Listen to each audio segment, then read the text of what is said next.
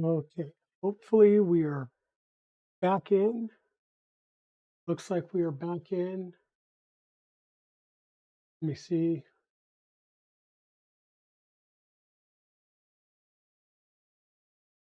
We're back in. Few drop frames. Let's see.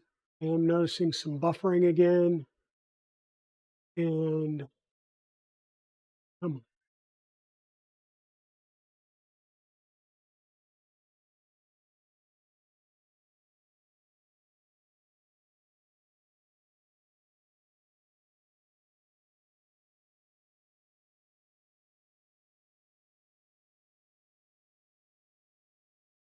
Give me 1 second.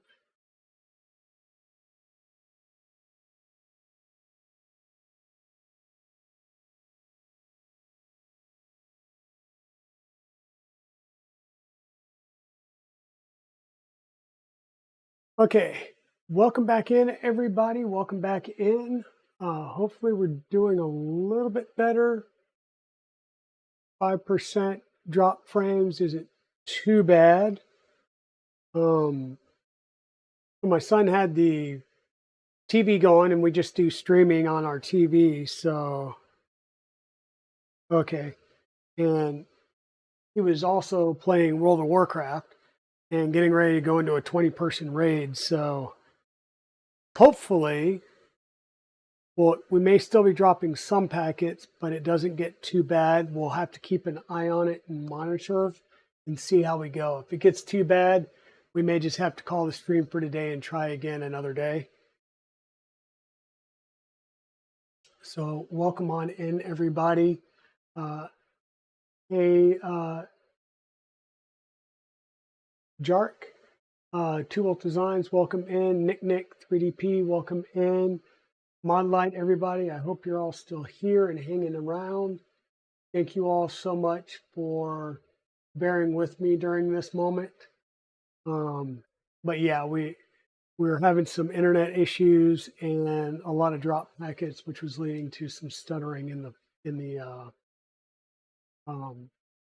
stream. So what we kind of went over a little bit earlier was just going through and showing how we laid out our electronics so far. Once again, everything's unplugged. We've got our 110 power inlet, our switch. All of our 110 wiring is on this lower corner of the build. Our DC voltage is over here. We've got a UHP 248 volt on the bottom and a UHP 224 volt at the top. The 48 volt is coming over and is directly plumbed to the Annex Engineering Constellation Supernova. This is supporting 48 volts going to our 4 5160 stepper drivers. The 24 volt power supply is coming around here to a set of Wago breakouts, and then we're bringing it up into the board. I'm not sure if I need to really bring it into the bed or if you only need to bring alternative power to the bed if you're going with 48 volts and 5160s on the SKR3. I am not. I've got 4 TMC 2209s set in here. Okay. The other thing that we've got is up here at the top, we have our breakout distribution board for the umbilical that goes to our tool head. And we may move this around a little bit over to the side some. We'll see how it goes or how we need to make sure that we have plenty of room for our umbilical. Yeah, so earlier I had the Raspberry Pi up and running. I had downloaded MainsailOS and had it running on our screen, our 7.9-inch Waveshare. I went with the DSi version, which means it plugs directly into the DSi connector. There's no other requirements. You will notice underneath the board there are actually 4 pogo pins right behind this jumper. You see if I can, you can see them right there. There's 4 pogo pins. Those are just spring-loaded pins, and they connect to the underside of the 5-volt, the ground, and then the 2 over here on the left. And that should be covering the touchscreen functionality. So by default, this is set up. There's a little dip switch here. It is set up and configured for ISC2 0 versus ISC2 1. So we just need to make sure that we set our configuration for the screen up that way. Like I said, I've already had the screen running and powered and running just fine. The issue that I was having, though, was not being able to see anything via the USB ports. I was getting nothing on, I wasn't seeing the SKR 3 EZ board. Okay, so what that was telling me was that there is something wrong. I wasn't sure if it was the cable. I tried one of our tried and true blue cables that we get with all of our BigTreeTech boards, and that was not working either. So I'm still not sure. I decided, okay, let's scrap MainsailOS. I went back and I had done the 64-bit version of Mainsail. So I reflashed this is a 16 gig SanDisk SD card. I reflashed this with just Raspberry Pi OS Lite 32-bit. So it's basically server version, no desktop, 32-bit. I'm going to go ahead and insert this back in here. And then we need to go ahead and reconnect our DSI cable. So your pins need to be facing the CPU on this. So we'll just bring this up, get it back down in there. Kind of do a slight wiggle to make sure it's centered, and then push the connector back down in there and make sure that our cable's connected and good. Now, everything I was seeing is you want to power it through the screen, and then that power gets transferred up into the Raspberry Pi. By definition, if you power the Pi, it does power the screen, believe it or not. But I'm going to plug this in with a wall wart dongle designed for a Raspberry Pi 4. So it is a 3 amp connector, or a 3 amp 5-volt connector with an inline switch. So we'll hit the switch, and our Raspberry Pi is getting power. Down here, the screen's getting power. You just won't see anything on the screen just yet, because we do have to do some configuration for the screen to be working.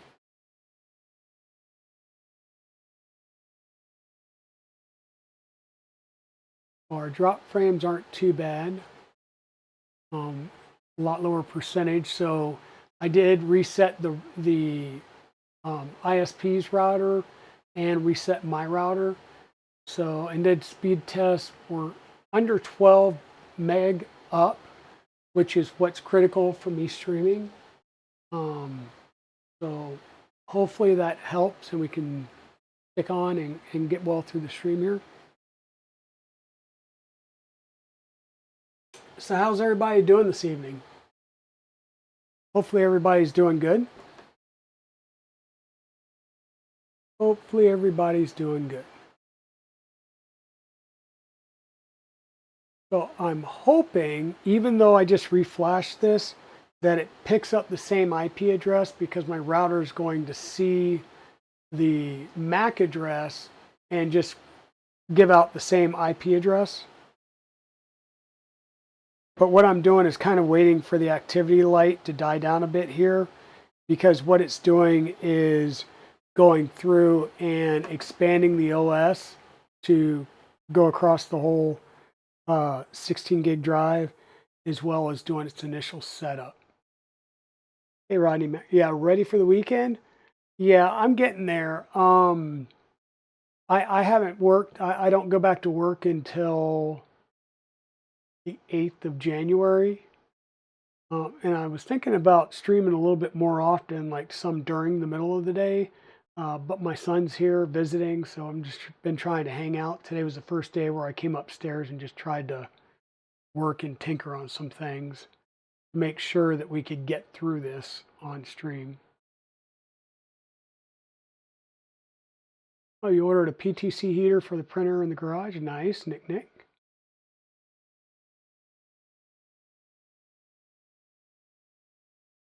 Your hot glue gun malfunctioned and shot hot lava, aka hot snot, across the room. Now, is that a manual one or one of the electric ones where you just have the trigger and it just kind of goes? Because I have seen new electric ones.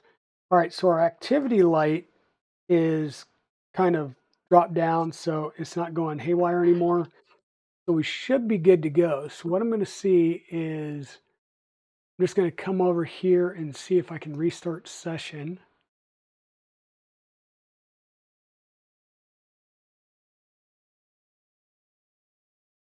And it's not. So before I go full screen with you guys, let me go find the new IP address for this device. And log into my router.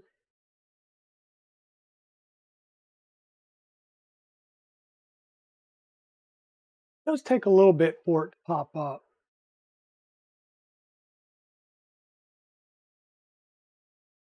Okay, so it is the manual, so it's the work out your carpal tunnel syndrome. Yeah.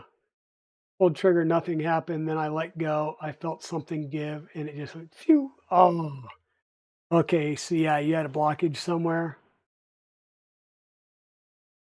'Cause believe it or not, those can still get blocks. Oh yeah, nice. Completely changed the IP address. That's awesome. I guess at some point I should.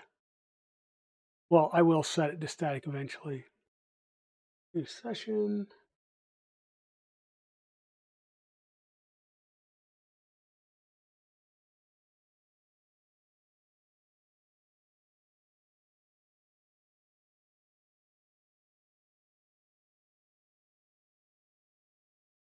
Okay, so we are up and running. And let me log out of that. Do that right now. Bring you guys over to the full display. So once again, I went with the DSI display because that allows me to use the DSI cable to jack in or to plug in. And if I did the HDMI screen, then it would literally have an HDMI to HDMI connector and then some power connectors as well. There would have been extra connectors on the side of this, one side or the other, which would have made mounting a little more problematic. As it is, I printed out the frame um, that came with the or the like the bezel that's supposed to mount this to the um, side pack for the Annex Engineering side, K3 side pack, and it does not fit. Meaning the mounting studs, these four, one, two, three, four, those four mounting studs do not match up. Two of them do, two of them don't, which means the spacing in the CAD file's off. So I'm gonna have to pull the CAD down and see if I can't fix that somehow and make it work better for my version of this display. But this is the Waveshare working with the Raspberry Pi. Once again, we've connected it via our DSI connector, and we have a 5-volt, 3-amp power supply going to it. In essence, we're going to do the manual install because I really don't want to download their version of Raspberry Pi OS that has things installed. So there's a couple of things that we'll need to do here. So let me see if I can't move some things around and get my keyboard over here so that I can kind of follow along.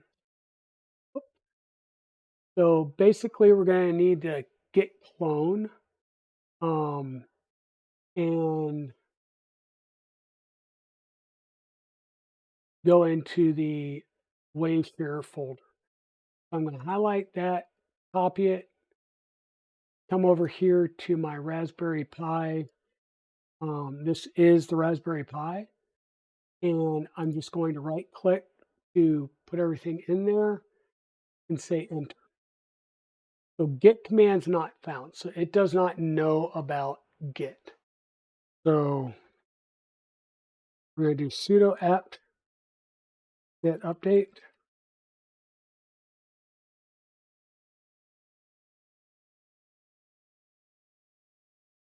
Yep, protective glasses.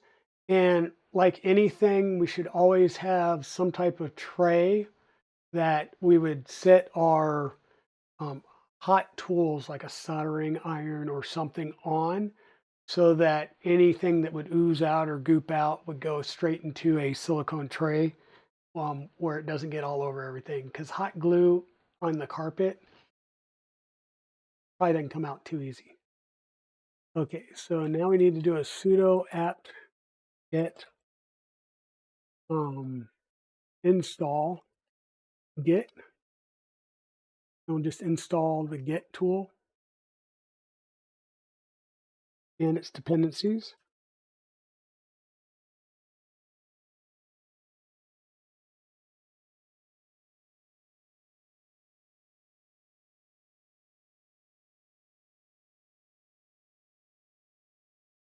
And the project was on a lunch tray. Well, that's good. That's good at least. So you had some protection of your carpet and the floors underneath. So I'm going to move some things off of my chair so that I can sit down on it while we chat about these things and we do these installs. Basically get lazy and sit down while I'm not on screen.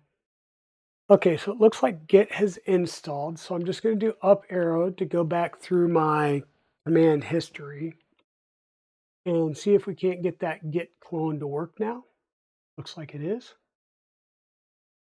We'll go up to the second part, which was the CD to the Waveshare directory. And the next step in our guide here is to enter uname-a. And that's to tell us what version of the kernel we have. So we're using 610. So we should CD into 6.1.0. And now we're in that directory.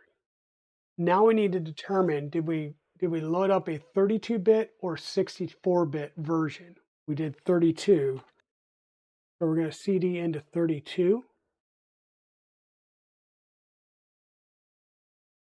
Apparently, I actually did the 64-bit version. So we're going to CD into the 64-bit version. And now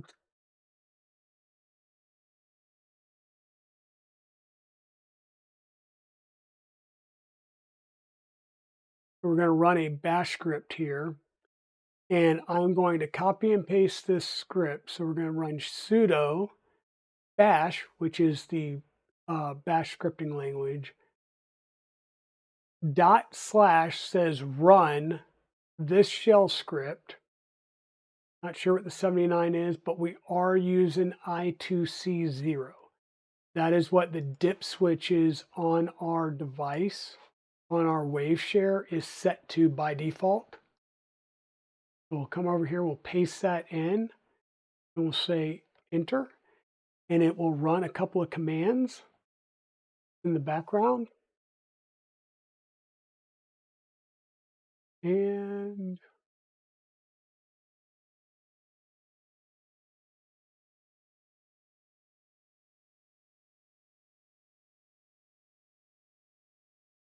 it says can't add it because it's already there and doesn't need to be added.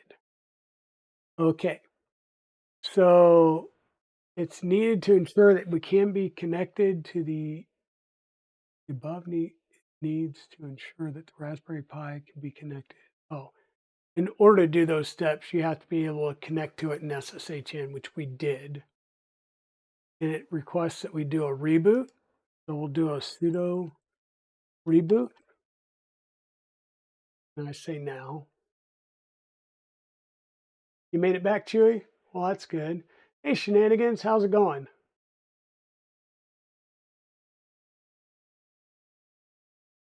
Hope you're doing well, my friend. Stay safe driving this evening.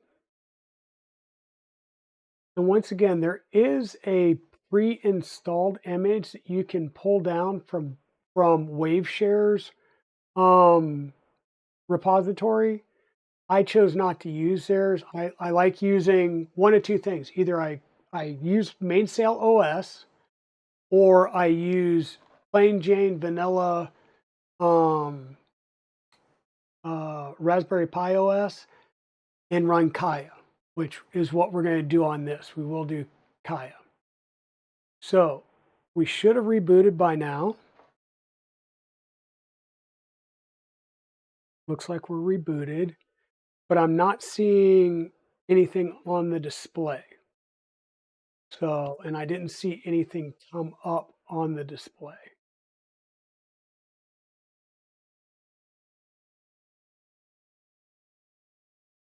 So let's see about getting logged back in. So hopefully we can just restart session. Our login is Pi. Put in our password.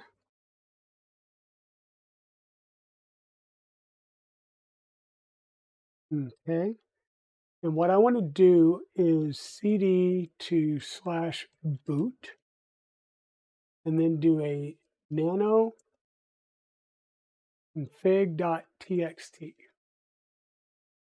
So what that script was going to do is add some lines down here at the bottom. Okay. And that's what we're seeing here is DT overlay WS blah, blah, blah screen. So this is setting up our DT overlays for the screen. And that's what the program pre-install image would be, is to add these commands in. So they are there, but they are, I'm not seeing anything on the screen. I'm not going to worry too much just yet. Okay, because once again, this is a plain Jane vanilla version. What I'm going to do is get out of this and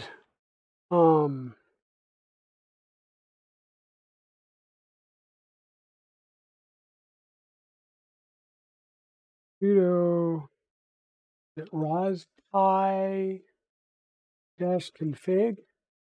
Yeah, there we go. What I want to do is come into the interface options. We're connecting via I2C. So I want to make sure that our I2C is actually turned on and enabled, which now it should definitely be enabled.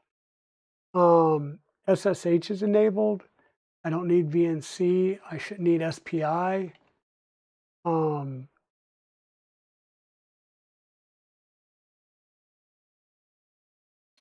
Don't need serial connection, or shouldn't. We should be good there.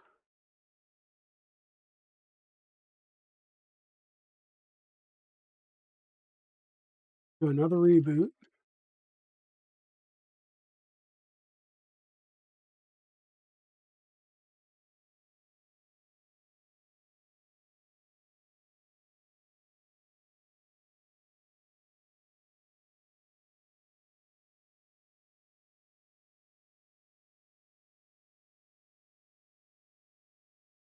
Still not getting anything on the display itself.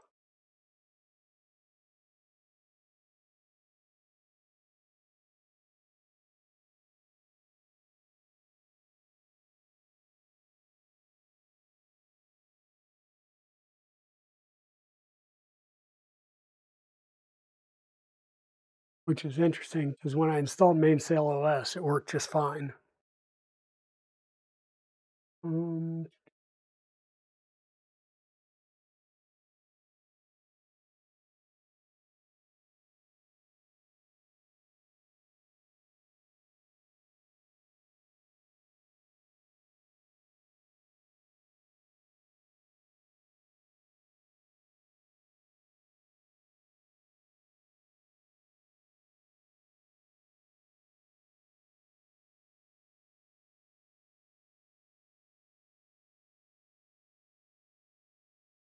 and because we didn't do it before, let's go ahead and do a, let's just go ahead and update the system.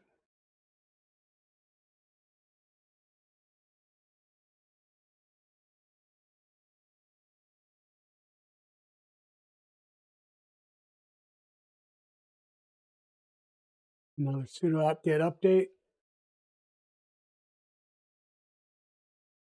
and sudo apt-get upgrade.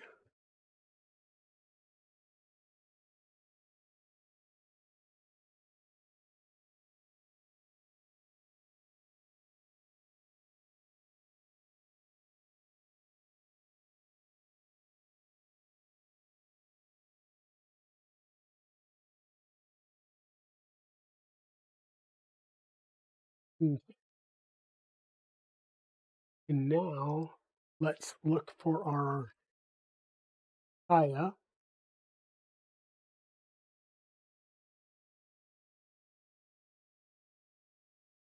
which we've installed the Raspberry Pi,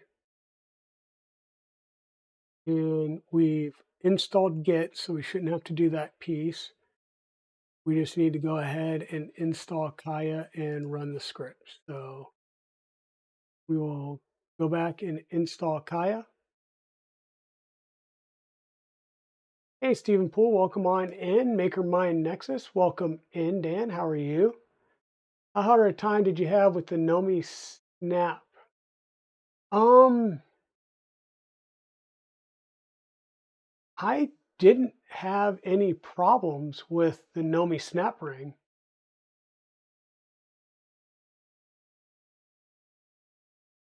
Okay, so you're just reprinting all your Rook parts, but didn't you have your Rook assembled? Like, wasn't your Rook printing? Or are you basically just saying, okay, we're gonna redo the Rook.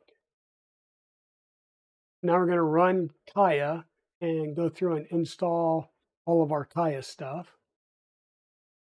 So we're gonna start with Klipper. We're gonna use Python 3, one instance.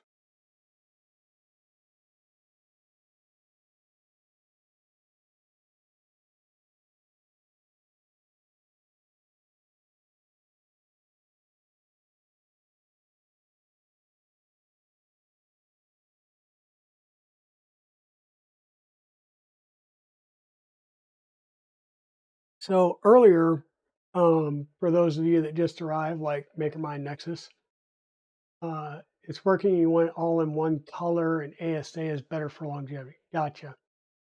So previously, while this is doing its install, I will change the screen.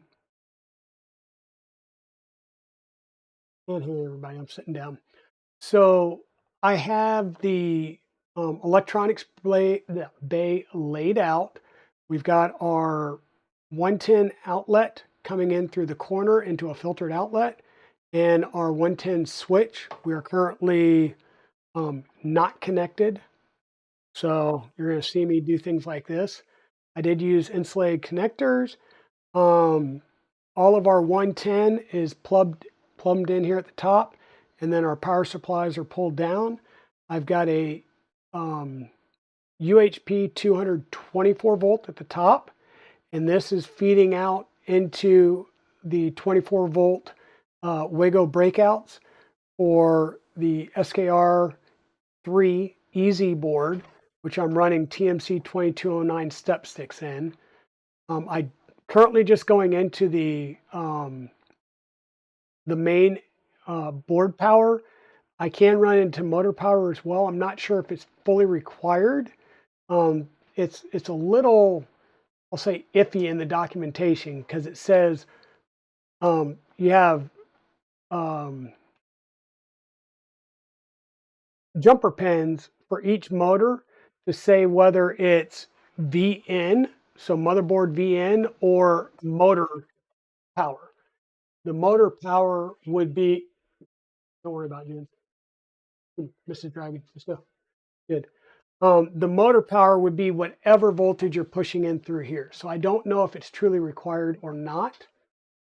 So I'm trying to do without right now. The 48 volt, which is a UHP 248, is feeding our Annex Engineering Constellation Supernova. And this is running TMC 5160T Pro step sticks. So this will be all of my X and Y motors. And then this will be the 3Zs and the extruder feeding off the SKR 3 EZ board. I went with the SKR 3 EZ board because it had 3 CNC fans and then 3 always on fans. So it gives me more options for fans and how I plug everything in and lay them out.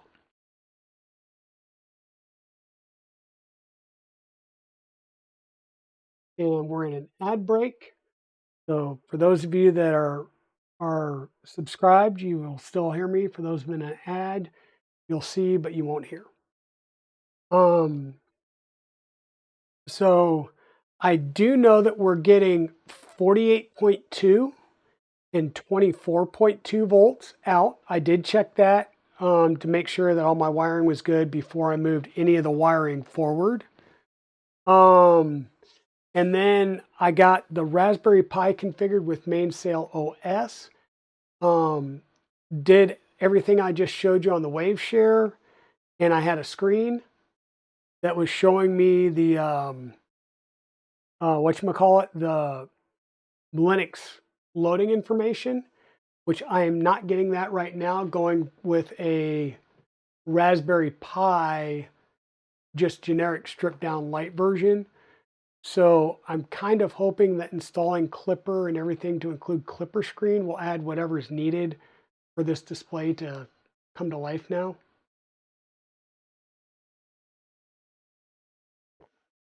I'm also noticing that this is 610 kernel, where before, when I did the latest Mainsail, it was updated with the latest Bookworm version, which was like 6.1, I think 21.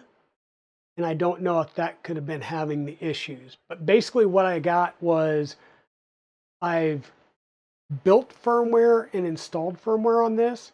I used the stock firmware for USB communications on this. Plugging this in via the USB A to B cable that came with it, I don't see this device. So that was throwing me for a loop. I have not tried to connect to the Constellation board, and I have not tried connecting to the beacon, because the beacon's going to plug directly into the Raspberry Pi as well. So I've got a few other things I need to try and figure out if maybe there's just something wrong with this board. So yeah, that's kind of where I'm at right now in my troubleshooting. And I decided just to go back to a plain vanilla Raspberry Pi OS and then install everything via Kaya and see if that fixes things. But already I've taken a step back in the fact that I'm not getting anything on the display, and I am 100% connected up the same way as before.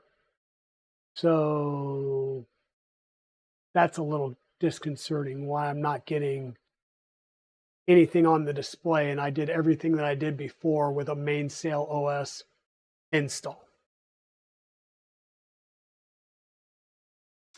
And your what doesn't seem like, oh, your snap ring? Now, is this the snap ring for the Nomi 1 or the Nomi 2? I'm assuming you're dealing with a self-burner tool head, and you printed out the Nomi self-burner fan shroud. Because if you didn't, that would compress the ring.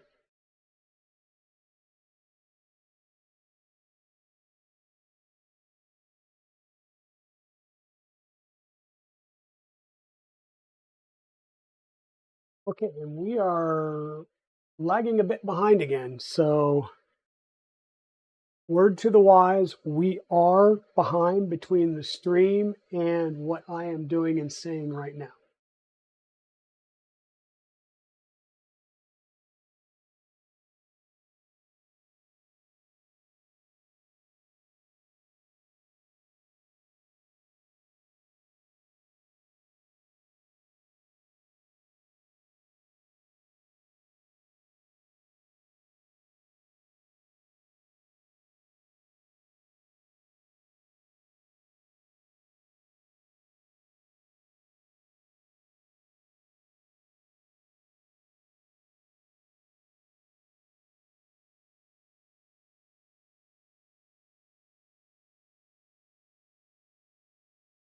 So right here, we're still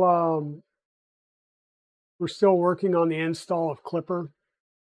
So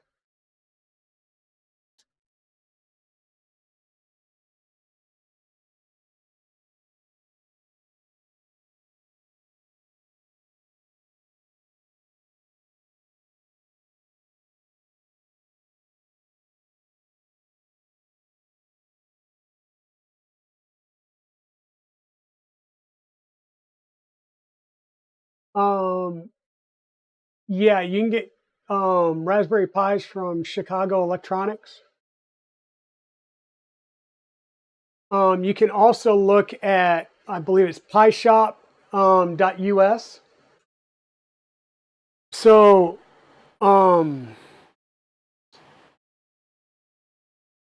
I think Pi Shop US is the US version of Pi Hut, I believe. Thanks, Chewy, for throwing that in there.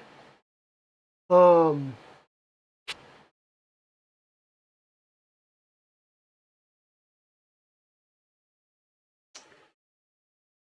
yeah, agree, Major Gamer Geek. And like I said, for a Raspberry Pi, I tend to always just use MainsailOS.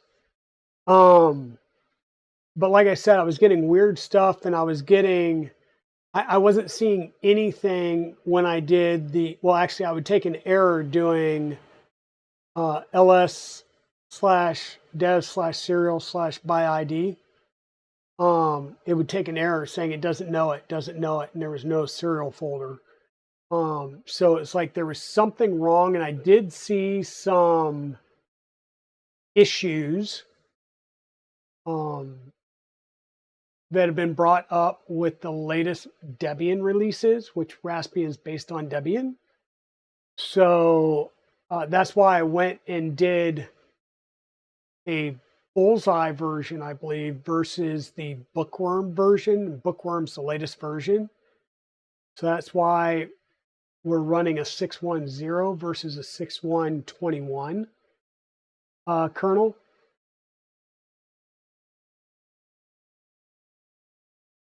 So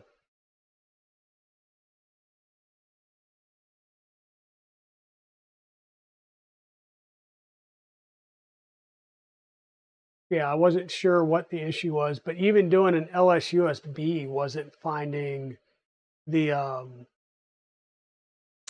SKR board. So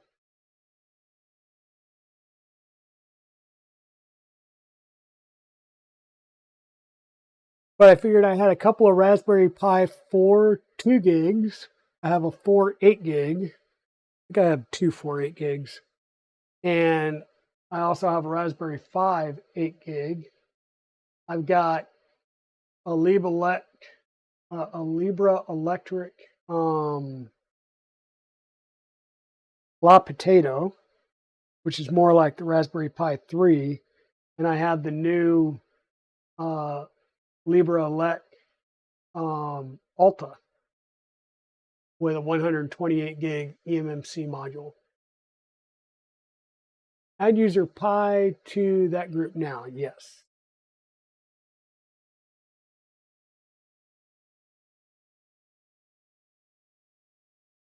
Okay, so Klipper's installed. Now let's go with Moonraker. Install Moonraker. Yes.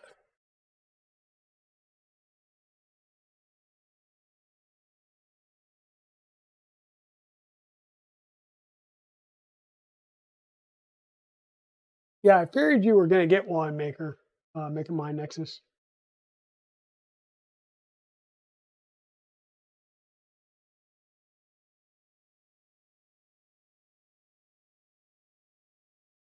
Yeah, Prusa carries pies, and it's great if you order it with something else. But it's like anything else, like buying a spool of Prusa mint and having it shipped is insane.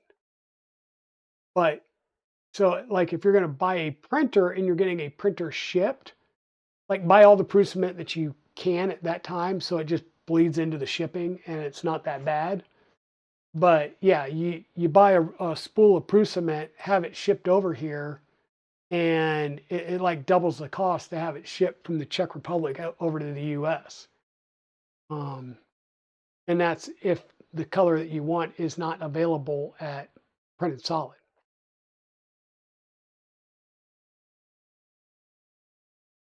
Yeah, I got mine a little bit ago. I haven't, like plugged everything in and actually installed software on it yet.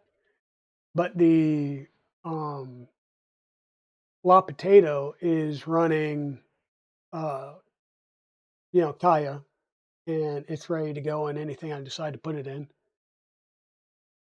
And it seems to run really well on that 128 gig eMMC.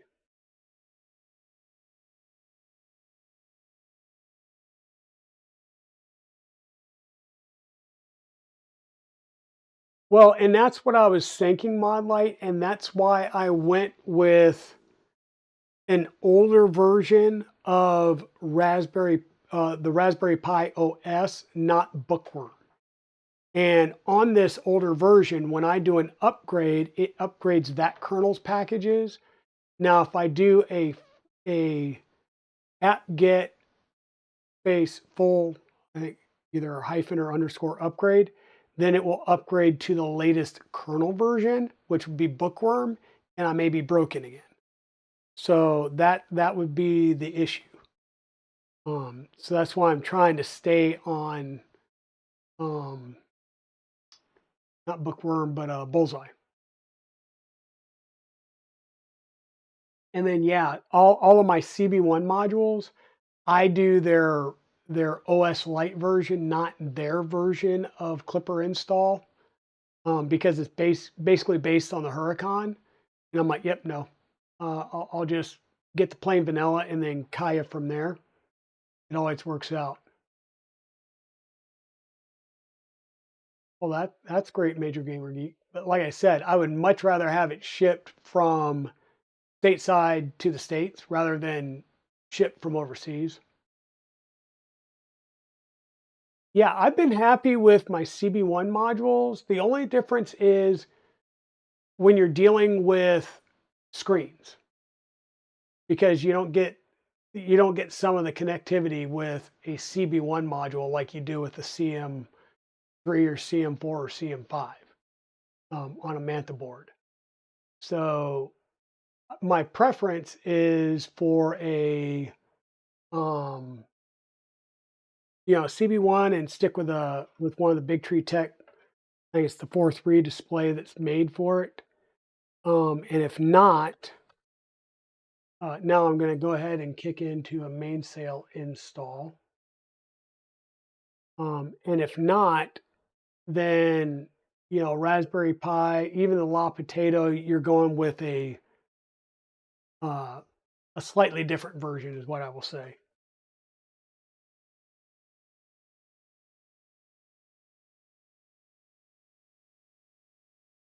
And I'll take the baseline macros.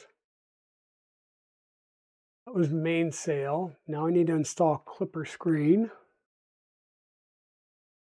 And I know we're a little bit lagging behind, a few seconds to a minute behind.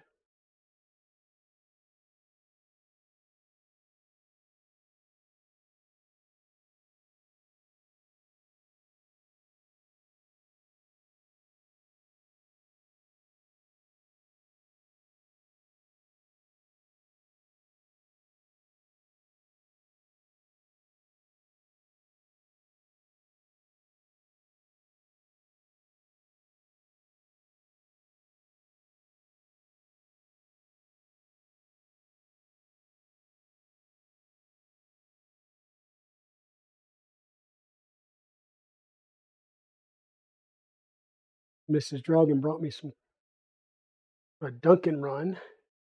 I've got even more coffee and some snacks. You may not hear me for a second as I go on mute to munch on some cheese. Uh-oh. And that's not good. So I just got a failed, I think. So let's see what this is.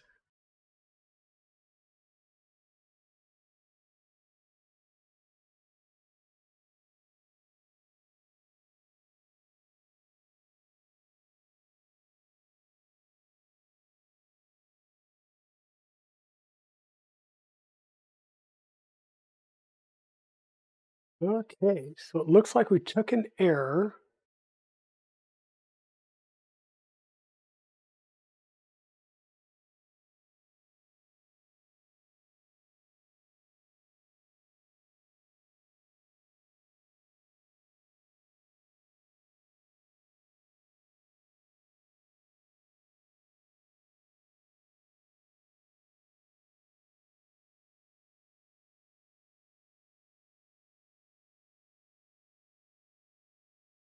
Yeah, I did a update and an upgrade.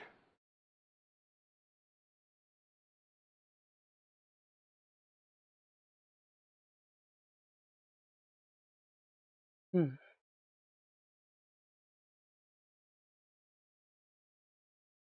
So what I'm going to do is I'm going to do a reboot.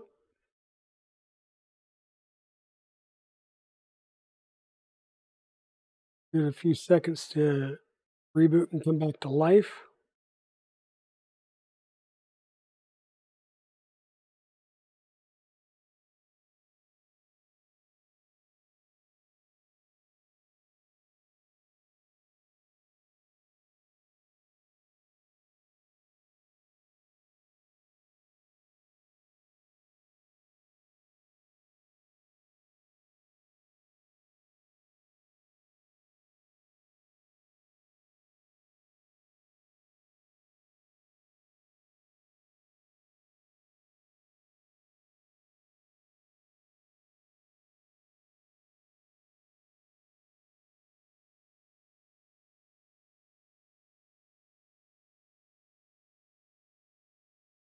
Hmm.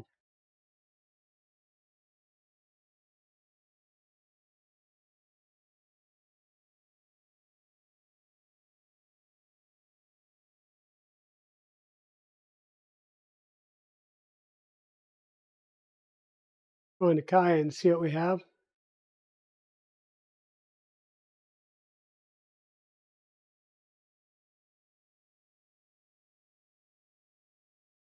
Yep, always reboot. So Klipper screen is incomplete. Awesome. Let's do another install. We'll go back to Klipper screen and try that again.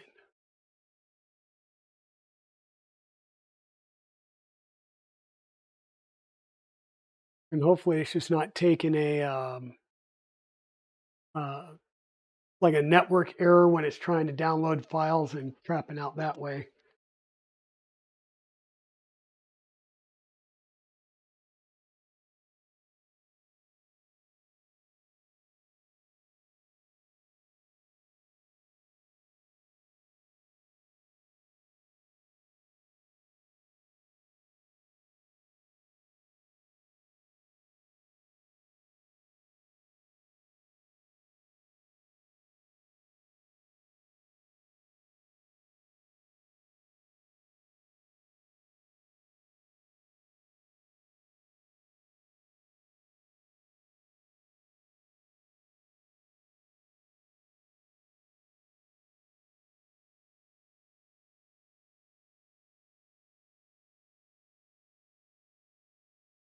So your eMMC should have, if I remember right, there was like was there a dongle that you connected in, and then it basically acts like an SD card on your computer.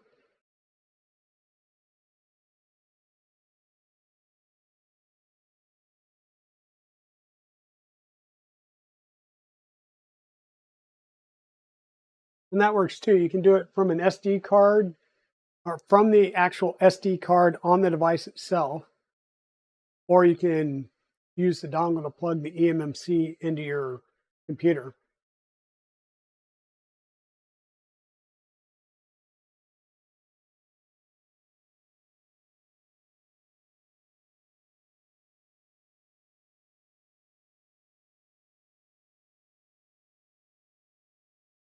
Yeah, so far the only one, so I did I know some people have done orange pies. I've had good luck with banana pies.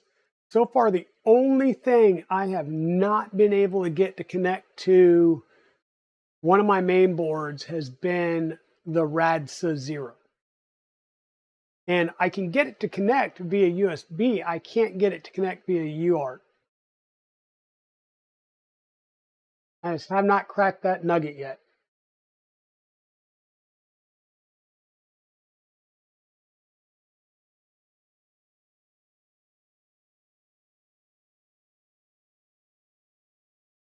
And I do have 2 of the BigTreeTech pies.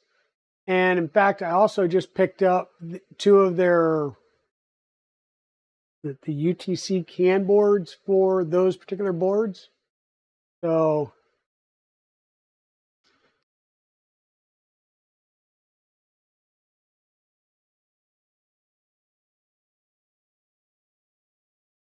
one of those may make an appearance here in the near future as well.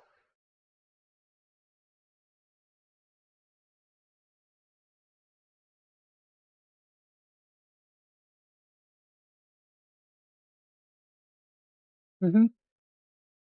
Yeah, the little UTC piggyback boards.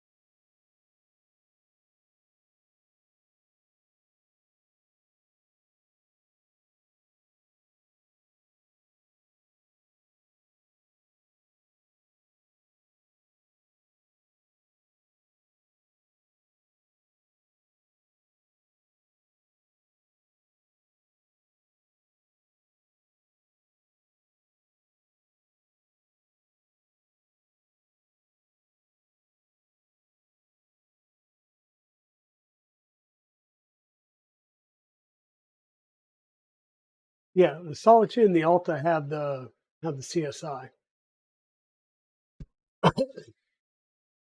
It's the La Potato doesn't have the CSI.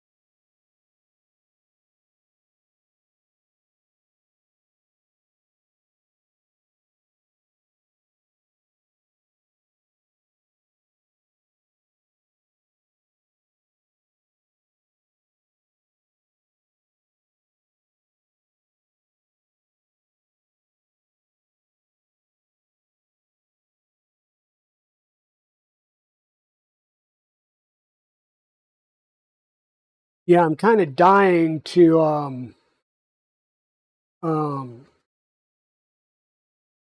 get a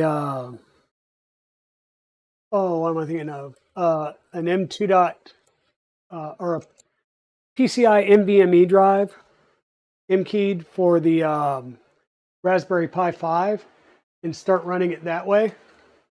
But I figured for this build, for the K3, and with having the beacon and everything, running a Raspberry Pi 4B would be good. I didn't think I needed to put the 8 on it, but at least the 2 gig version would be better than running a 3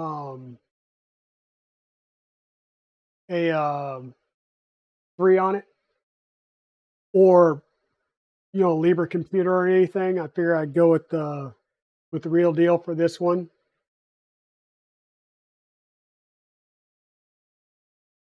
Yeah, so named Garrett or something like that was doing some preliminary tests because those boards weren't out yet. So what is it? Pineberry was going to have a hat board as well as one that's an underslung board, so like a basement board that would allow you to plug in a large size NVMe. And I think he had one running on like a 2 terabit Gen 3 NVMe. There's no sense in getting the Gen 4 because you can't use it. The bandwidth's not there. The bandwidth's not there to use the Gen 3 all the way, but at least with getting a Gen 3, you can plug it into anything else down the road if you decide to do that.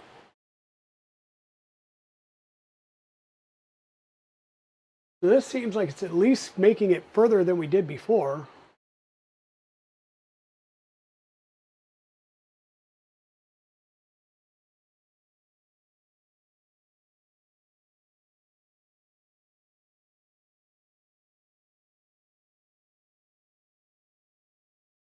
Yeah. Well, and it's just it's the size of the PCI bus that was enabled for it. So, and it also depends on what else you're running because you could lose ports with running an NVMe. Like I would love to possibly run a second video card in my current rig, but I can't because I'm running 1, 2, 3 NVMe drives on the motherboard, like direct connect to the motherboard, which kills a couple of my larger slots.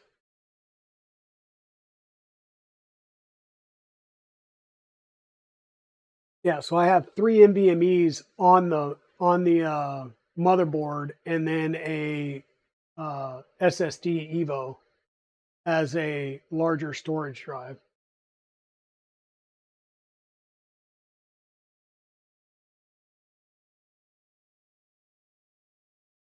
Yay, we got an install that time. So we've got Klipper, Moonraker, Mainsail, Klipper screen.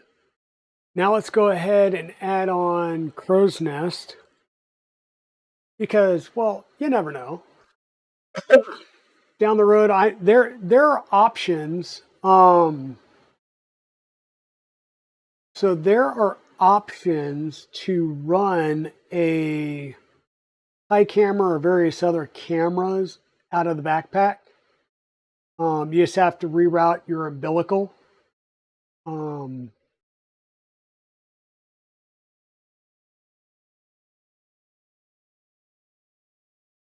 But the issue, Mod Light, is that my NVMe drives actually take up PCI lanes. So the issue is that I lose my my secondary PCI 16 slot, which is actually a PCI 8 lane slot, to use the other 2 onboard NVMe's. So that's the issue, is I can add additional, but I'm not getting the video bandwidth. So I'm running my primary card at full, and then I'd basically be running a secondary card at like a PCI 1, which makes no sense. Why spend $600-700 for another card and run it at PCIe 1 lane speed? So that's the issue. So it's a combination of the board I'm running and the CPU that I'm running with the number of lanes.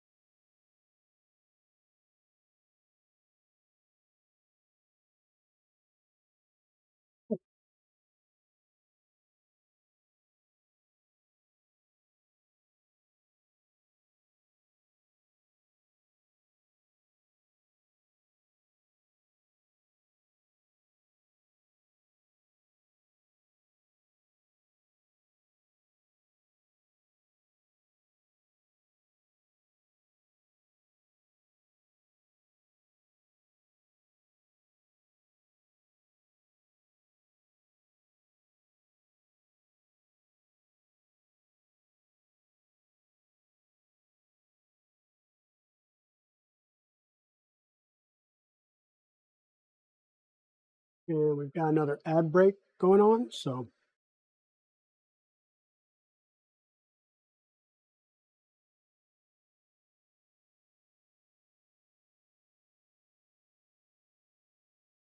So the other thing on the SKR 3 EZ board here is it talks, while this is going, let me,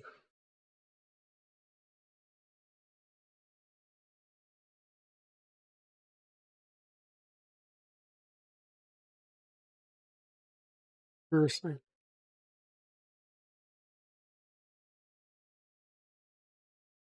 I'm going to dig through the manual here briefly. Probably should just download this thing and open it up.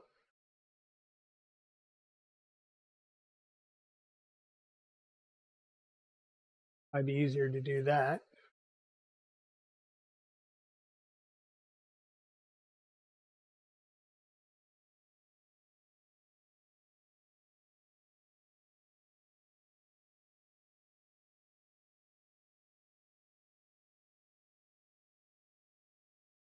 Okay, so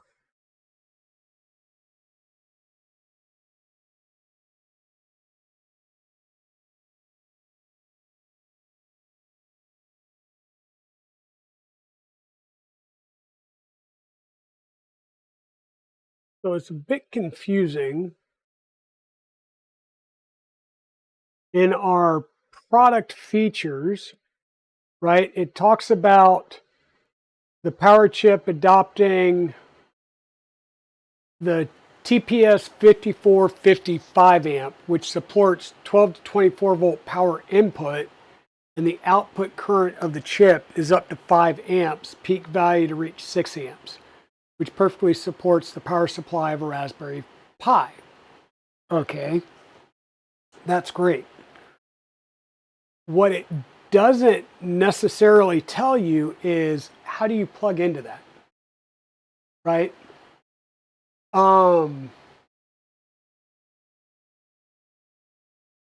Take an SD card, install Raspbian on it.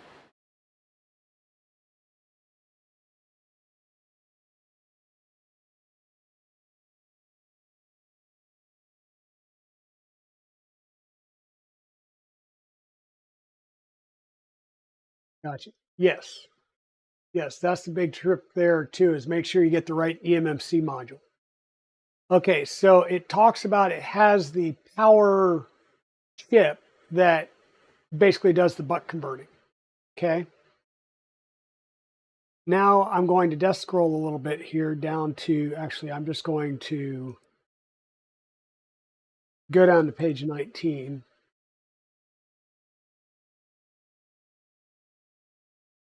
So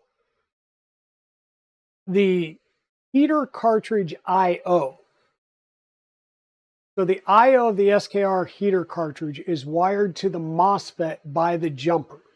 You can remove the jumper and connect the I/O to device directly if you need to use laser or other device that need PWM. Note the I/O passes through logic conversion chip. The output high level is 5 volt, cannot be used as an input. So I don't know if that means that you would pop off, say this is E0 down here, which would be for your hot end, and then say like E1, pop off the jumper and then plug the Raspberry Pi in there. So that's one option. The other option would be when you talk about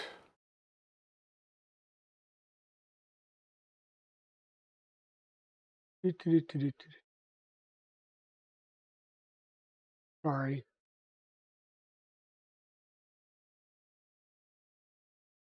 Motor drivers. Okay. So USB powered.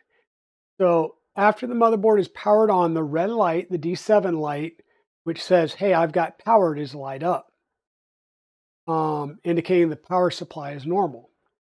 The VUSB in the middle of the board is the power selection terminal.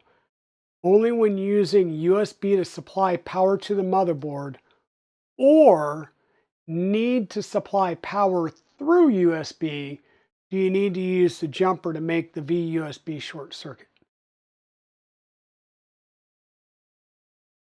So that's where I'm saying it's not clear if, okay, if I want to power my Raspberry Pi and my screen from the SKR, if I just keep that USB cable connected and add that jumper, if it provides power through the USB, or am I getting that 5440 5 amp chip through the E1 by removing that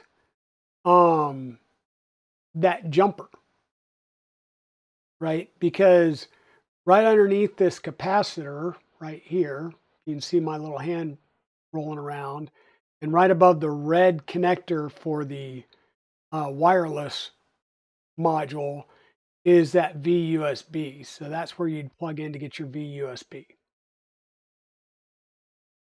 That's what I'm saying. I don't know. It's kind of a bit ambiguous in the manual. I need to do some researching. What do we got here? Raspberry config tool not found. That's interesting because it is there. Do you want to add update manager entry to your Moonraker? Yes. Do you want to reboot? No, we will in a minute. So we're going to go back. We're going to see what's all installed. So we have one instance of Klipper running Python 3, one instance of Moonraker, Mainsail, Klipper screen, and Crow's Nest all installed. So everything's good there. We'll quit.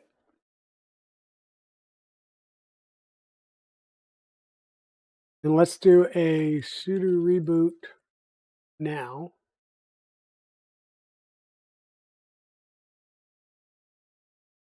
And let's see if we get anything on our screen now that we've got a good version of Klipper screen installed now.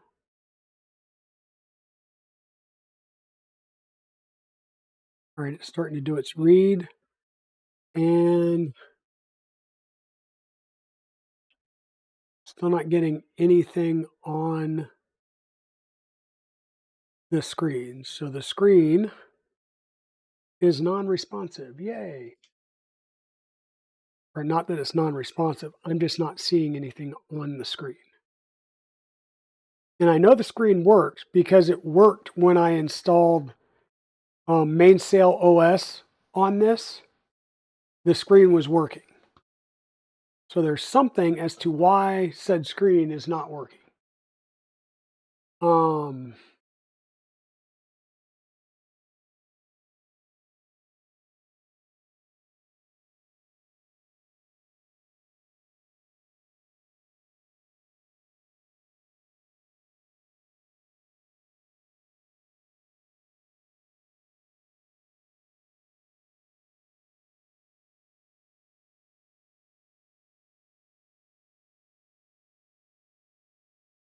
so we get clone that. We did that.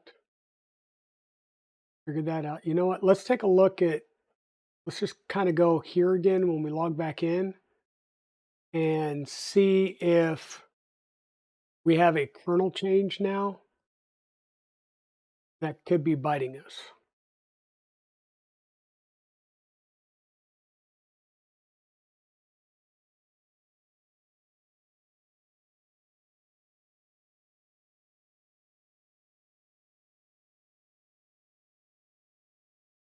We're going to cd there and do a uname -a.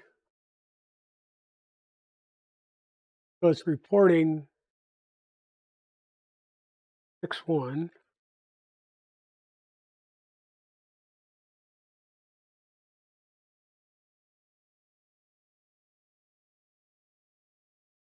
Yeah.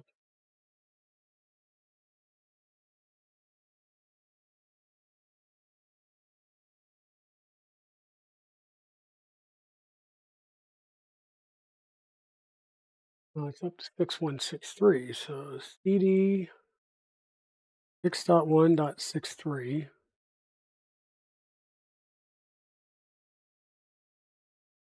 cd 64 because we know we're on a 64-bit version.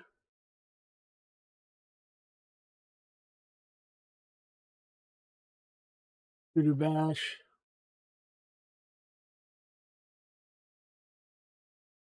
Run that bash script. 79 I2C0.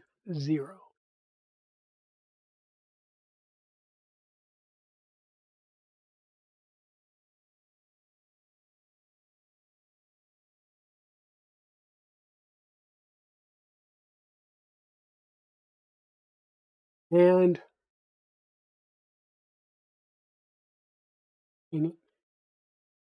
come back over here. And we've got Klipper screen.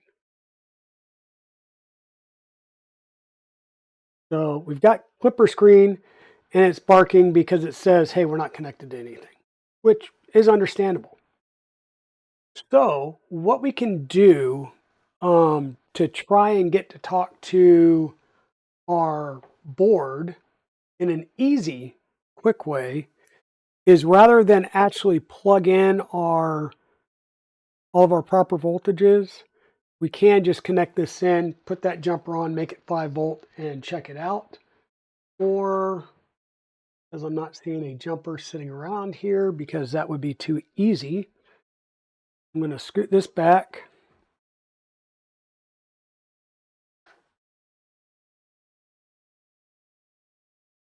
Bring this around and plug it in.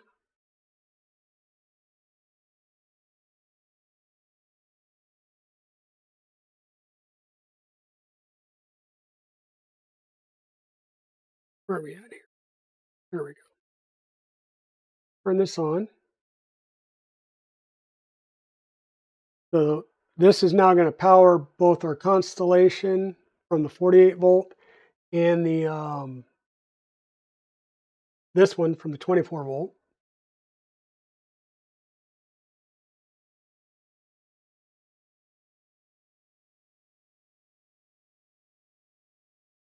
And we're going to once again grab the cable that came with the SKR board, plug that into the USB B. Why it's a B, I have no idea. We're going to plug it into one of the USB 2 ports.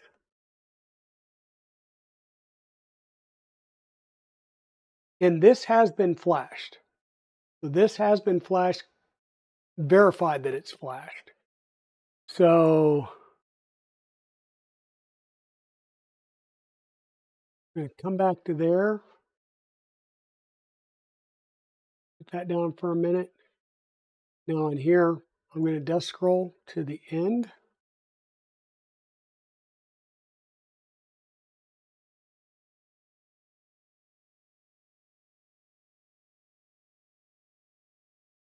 Whoop. Darn it. Come back over to the full display. Yeah, way too easy, huh? Yeah.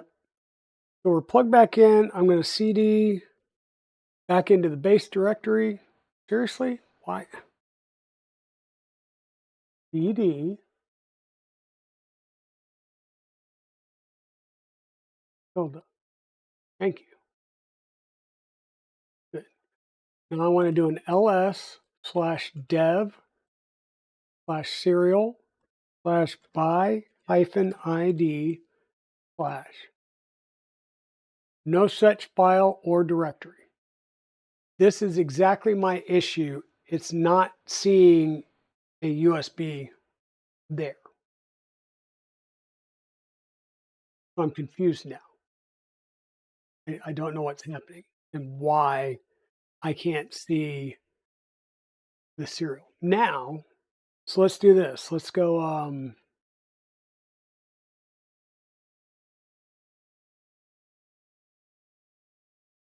Raspberry config.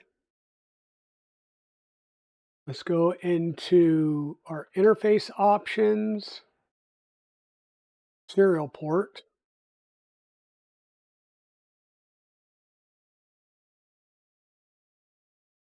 Do we need the serial port turned on? Like, I don't know.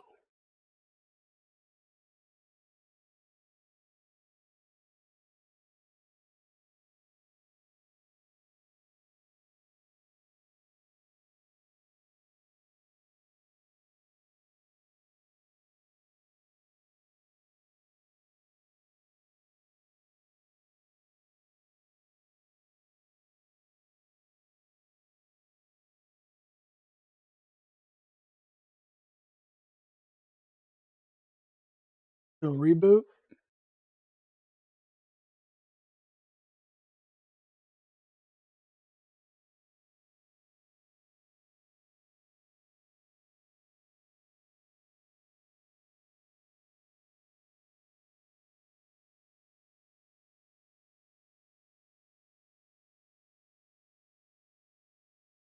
There we go. We're getting a screen.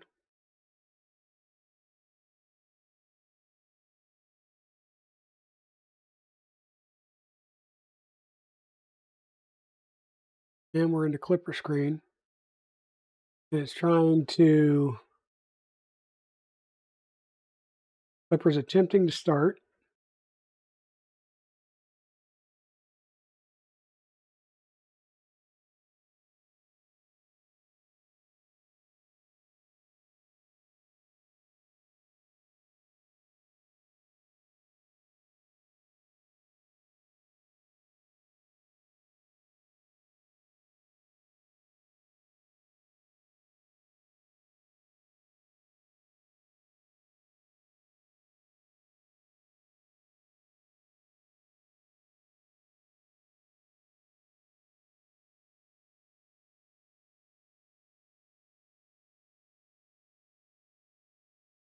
Waiting for the MCU to fail over, or not to fail over, but to fail.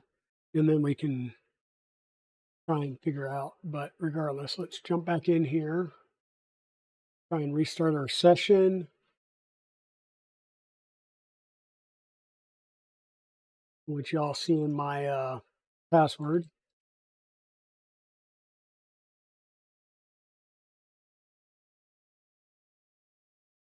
So we're logged back in.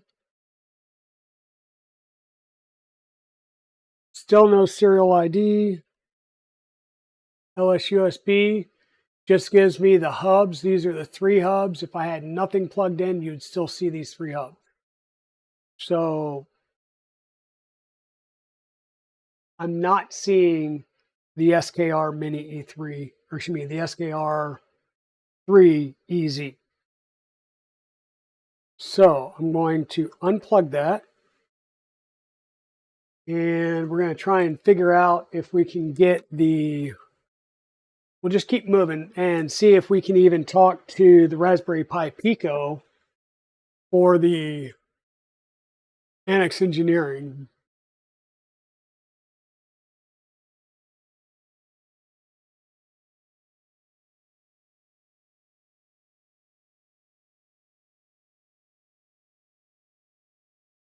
Annex engineering. Let's look through all the repos and find the Constellation boards, the Supernova,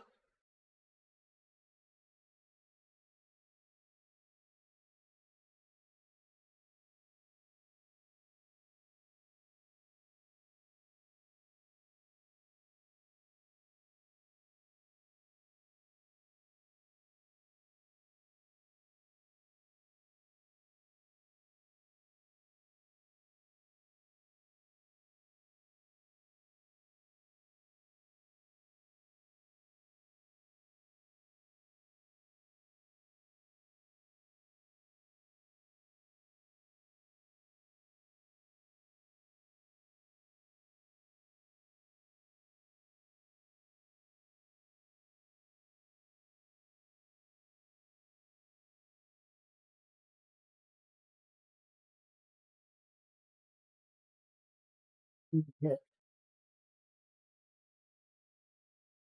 Naval sensorless homing.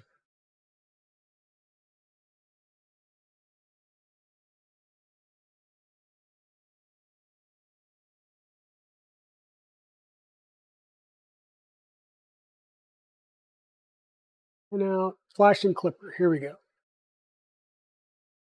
We will need to CD to Klipper and then make menu config.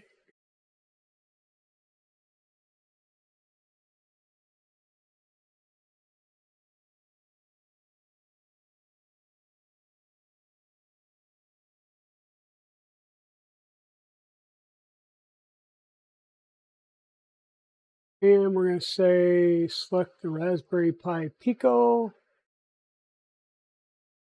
RPi 2040.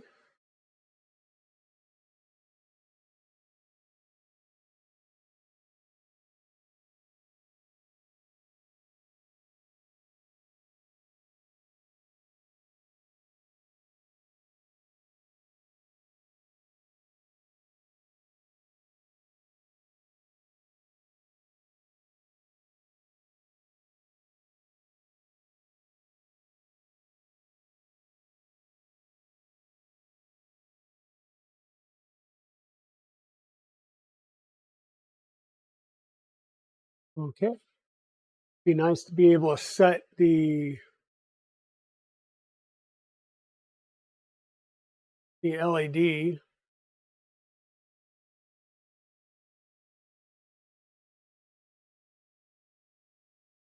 We should just need that. Hey, Chris, how's it going? Hope it's going well. We are having some fun. So we've got our Raspberry Pi. Let me jump screens or scenes here. So what we currently have is our 110 power is connected, turned on. We've got 48 volt at the bottom, providing power to our Constellation. 24 volt at the top, coming into a breakout that is powering our SKR 3EZ board. Raspberry Pi is configured with, we did Raspberry Pi Lite install with, then did Kaya to install everything else.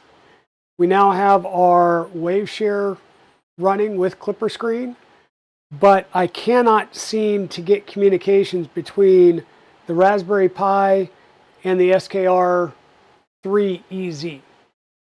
I've tried various configurations. I tried initially with just MainsailOS installed directly and still could not get it to talk to this board. It's not finding the USB on this board. So I don't know if it's an issue with my Raspberry Pi and software, or if it's an issue with physical connectors. I know there's a plug or a dual pole switch between the USB connector and this fuse. If you push it down where it's momentary down, or not momentary, but where it's into the down position, that means rather than using USB, you'd be using the FD can. In the up position, which is where it's at, it should be using USB. Okay, there's a jumper between this cap and the top of the wireless module, and that is to provide 5 volt over the USB, either 5 volt and or 5 volt out. That jumper's not there. Once again, I cannot talk to this. The board is flashed via an SD card. Hey, Aaron. I can pop the SD card out, look at it, and it's switched from firmware.bin to firmware.cur. So I know that it's flashed. I just don't know why I can't talk to that SKR mini, or excuse me, the SKR 3 EZ board. So my thought process was, well, let's try and flash the Constellation, this Constellation Supernova, and see if we can get communication to this board, or if we don't see this board either, because that would mean potentially an issue with the Raspberry Pi 4B 2 gig, which is new and out of the box today. So we did our make menu config. We've got that going. Whoops. We've got that going over here. We are going to save the configuration. We're going to do a make clean. Be sure. We'll do a make.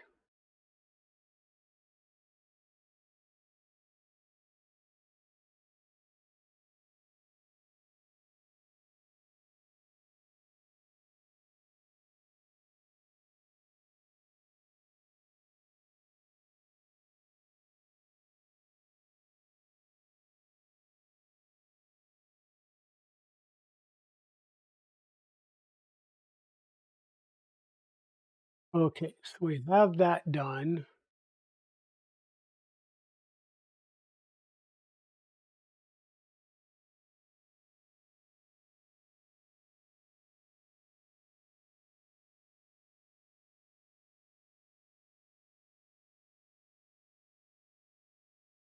We've got a clipper.uf2 file. We need to take that and upload it to that board, or to the Pico, which is always going to be easier if it was on a PC versus this way.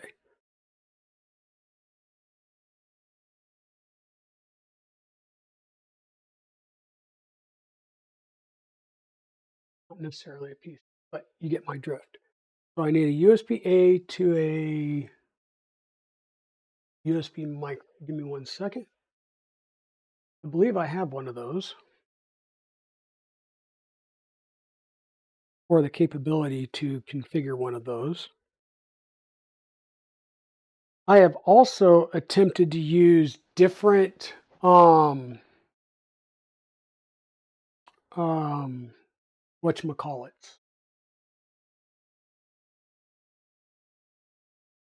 Language sometimes it's so hard. I have also tried to use different cables to connect up to that board, and I have yet to be able to do it. So that's the other thing that's been going on. So it's does not appear to be a cable issue, and it does not appear to be a Raspberry Pi issue yet. I have turned on the I2C and the serial ports manually, and I'm getting ready to plug my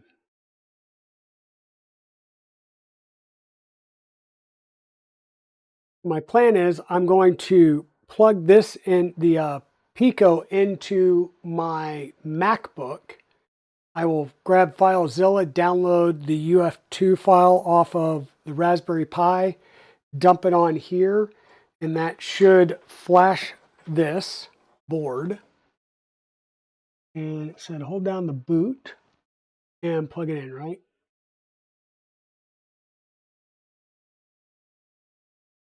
Hold on that button, plug it in, release said button, and then that should show up as a hard drive over here.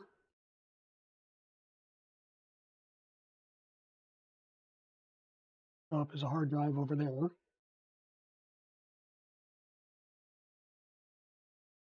Really? Why?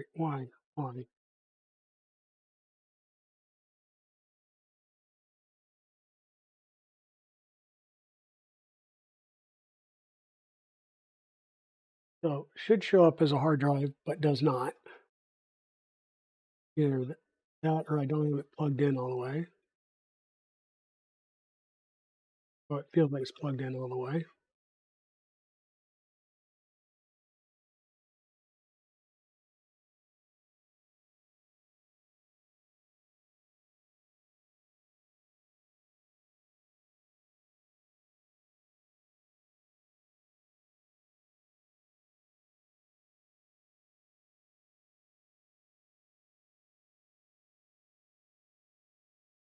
Okay. So it doesn't want to play nicely with the Mac, so we'll bring it over here and we'll plug it in on this side.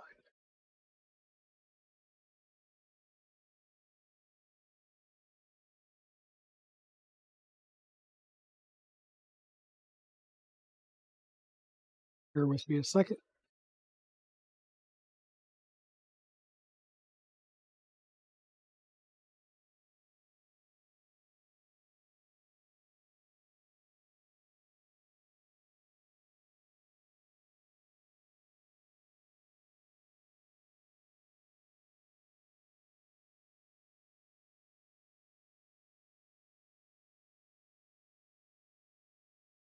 We'll see if it plays nicely with the Windows box now.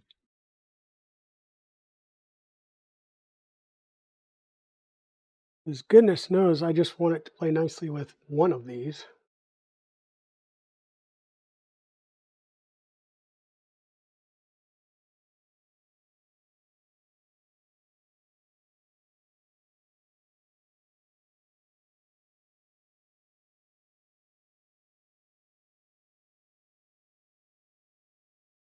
Okay,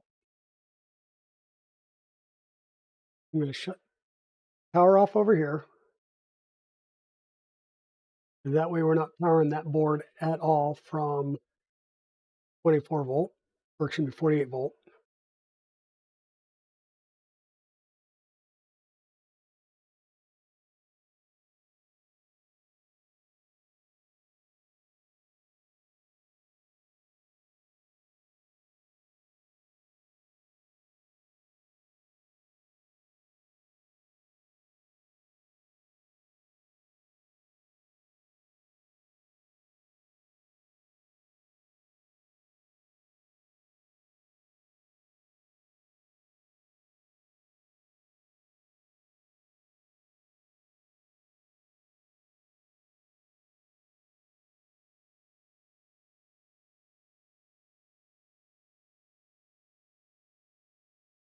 Okay, so nothing is wanting to work right today.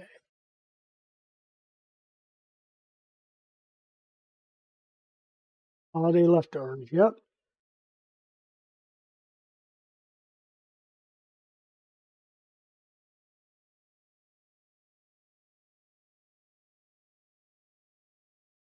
I'm just going to pop this directly out and try that again. So it's quite possible that this is a power only cable. So how about if I do this? That might have just been my only problem.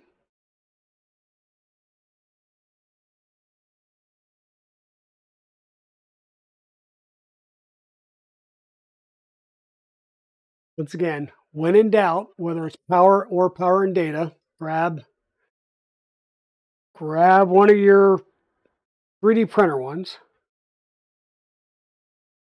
boot select, press down, plug in, boot select off, drive shows up.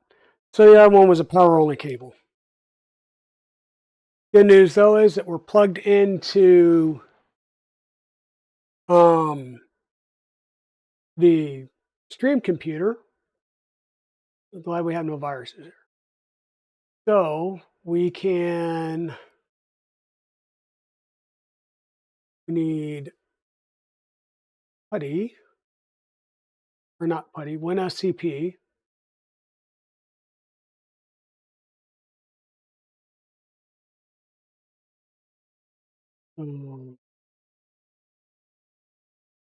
Oh,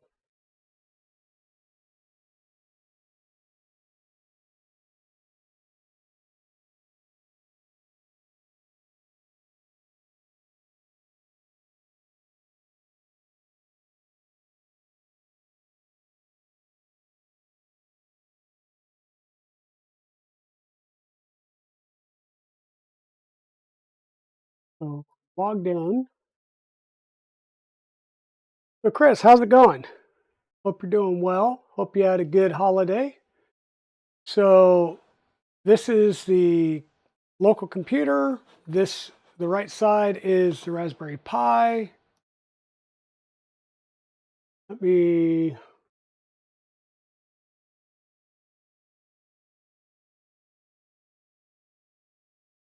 there we go. H is the Raspberry Pi that I pulled off my Constellation board. We need to come into Klipper, out, and we're looking for Klipper UTF, or excuse me, UF2. We're just going to drag and drop that over, which should read that into our Raspberry Pi Pico board.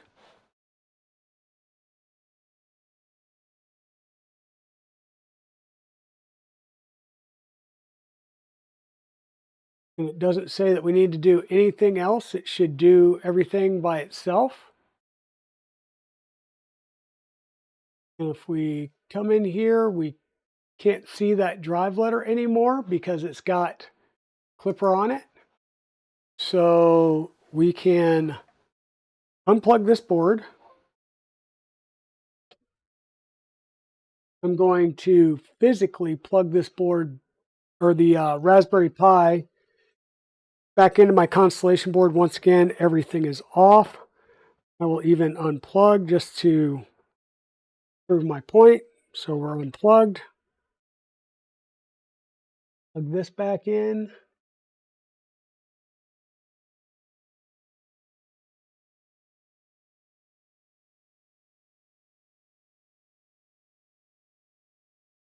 And my understanding is everything connects via the USB back to the Raspberry Pi for control. So our whatchamacallit needs to be plugged into the Raspberry Pi so that we can do just like before and get the serial ID for the MCU. And because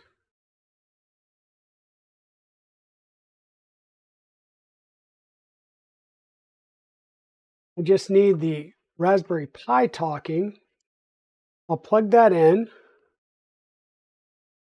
The super long extension cable is going to plug in.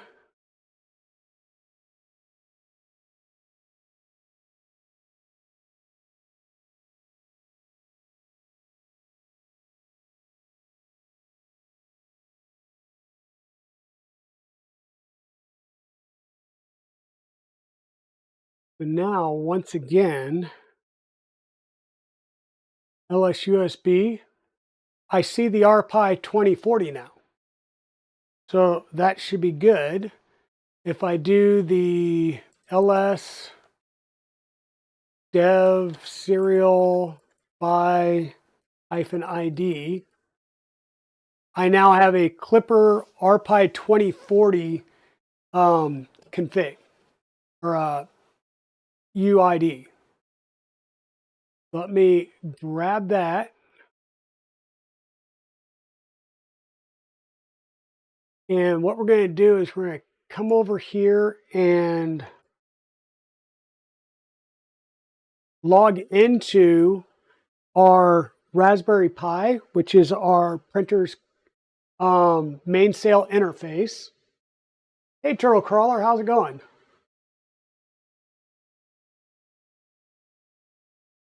Yeah, Turtle Crawler, probably so. You'll probably try Mobile Xterm at some point. Hey, Zombie, welcome on in. So, luckily I remembered to pull some files down before, so I'm just going to upload a file. I'm going to grab this printer config file, upload another file, grab that macros file, take this printer config, delete it. Whoops. Rename this one.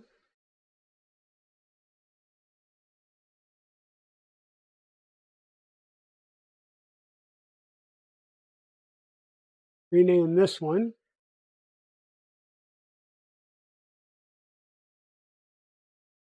I'm into my printer config. Now you'll see the whoops.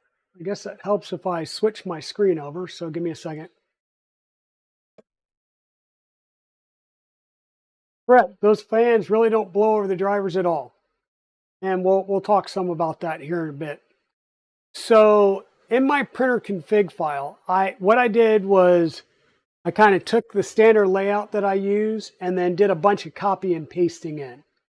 So all of my X and Y motors are running from the Annex Engineering Constellation Supernova. All of my Z and the extruder motor is running from the BigTreeTech SKR 3 EZ board. Okay, so I'm kind of laying that out here. The SKR3 EZ is running off the UHP 224 PSU, and the Constellation's running off the 48 volt version. I will have Beacon, which is going to be yet another MCU that will get added into this file further down. But we have the MCU is going to be the SKR 3 EZ board. The secondary MCU will be the AECS, the Annex Engineering Constellation Supernova. So what I need to do is add that MCU data right here. And I will say save and restart. And I want to see if that will at least come up. Now it's still going to take an error on probe. Don't worry about that. We still got to get that figured out.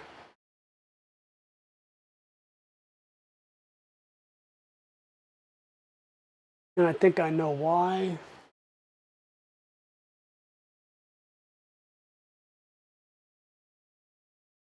So X and Y are using virtual end stops. They're using the TMC 5160 stepper drivers. But the Z is currently set to probe Z virtual end stop. And I think that's the issue is instead of probe, it needs to be beacon. Yes, beacon, not beacon. And that other error will go away. It'll still bark about probably only having one. No, you don't like that one either? Okay, great. I don't know. We'll figure that piece out. But this MCU is now being seen. I'm still not being able to see the standard, or not the standard, but the SKR 3 EZ. So what I want to do, because once again, it came with a USB A to USB B. Why it's a B, I do not know. I'm going to go back to the same old, the standard blue cable that comes with many a BigTreeTech board. I'm going to plug that in. Now, because I have no 110 coming into this, right? No 110. Disconnect. I need to tell it to run off the 5 volt, which means I do need to put a jumper on that 5 volt board.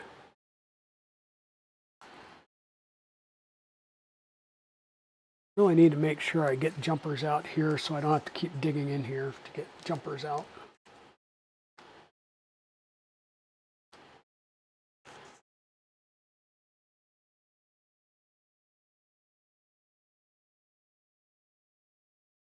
That's not even the right one. This is all the pins, or the pins. Need the jumpers.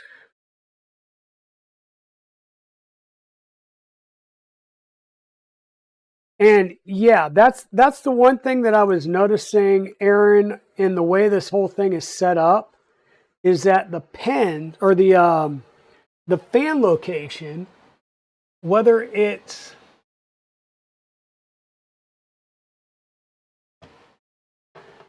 here and here or just on one side or the other, it's not going to blow over these directly. It's going to be sucking air in and out. So I'll have to check and see what the MCU temps are and maybe have to add some additional cooling directly on board. So that is an option. So I've got the 5 volt jumper here, which tells it to use the 5 volt that it's going to pull over the USB connector, right?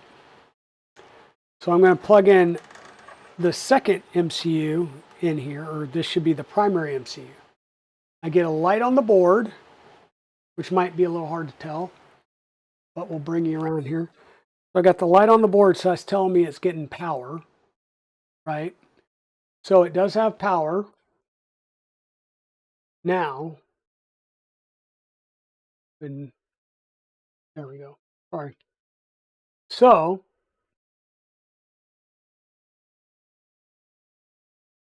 I thought about swapping them down here, but the problem is I still need to get a SSR, and the SSR shows as being mounted here, which it's not going in there. So my thought was possibly do a slight DIN rail, mount the SSR there, so the bed comes up into the load. This comes around to the connectors. Yeah, it's very, very tight in here. As it is, I've got a grommet where I'm going to have all of my Z motors and the bed coming out right here where my finger is. So I'm going to have 3 Z motors coming up. It would make sense to have it here, but then I'm going to be bringing 110 out of this quadrant, which I really didn't want to do. So I'm not sure. Yeah, I'm just not sure. Well, and they might be, and that's where I said I might need to add some additional cooling here, which could be fun, but we can figure it out. So what I want to do is, now that I finally got something to show up through an LS-USB, and yeah, I'm still only seeing the Constellation.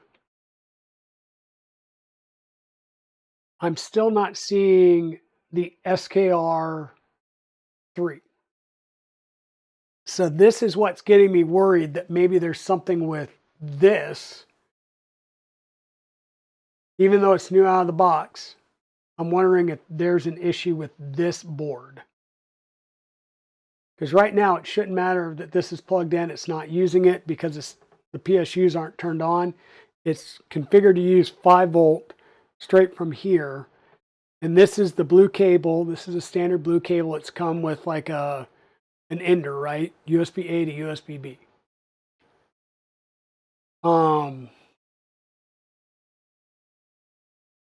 I thought about that as well, Turtle Crawler. What I'm trying to do is just figure out the best way. And that is an option. That's definitely an option, is to turn it around. But I need to get this configured first, because with the way that it mounts, I won't be able to get to the USB. So I need, well, and that's the thing is the way these are well, the way that Annex Engineering sets it up is everything connects via USB. That's their chosen method. So that's the issue, is if I flip it around, then the USB is going to be real close here and I'm not going to be able to plug it in. So it's there's yeah, there's issues one way or the other. That, and then I will have to move it over so that I can get access to um, the wires, because otherwise they're going to be right close here to the fans. So that's why I said we'll work on it. We'll definitely work on it.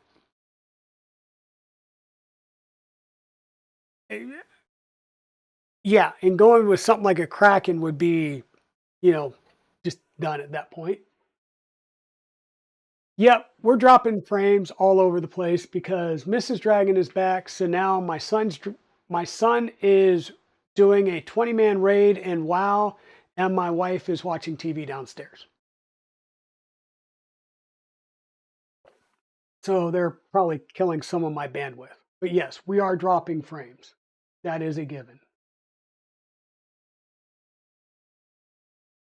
Um,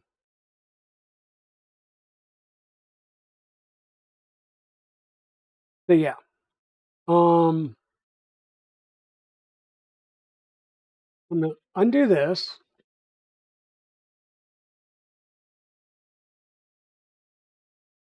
And why not? We'll run this again. So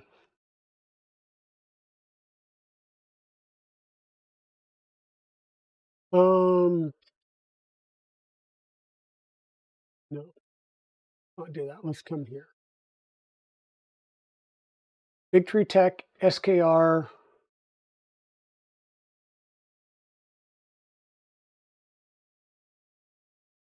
We've got Raspberry Pi loaded up here.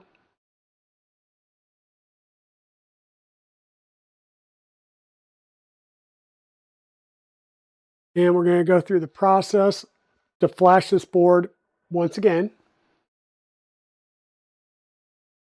Oh yeah, I'm aware of it. Have a son to blame. Yelled at him already.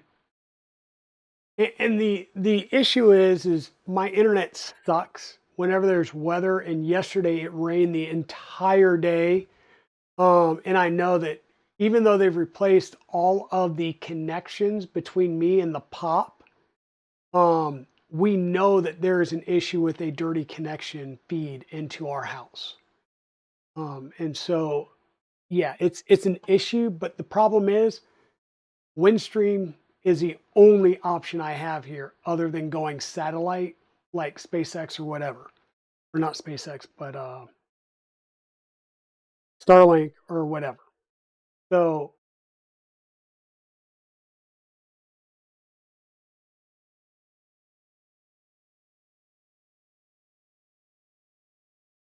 and we're going to enable extra low level options.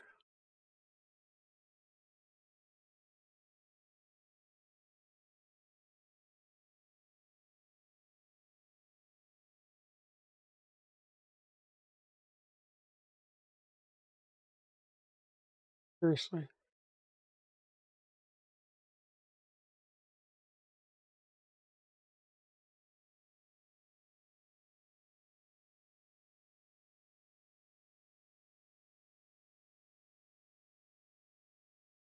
And we're going to take.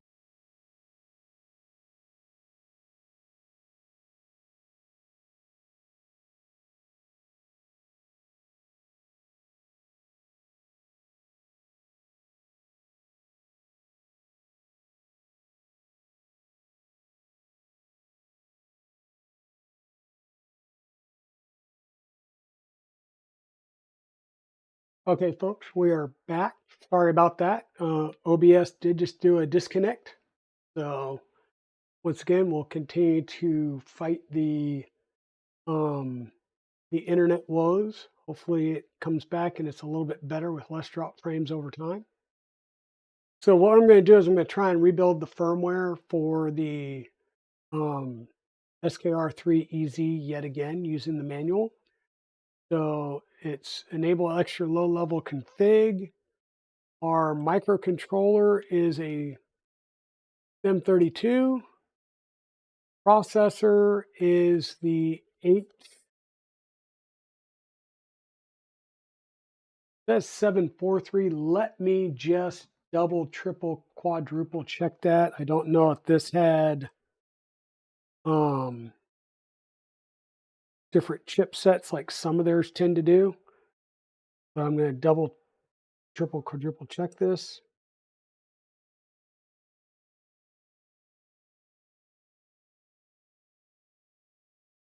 And I have an H723. So that would be an issue if you follow the manual directions and it tells you to do a 743. So we're going to come up here and select the 723, since that's what we physically have on the board. The bootloader is going to be that SKR SE BX 2.0, 25 megahertz clock. We'll change that. Communications interface is going to be the USB communications interface. And that's it. So we'll do Q to quit, Y for yes. And then once again, we did a make clean. So we'll just do a make. But okay, is everybody back in? Are we up? Are we good? Are we solid? Yeah, I am doing a make and I'm still not showing the make starting on stream. So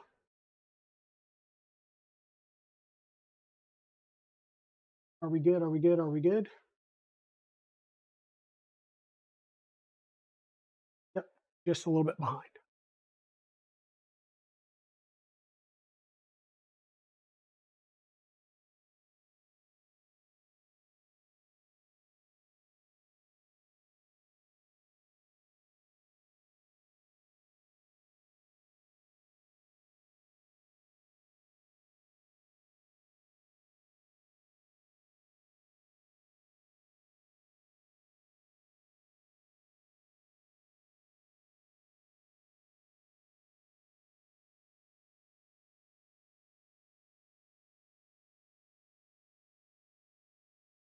Yeah, interesting. So I'm seeing that we're back, but I'm not seeing my chat on my OBS updating. So that's wonderful. We close that dock and see if reopening it will bring it back, and it did. Yeah, so OBS dropped the connection and then it came back live. So it was able to reconnect. So hopefully it didn't break the stream as far as stream segment. Because it still shows me as being streaming for almost 2 hours. So it should be a continuous stream segment. Yes. So we just finished compiling. So here's the thing. The settings in here tells me a processor model of a STEM32H743, which is what I did. Okay. I just physically magnified in on the board and I have a STEM32H723. So there is a different chip on my board than what it says in the manual. So we're going to try and do recompile, reflash the board, see if that solves things, right? So we've got Klipper reflash. I'm going to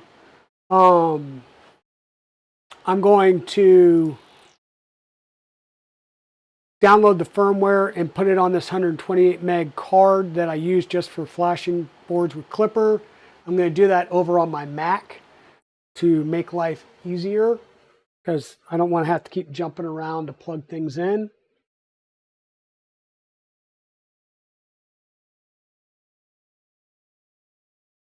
So that's there. You do this.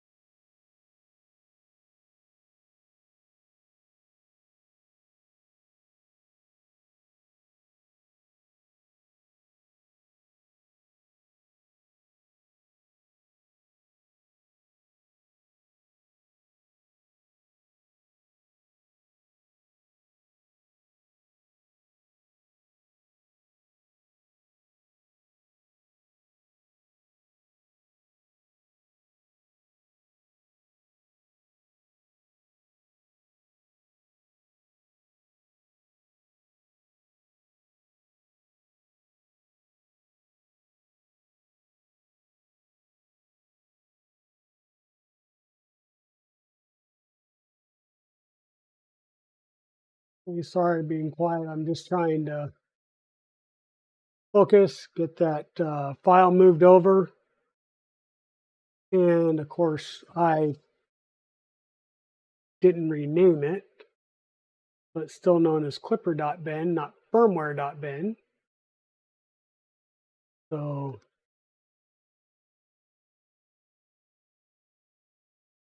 now it would be Firmware.bin.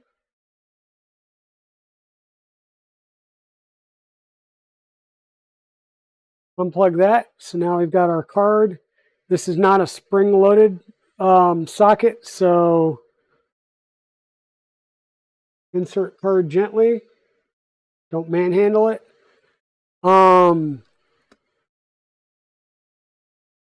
that installed. I think to actually get it to upload the, well, no, I should be able to do it on the bench. So with just the 5-volt power, it should still read the SD card and do what it needs to do. So we'll just plug it in. And I'm getting a light at the power and a light at the SD card. So it should be flashing the SD card or the board now.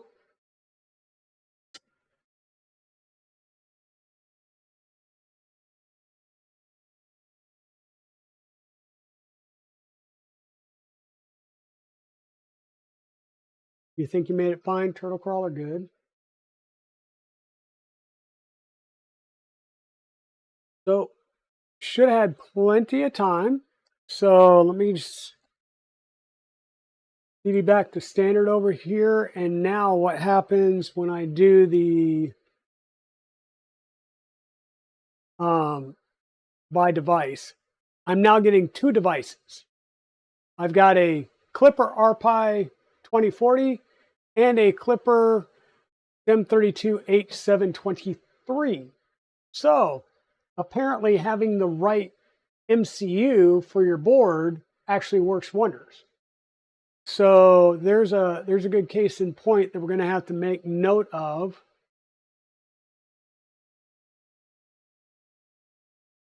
Why are you grabbing the extra space?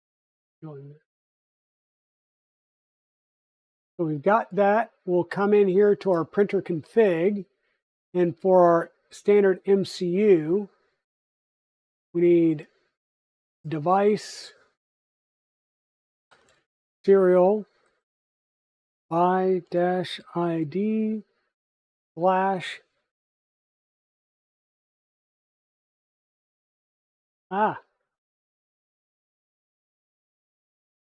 And there's the Klipper ID for that one. Do a save and restart.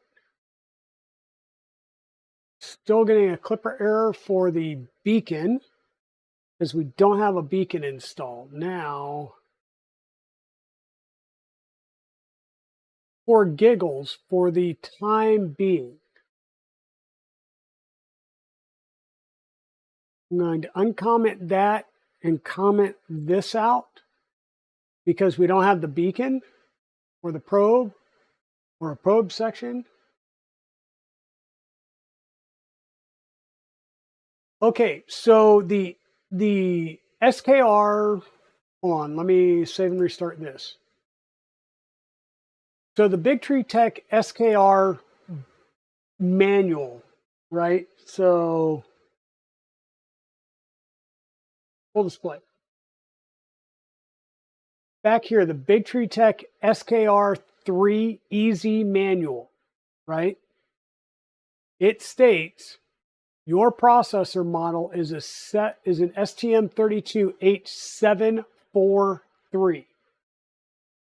Physically looking at the MCU chip on this board, it's a STEM32H73. So if you drop their bin files off the GitHub, they're going to possibly be wrong unless you happen to have a 743 chip. This board has a 723 chip on it. So that's another reason of making sure that you have the right MCU controller chip selected. Because as soon as I did that, believe it or not, it came up. So yeah. Okay, so we're still taking errors. The other thing we need to do then is get our beacon set up, which I love doing all this stuff on the bench. Now I got to figure out where do I put my beacon. Give me 1 second here.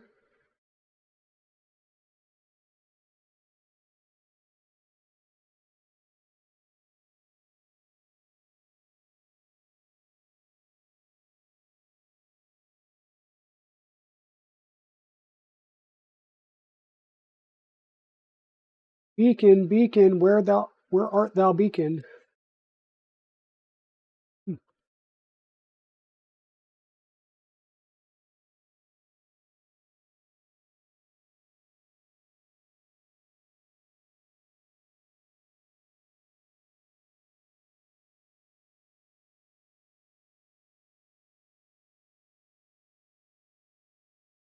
So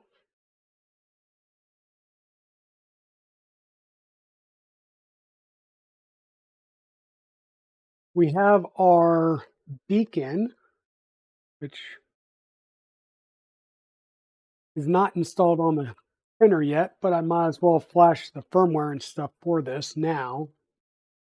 So this is the beacon Rev D. Actually, beacon Rev E, as in echo. Yeah. I do have a newer version coming, which would be an H. And the beacon H would have the accelerometer on the little daughter board here. So you'd be able to actually do input shaping with the beacon. So I'm going to get this configured now using the D. And once the H ships and I get that, I'll just physically swap out the D and H. But I need to get this firmware done as well. So we'll have to follow some of their instructions.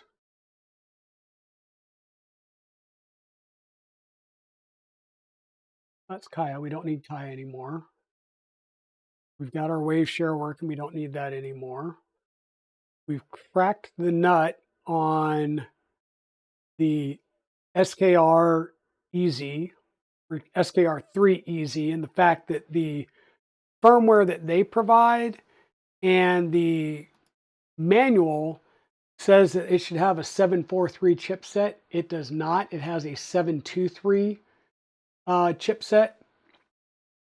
So can't follow that. We do have the ability to add a pin value in to turn an LED on so that we can see a nice, pretty lit LED. In fact, we can grab that here, go into our printer config, and under here,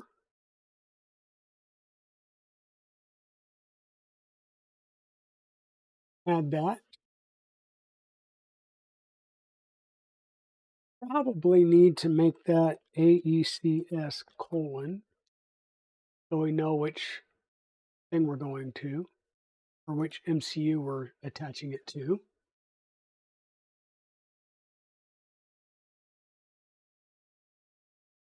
Still taking an error up there. Great. Okay, so beacon, quick start guide, mount beacon. We'll do that in a bit. Route cable. We'll do that when we mount it. Install beacon. We need to do some Klipper installation here. So we'll copy that, feed it into our home, which we are at already. We'll triple make sure. Seriously.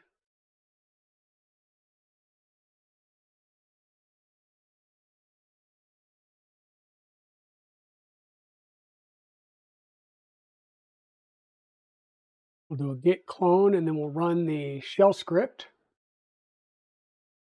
So yeah, Zombie, we've been working on the electronics. I originally tried running MainsailOS and I could not get it to attach to this board. So I took Mainsail off, went back to plain vanilla, installed everything via Kaya, figured out the magic to make the screen work again. We got the screen working, so that's good. We're in Klipper screen over here. Now we're working on getting our MCUs talking. So I was still having issues here. I wasn't sure if it was something with the board or something else. So we got the Constellation's Raspberry Pi Pico 2040 flashed. That was visible. So I was like, okay, I'm going to go ahead and try and reflash this SKR3EZ from scratch again. That's where I double checked the chip and realized that the manual was telling me to use a STEM32H743. This has an H723 in it. Once I configured that appropriately, we flashed it, boom, that was up and running. So now the last step is to get the beacon configured and install the beacon software, get that configured, get that recognized, and we can get the rest of our printer config hopefully squared away. And then, got too many, one of the few times you ever says, I have too many coffee cups at the moment, trying to figure out which one I need to use. Okay, one moment.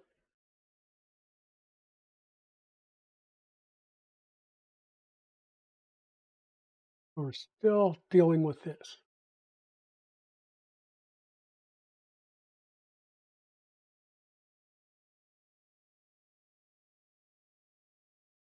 Okay, do we need Numpy for beacon to work?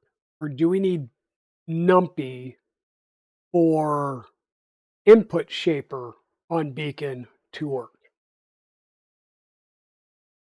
That's the question. And the reason I say that is because Numpy is not installing. Let me switch back over here so you can see what I'm talking about. So I'm getting the nice big red error message. And the issue is that Numpy is failing to install because the pinwheel, basically the expected SHA uh, and the SHA hash that's being received are not the same. The issue, and I found this out, this happened about a week or so ago. I installed Clippane, the input shaping part of Clippane on the Trident. I immediately tried to install it on my 2.4s and both of them failed. Apparently, about that point, somebody did a merge for Numpy, and Numpy has been failing for over a week.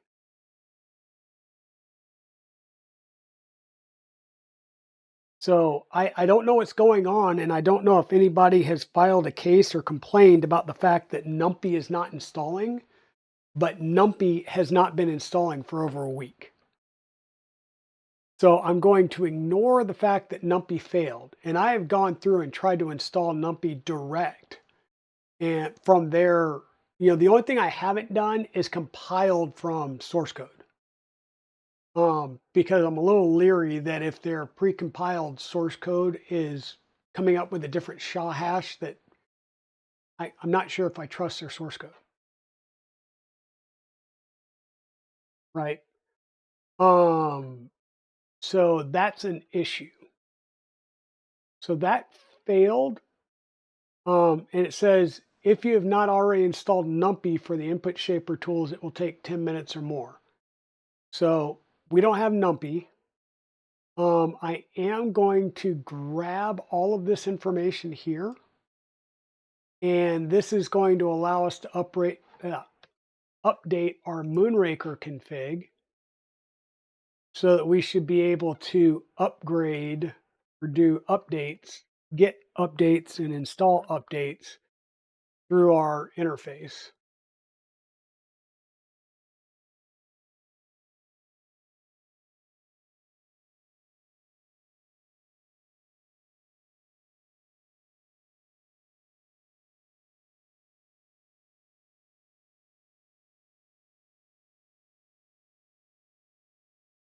Why? Okay. We need to configure Klipper for beacons. So we need to add information. And part of this is getting the serial for beacon. We're going to have to connect beacon in just like we did before. So we've got our beacon. We've got our beacon specific cable. And so we'll plug side 1 into beacon.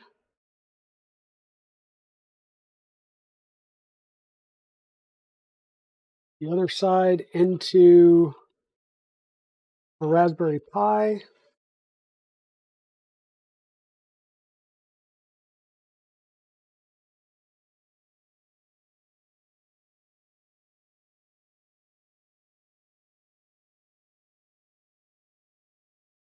And so our beacon is physically installed. And there's no LED or anything on beacon to let us know that it's installed and or getting power. So we'll need to do our typical ls dev serial by ID. And look, we now have a third one. So knowing which one was our what, it would be, well, it's going to be the beacon rev D.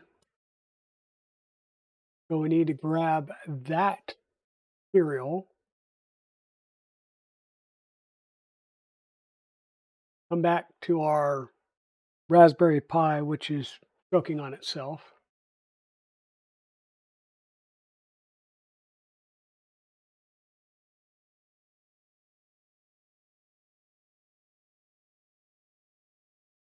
Thanks for the 69 bits there, Zombie. Appreciate that. And so for whatever reason, our Klipper is having an issue.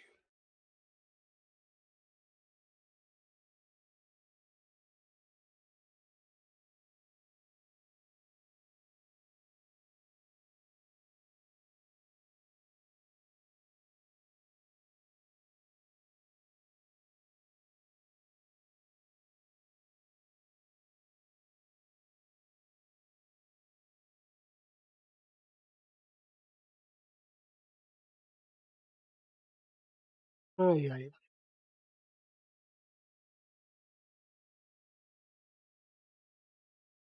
We've been running everything off of 5 volts being connected to the Raspberry Pi at this point.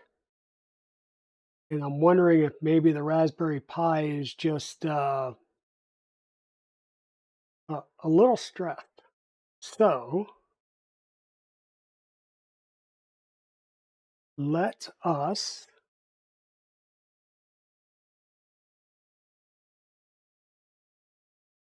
plug our 110 in.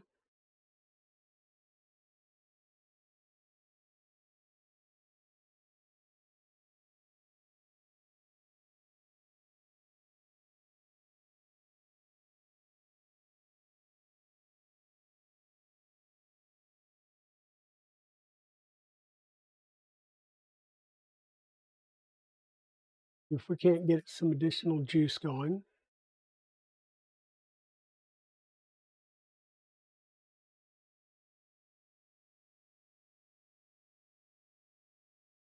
Hey, thanks for the 100 bits, Aaron. I appreciate it. Definitely appreciate it. And it still is hung. So we've got that saved. But for now, let's. So the Raspberry Pi is responsive, but the software is not. Probably has something to do with the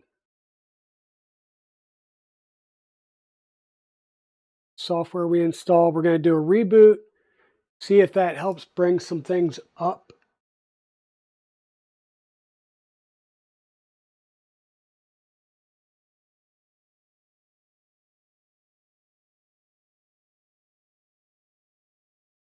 Hey, Outer's Danger Den, how are you doing, my friend? Welcome on in.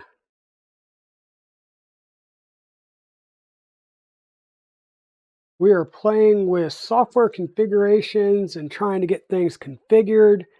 We've got firmware installed on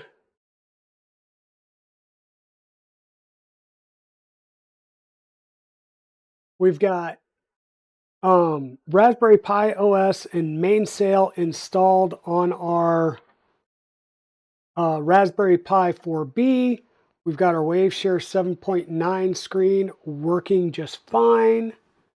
We've got firmware installed on our Annex Engineering Constellation Supernova. We've got firmware installed on our SKR 3 EZ board.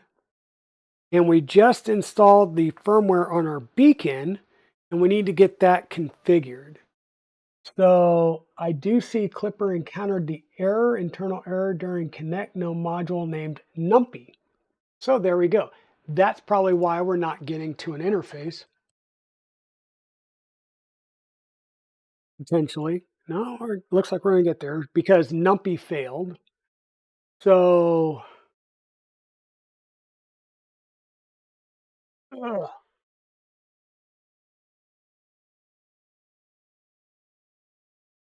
let's restart our session here and get logged back in. I like you guys, but not enough to show you my password on camera because this is not standard Raspberry Pi password.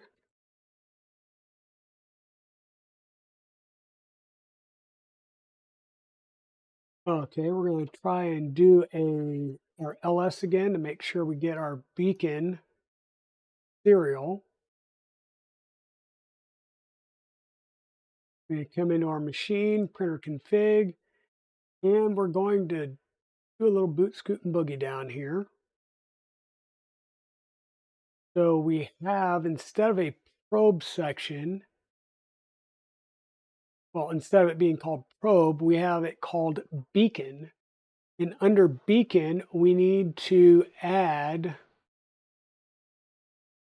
our serial right here. We have an X offset, a Y offset, the mesh main direction and mesh runs to apparently have to be commented out in order for it to pass. Thank you for another 42 cheered bit zombie. Otherwise, it will throw errors on those two sections. Still going to complain about Numpy. Okay. So let's see if we can't check out Numpy.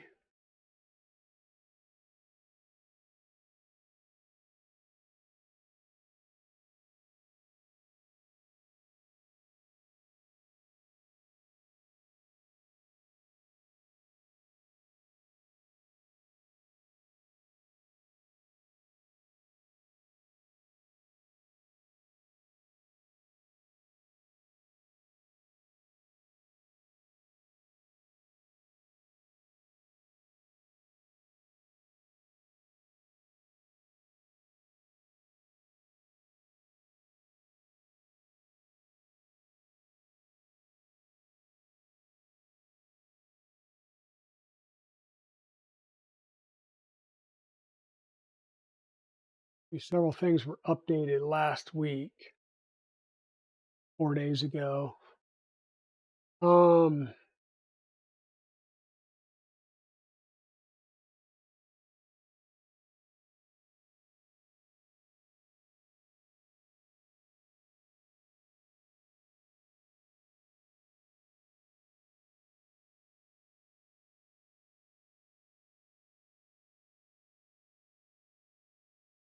Trying to figure out where the Numpy install information is at.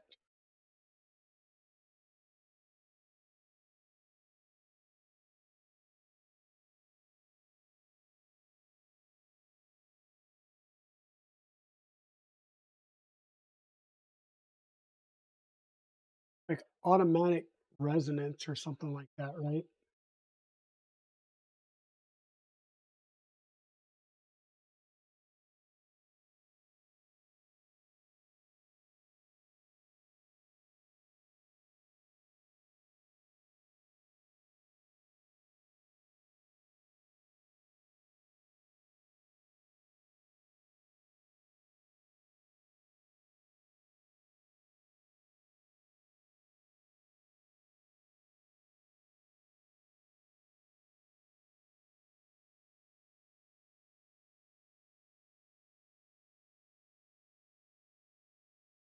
Come on, where's the Numpy install command so I can try and install just Numpy?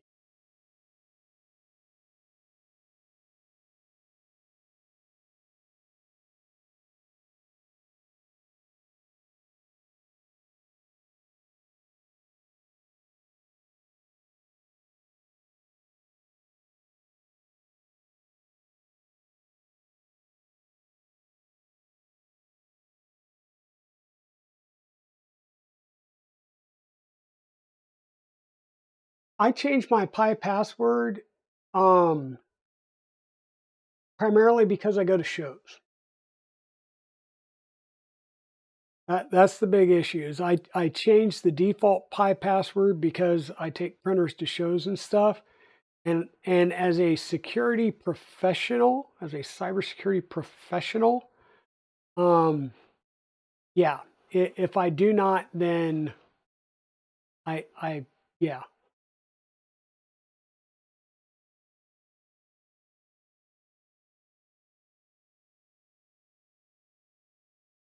So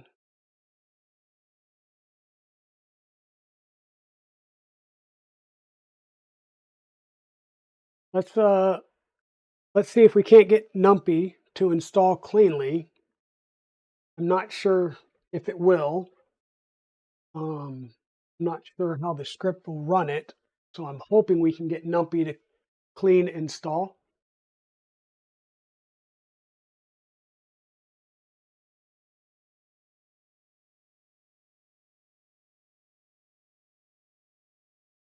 We want to continue. Sure, why not? Let's install a whole bunch of crap and see if it breaks anything. But yeah. So we're doing good at this point. We've got, I think, everything preliminarily wired up so that we should be able to talk to all three controllers.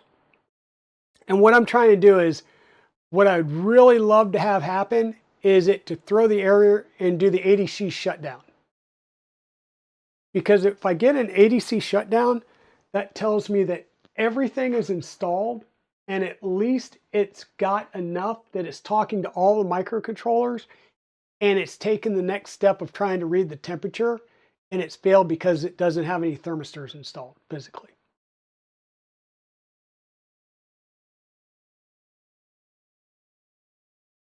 Oh, you trusting soul, Aaron. I use my own portable router as well. Once again, I am a cybersecurity professional and I like to make things as hard as possible for people. Not only do I have a non-default password, but it's like 20 something characters just to really piss people off.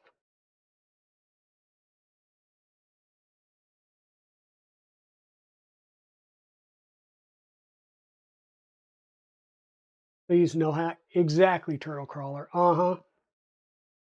Yeah. Like, hey, take your personal cell phone with you when you go to was it Black Hat or DEF CON? Because they actually give things out when you hack and collect information on the FBI agents that are walking around in plain clothes. So never, ever, ever take your personal phone connected to, or take a burner phone and take a phone that is not connected to any of your personal accounts if you ever go to Black Hat or DEF CON in Vegas.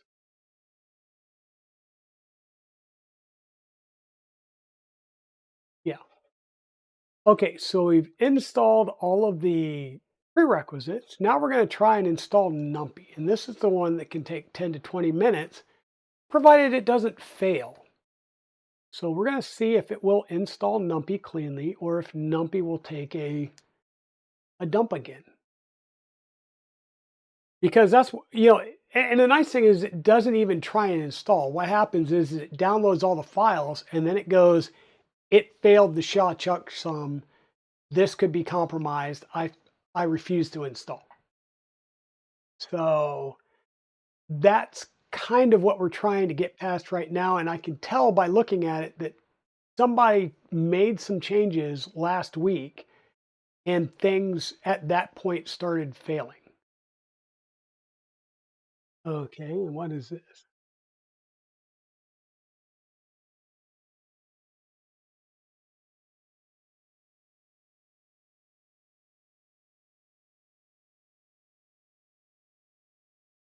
Oh, really? So now it apparently feels that Numpy is installed. Well, that was fun. Okay, so let's see. We come back here, do a firmware restart if we can get past Numpy.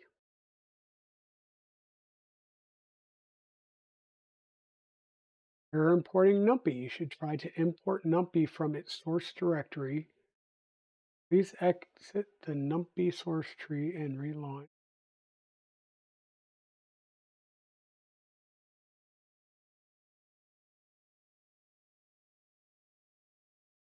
Yeah, the last time, exactly. Exactly. This downloaded everything and then it said installing packages Numpy. So I wonder, it says it successfully installed it. I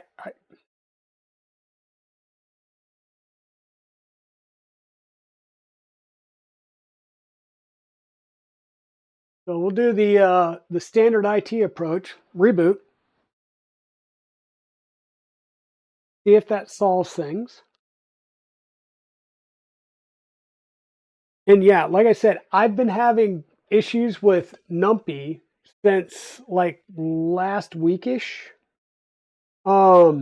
I installed Clippane on the Trident after you told me about that, Aaron, and it worked on the Trident. I then tried to install it on the 2.4s and it was failing, and it was failing due to Numpy. So that has been the pain point.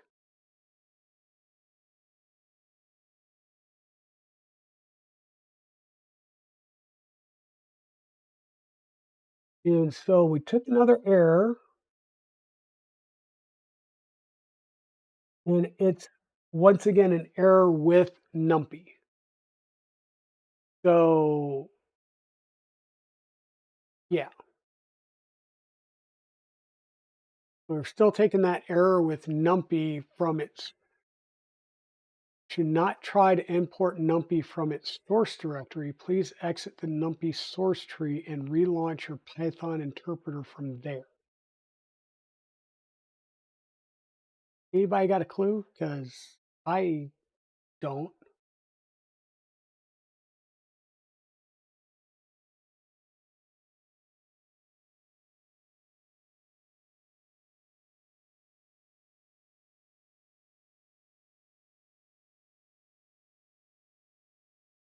I mean, I don't know if we've got it down to the point where we can try to reinstall the beacon script and get it to actually go.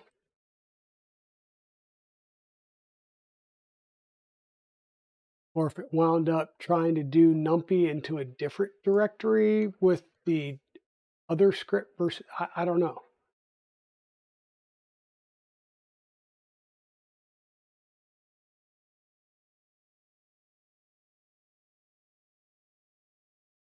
Okay, so this is telling me that Numpy 1.16.6 in Clippy environment lib Python 3 site packages from -r home pi beacon clipper requirements text line 2 126.2 beacon linking Clippy to beacon.py beacon installation successful.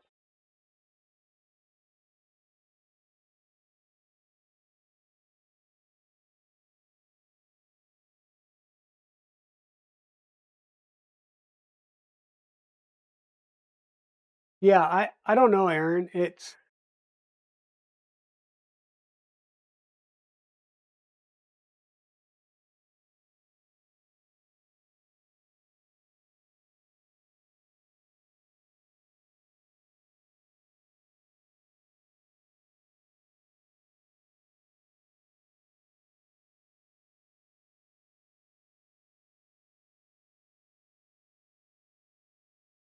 awesome. So now I'm in a craptacular between beacon Numpy and standard Numpy.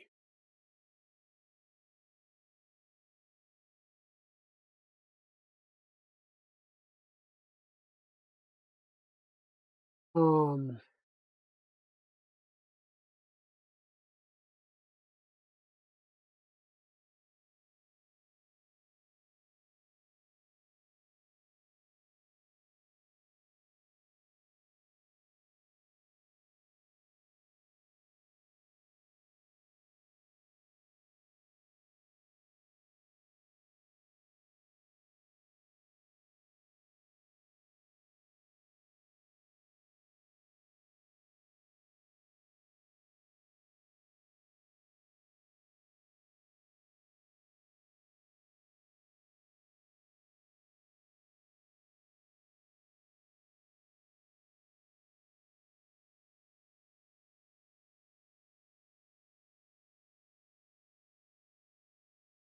yeah, something's borked with Numpy.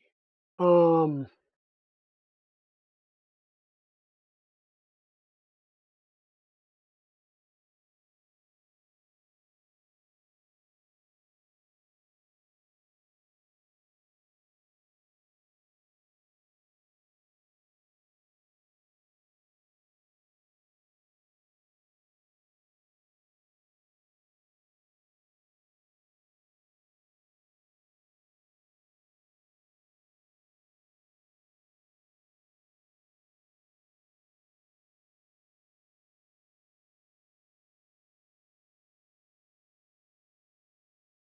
Do what? Command line option N.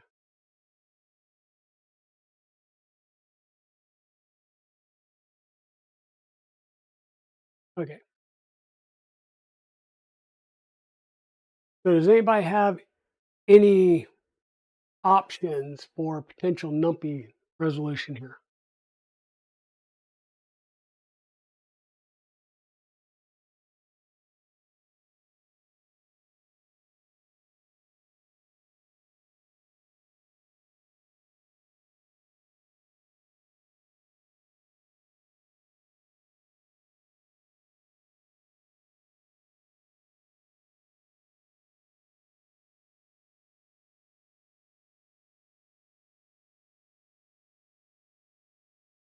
Um,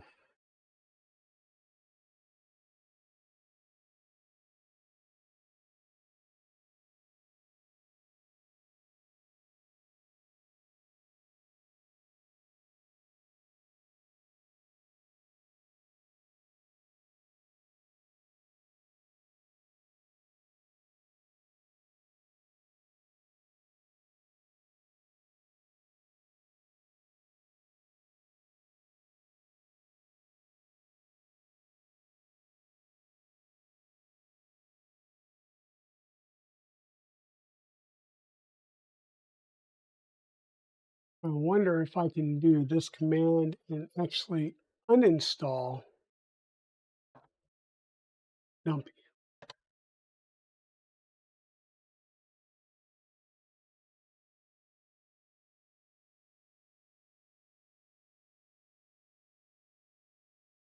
Okay, so that worked.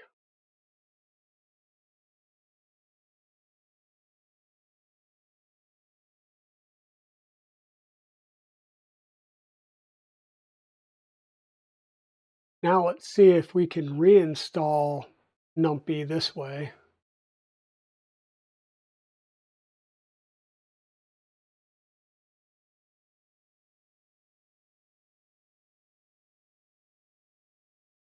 Oh, why do I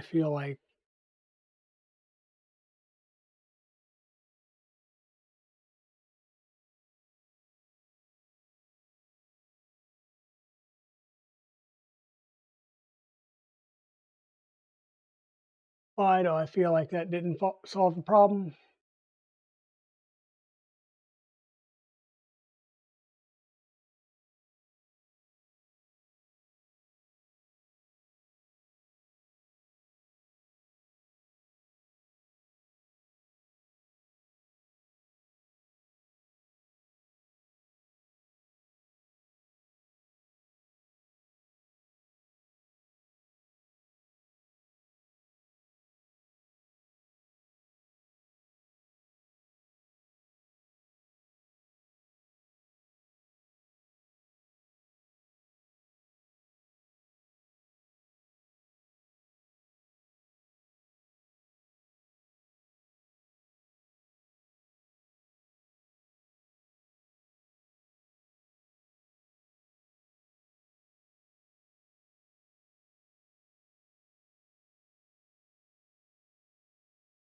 Now I got myself borked.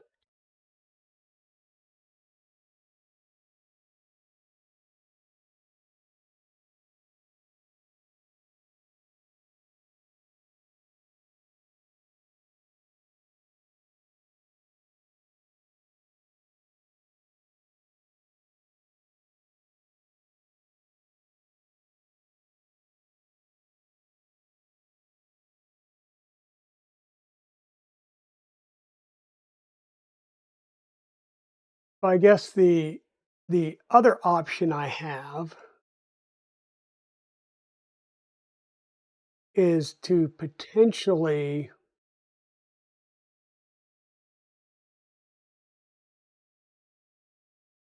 save off my macros, save off my printer config file, and redo the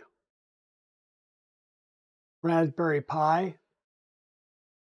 Probably just use MainsailOS because the issue I was having obviously wasn't with Mainsail.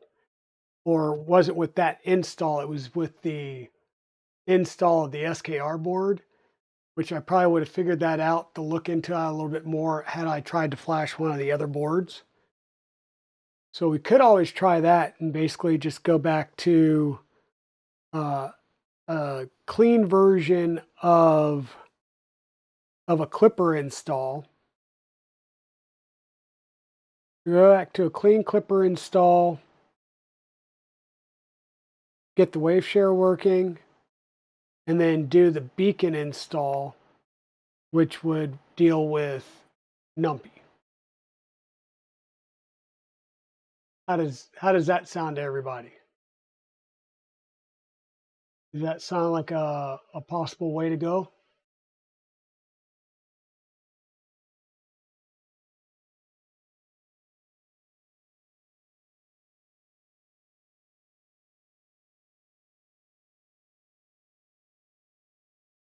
Because I'm kind of stuck here and I don't know how to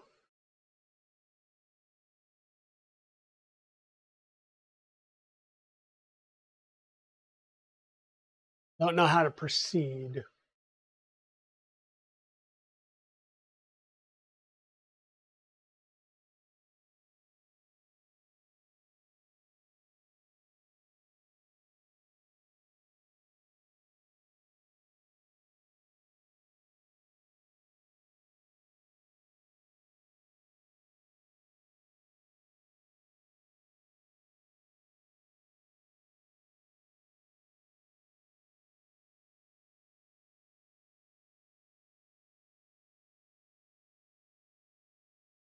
Let me just kind of work my way up here to the top.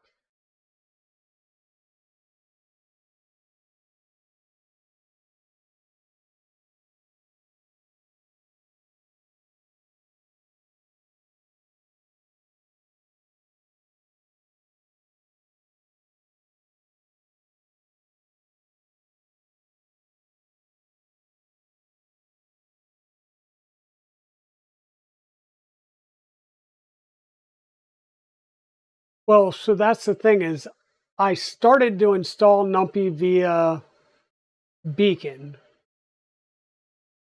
and it failed. I tried to run this command to install Numpy and it says it succeeded, but I guess it's in the wrong environment and that's what's causing things to go sideways.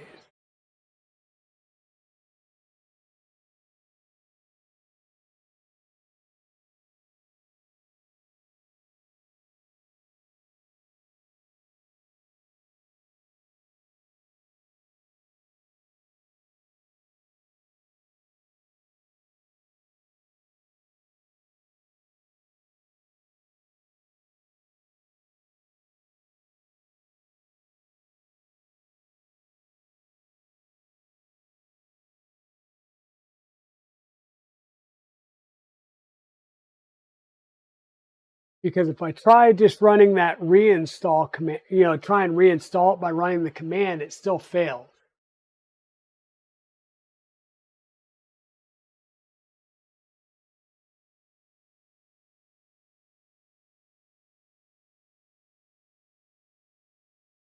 Yeah, so kind of my thought here would be shut everything down.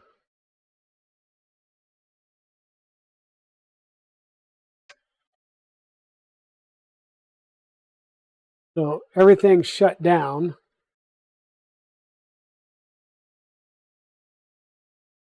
Pull that power. I'm going to pop the cable out. Pull the SD card. Because this may be the quickest, easiest. Oh, crap. Now I better not do that. As we're about to let me do that.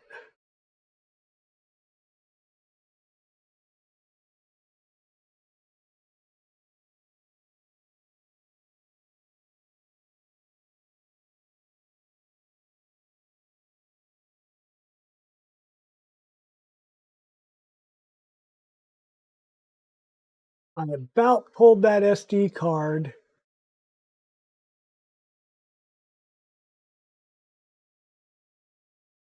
before saving off those 2 files again, which means I would have lost all of those configs at the very least.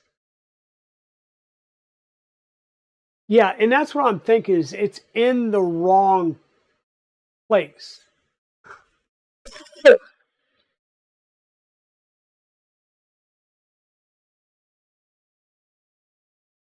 And to me, that would probably be the easiest thing is to go back to square one and just, like I said, drop those 2 config files so I have the latest versions, and then the latest versions with the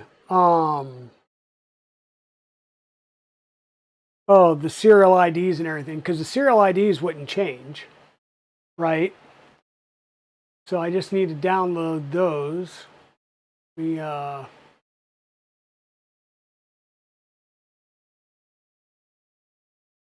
that.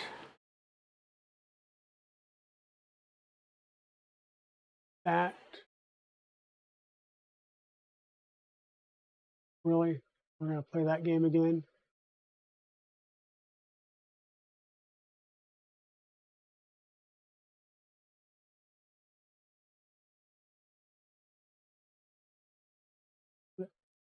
So we're going to download macros. We're going to download printer config. We're going to come up here and say yes, keep, yes, keep.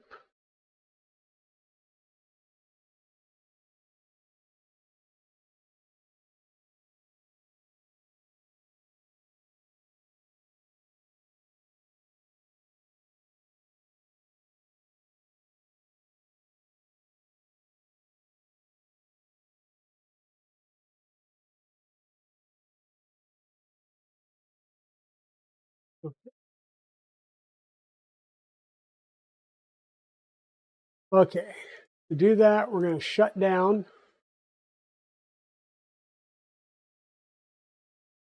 power that off,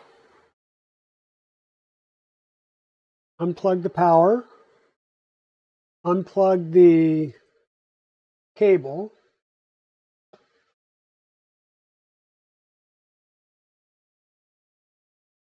use our tweezers so we can grab the edge of our SD card and pull it out a little bit easier.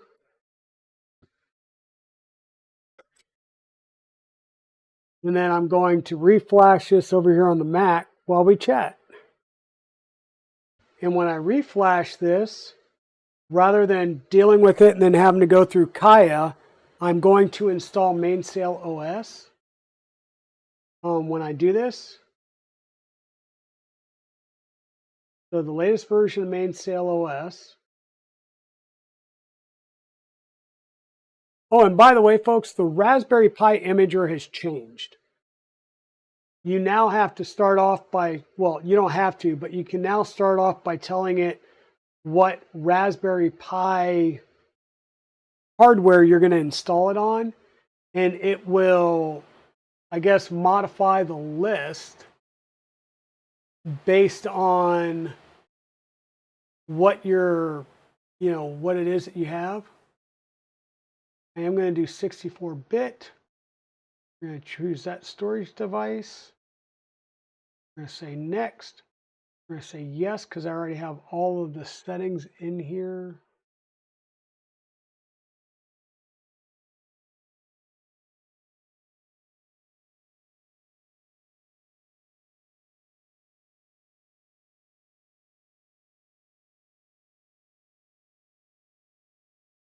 Okay. So that's now cooking over there.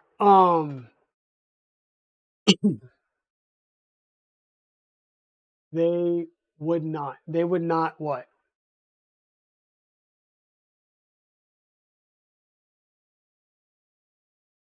So when I had MainsailOS on here the first time, everything was working fine except for getting the STEM32. The STEM32 issue, or excuse me, yeah, the STEM32 issue here is solved.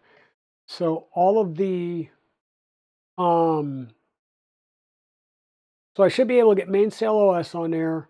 I'll need to put Kaya on there and run Klipper screen to get Klipper screen working. We'll do the Waveshare, we'll do Klipper screen. We can do beacon, and we should be good at that point. And then all of our firmware and stuff is initially built out.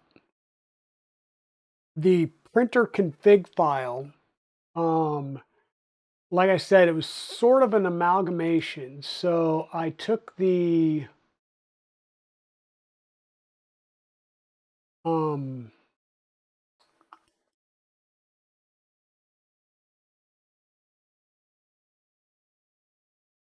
Annex Engineering has a separate repository for their firmware. So you come into their repository and you cruise down here until you find Annex Printer Firmware. You're going to look for Klipper and Klipper derivatives. Well, here's the other thing. They talk about using Danger Klipper, which I guess is almost like nightly builds, right? So I don't know. I'm going to stay away from the Danger build for right now unless I have any other problems, and then I'll consider it. But I normally like to stay on some stable builds. But under Klipper derivatives, you have the Constellation board, folded ascender, which is an extruder. Thank you for the follow, AJ to the Jukes, Edge the Jukes. You've got information here for the quick draw probe, which we are not going to be using for this build. Redoubt was a type of a printer. And then you have Sherpa Micro, Sherpa Mini stuff that you can add in to your printer configs. But what I basically did was I took the K3 build here, which is based on a FISEC Spider. So I looked at this and I copied and pasted in. So I started off with the Constellation. Because the Constellation piece will give me the pinout for the Constellation board, right? So come in here, Constellation, Cartesian XY, sensorless homing with 5160 high voltage. So I took this config and that's what I started with. Okay. So I copied and pasted this in. This works for X and Y, right? Because Constellation has 4 drivers and we're using that for X and Y. This is X, X1, Y, and Y1 in the standard configuration.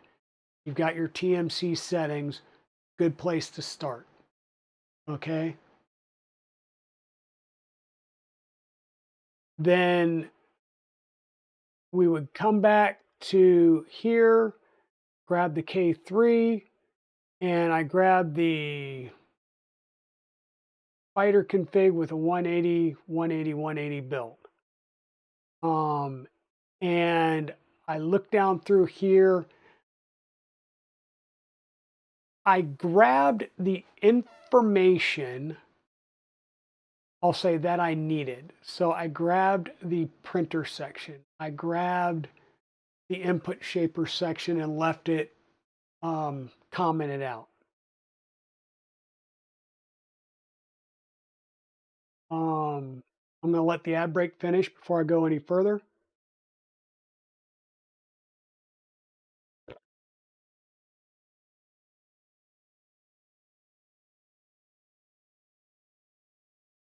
You wonder if folks over at Annex use Arch, as in Arch Linux? I do not know. Like I said, their recommendation is to use Danger Klipper. Whether or not they're using Arch Linux or something other than Debian underneath, I'm not 100% sure. Oh,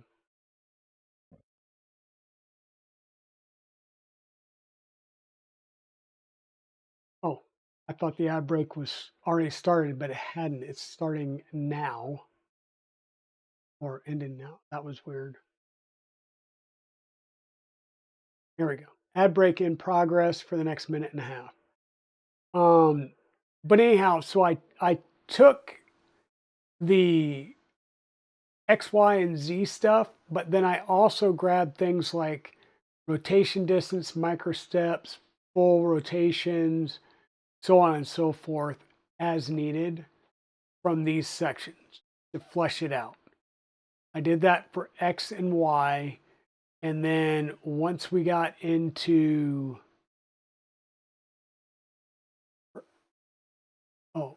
so like once we hit Z, it was pretty much copy and paste the Z stuff except for the pins, right? So all of the pins stayed the same from the BigTreeTech SKR 3EZ board basic config. And then I just went through and, this would be motor X. I renamed it to stepper Z and then started, say, here for the belted and grabbed that. Then came down and grabbed the in-stop stuff and grabbed this stuff, right? So I only grabbed the pertinent things that I needed to build out the basic config, right? And then because I'm not using a probe, because I'm not using the docked probe, I'm using not Clippy, I'm using Beacon. So for things like dockable probe, I did not grab that piece because I'm not using it, right? I will have to figure this out with the Beacon stuff or look online on the Discord to grab the Beacon stuff. Let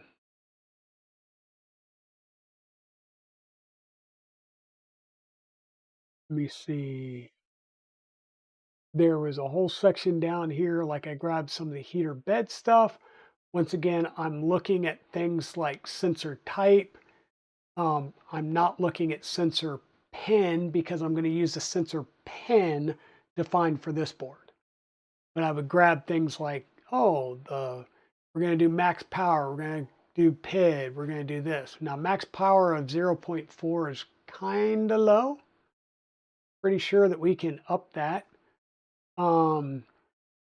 Fans, I grabbed the fan information as far as like max power, hardware PWM, blah, blah, blah, but did not, once again, grab the pin definitions. And then basically Z tilt adjust, I kept bed mesh settings. I believe I kept that as well.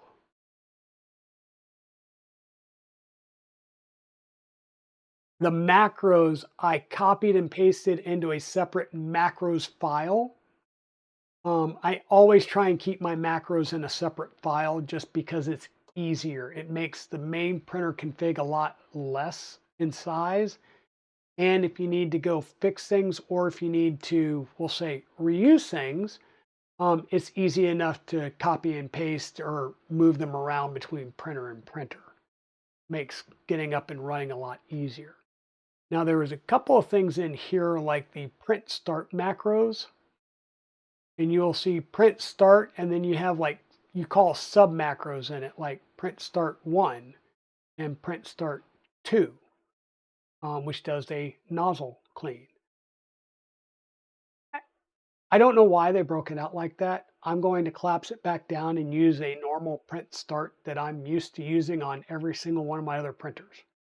So those types of things I will redo because I will put camp on this. The biggest thing that I'll need to look out for is the purge stuff. So because we do have a purge bucket, though I may have to also dig through here and see like where print start 1 may be used elsewhere, right? So I'll just have to dig through those and I'll try and clean those up a little bit over time. We're still writing. I don't know why.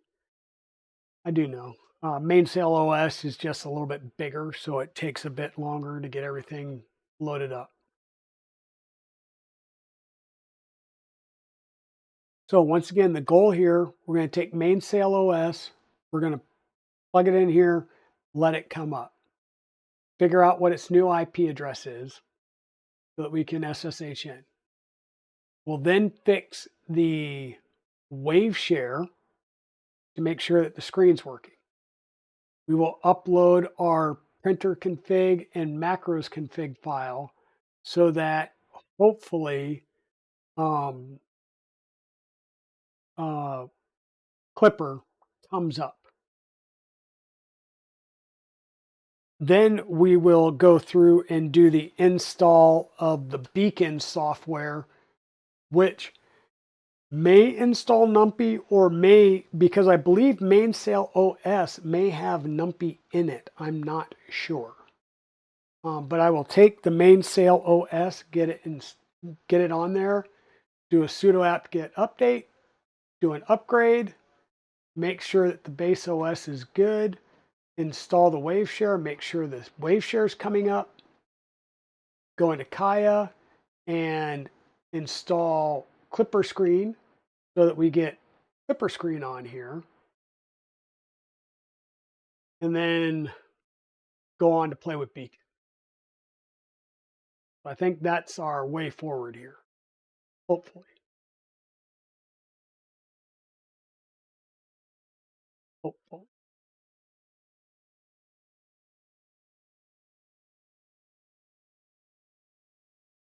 But I do appreciate you all sitting here. This is, to me, always one of the, I'll say, semi-exciting, but also pain in the butt days, because no install ever seems to go the same, right?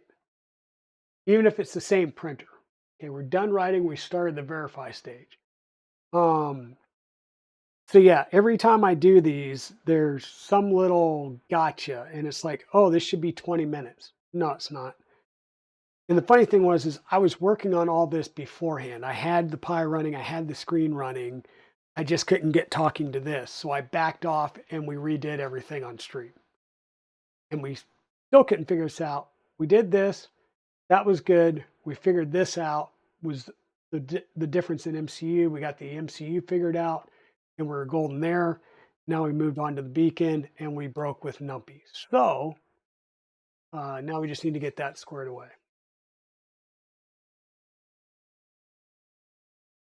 And then hopefully we'll have all that installed.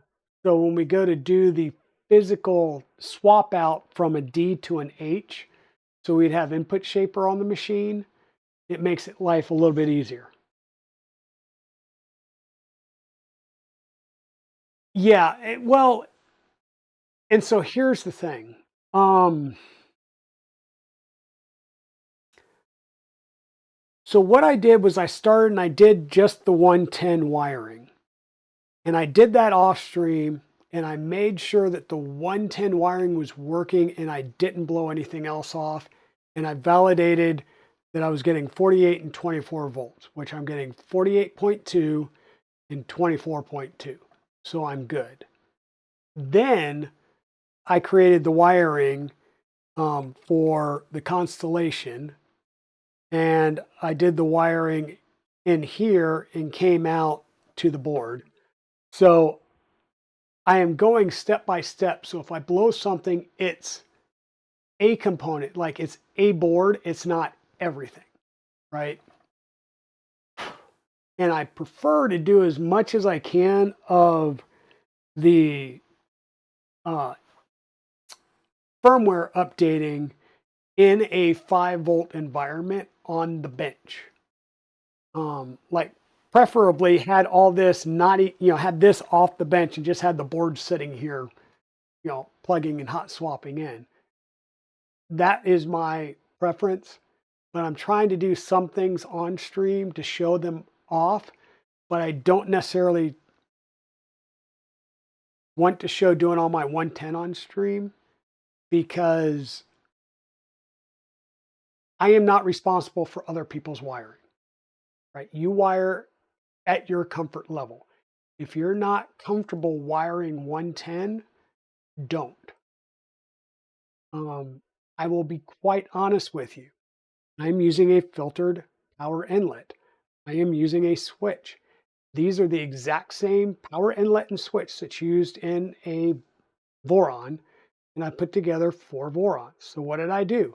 I grabbed the Voron guide to make sure that I'm plugging red wire into the right spots, blue wire into the right spots, green wire into the right spots, and followed a standard Voron wiring pattern. I'm confident that way, right? But doing the rest, there was a lot of just moving things around on the slate to figure out where to put things. Because like I said, my screen's going to go on this side, which means my Raspberry Pi is going to be here. And I'm going to have to put that SSR somewhere over here because it will not fit here up nicely against these fans. Right? It just doesn't. There's not enough room. So I'm going to probably mount it here, which means I may either VHB tape some DIN rail or drill a couple of holes and mount a DIN rail. And once again, that way I can ground everything, ground it all to the frame nicely, like it should be, and do some things like that. Those are things that I need to do still, that I need to figure out. Because we are going to have a 110 heated bed, which means I need my SSR. And I'm going to set it up so my load side, so all my 110 is still facing down here. My low power side is facing up. So it's probably going to go something like that. If I can drive this from this, great. If I cannot, then we're also going to need to use a buck converter. This is 24 volt to 5 volt 10 amp buck converter. So this would get mounted somewhere over here. We'll bring 24 volt to it, bring 5 volt into the Raspberry Pi. So those are things that still need to be figured out. So yeah, there's some things that will be done on stream, some things that won't be. Some things will be reviewed, I'll say, after the fact, after I'm done on stream.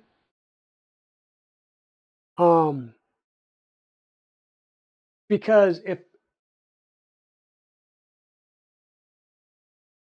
I'd much rather tell people how it worked than to show Sparky Sparks again. And yeah. Okay, so SD cards now pop back in there. We're going to flip our screen FPC cable over. Yeah.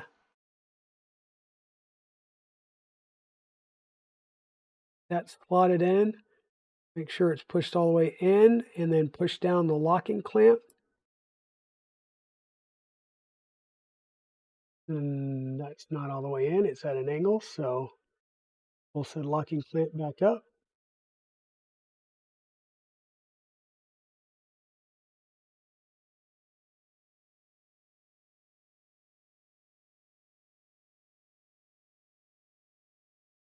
Better. Now, we're going to try something. We're going to find one of our jumpers. We're going to put a jumper in there.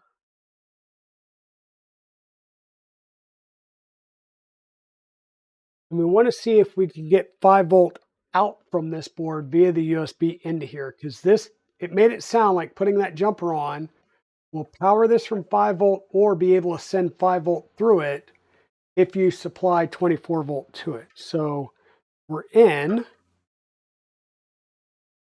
We're going to power this up.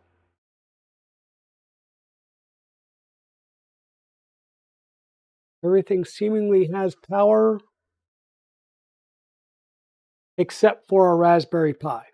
So, duly noted, having that jumper there does not seem to send 5 volt back through this cable. And we know that power comes through the cable because if we powered the Raspberry Pi up right now, it would power this board up enough to be able to read the SD card and flash the firmware. Which, by the way, gang, now that the firmware's flashed, you do not need to keep this in here. And that would be why this is a 128 meg card, is because this is only used to flash Klipper firmware on things. Okay, so we need to power this back with 5 volt, which means I think we're taking the 5 volt, 5 amp through the E1 if we want to power it up through that board. Which at this point, I think I will just run the buck converter and bring it in through a USB-C cable that's whatchamacallit, broken. Not broken, but cut and wired in for power.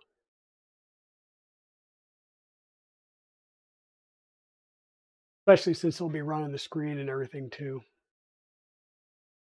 So this is going to take a short bit to pop up because it's going to, once again, expand the file directory and it'll get online so that it will pick up an IP address. So we're going to kind of wait and give it a couple of minutes while it does its thing. So how are you doing this evening, Darth Gollum?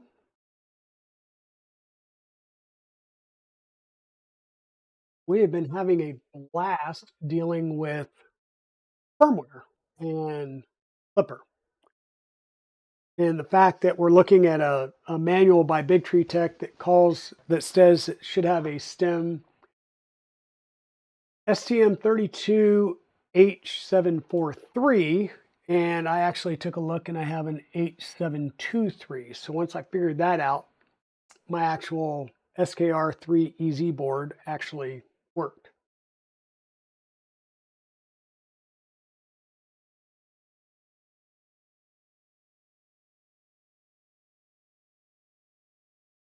Wow, we're kind of laggy still.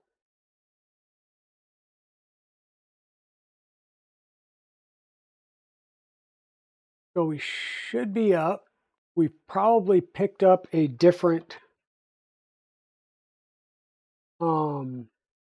IP address.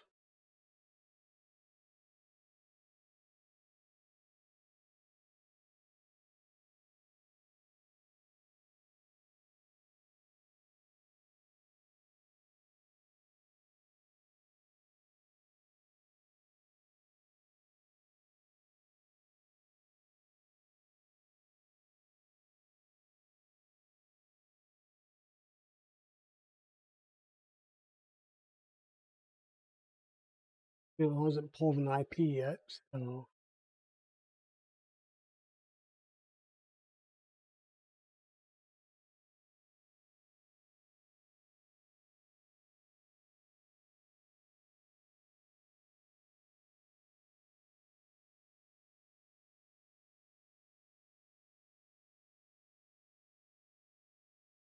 and there it is. Oh, and it kept the same IP address this time.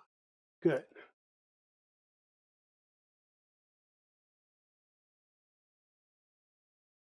Let's log out of that and see if we can't get in here. Bada bing, bada boom. Now we're seeing unable to open config file because there shouldn't be a config file here. There we go. So we're going to upload a file. We're going to grab the printer and the macros file and bring those in. We'll rename the macro file. Once again, this macro file is simply all the macros that were in the default Annex K3 macros section of the printer config file. So we do that much. We'll take a look at our printer config real fast and see that we still have our Klipper for our stem 32H723 and for our RPi, Raspberry Pi 2040. So that's good. We'll save and restart.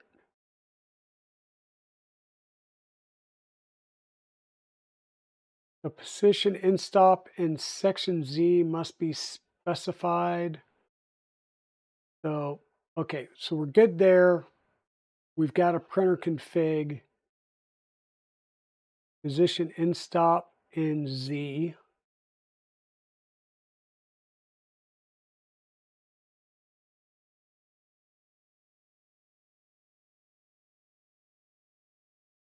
That's because we commented that out. So we'll comment that, uncomment this.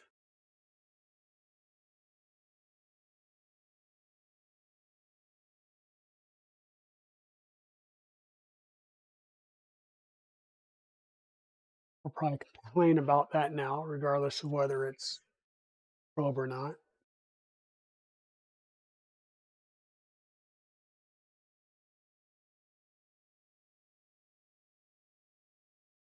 So now it's going to complain about the probe, but we're gonna hold off. Our screen's not working, right? So we need to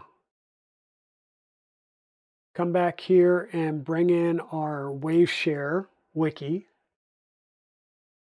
so that we can start off. So we're back up. We got mainsail. We got that stuff. We're going to work on our screen first. So we've got the FPC cable connected. We've got a 5-volt 3-amp plugged in. We need to do a git clone and then cd into that directory. And actually, before we do that,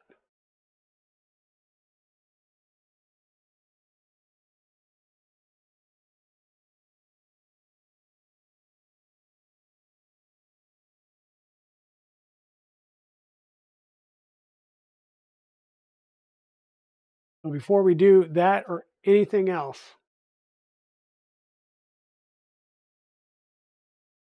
we're going to update.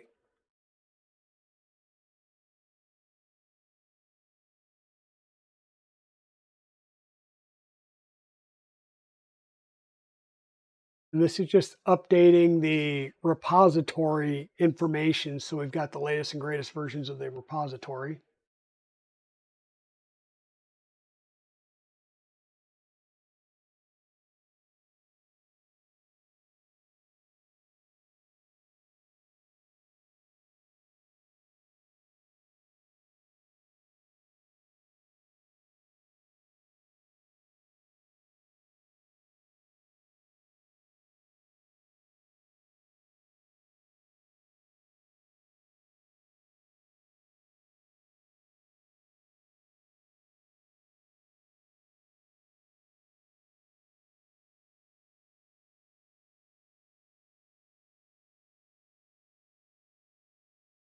And then we'll upgrade the base that we have.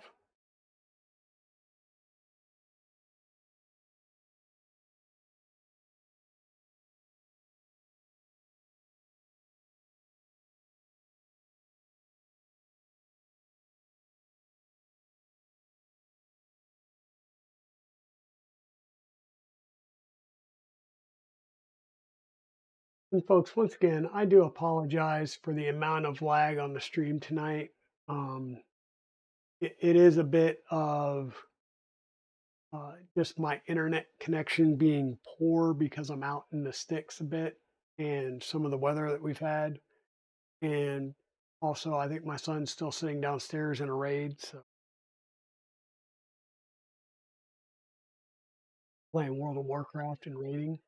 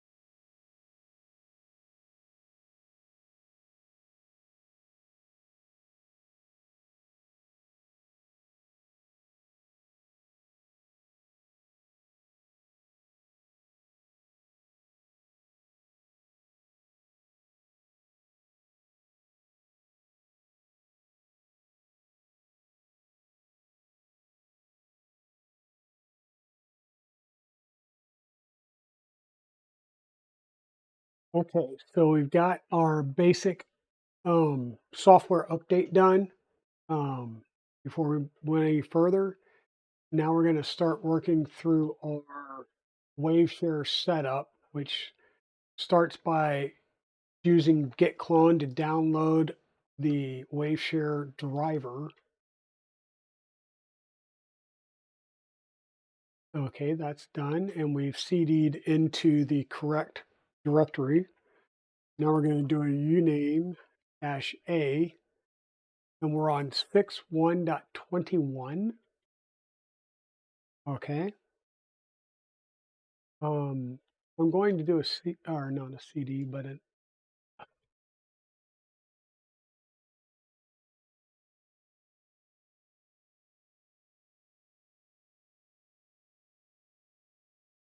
right, now let me get back where I was. I want to do an LS just to make sure. It looks like we're actually updated now to 6.1.6.3. I'm going to CD into 6.1.6.3. We're then going to, so we CD'd into the latest version of the kernel, which we're up to 6.1.6.3. Oh, hey, Creatix Brit, welcome on in, rating in with a party of 18. That's awesome. Hey, Kieran, welcome in, welcome in. Give me 1 second here.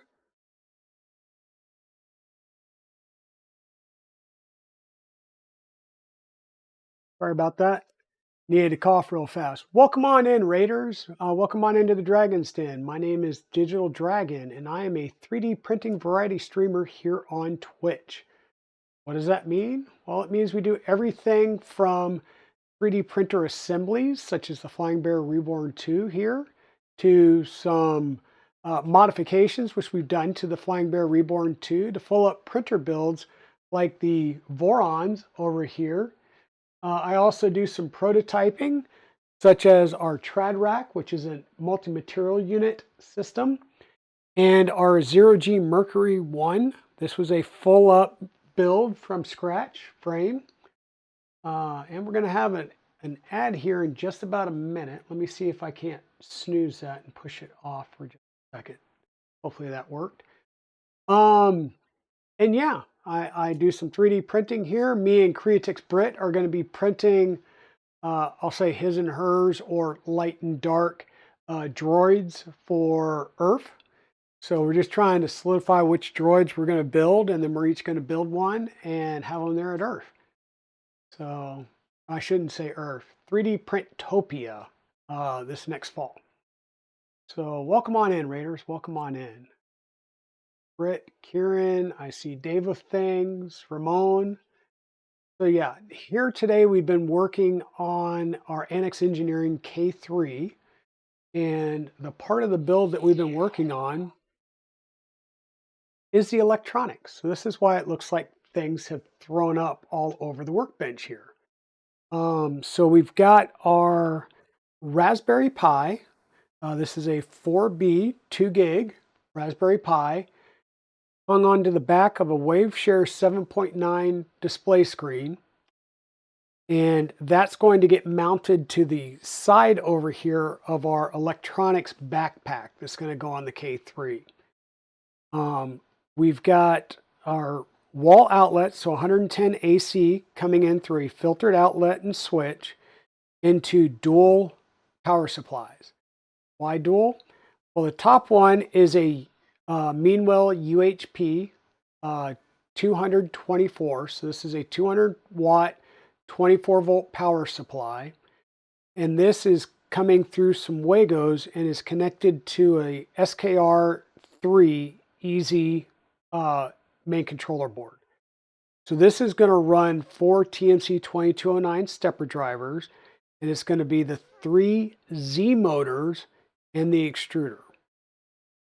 The other power supply is a UHP 248 volt. So this is a 200 watt 48 volt power supply, and this is powering our Annex Engineering Constellation Supernova board. So this is actually running 4 BigTreeTech 5160T Pro step sticks. So these will be running our X and Y motors, so our gantry motors, at 48 volts and probably 2 amps. So we'll be able to really push those and get some really good speeds out of it. So what we just had was we had Mainsail, or not Mainsail, we had Raspberry Pi OS installed.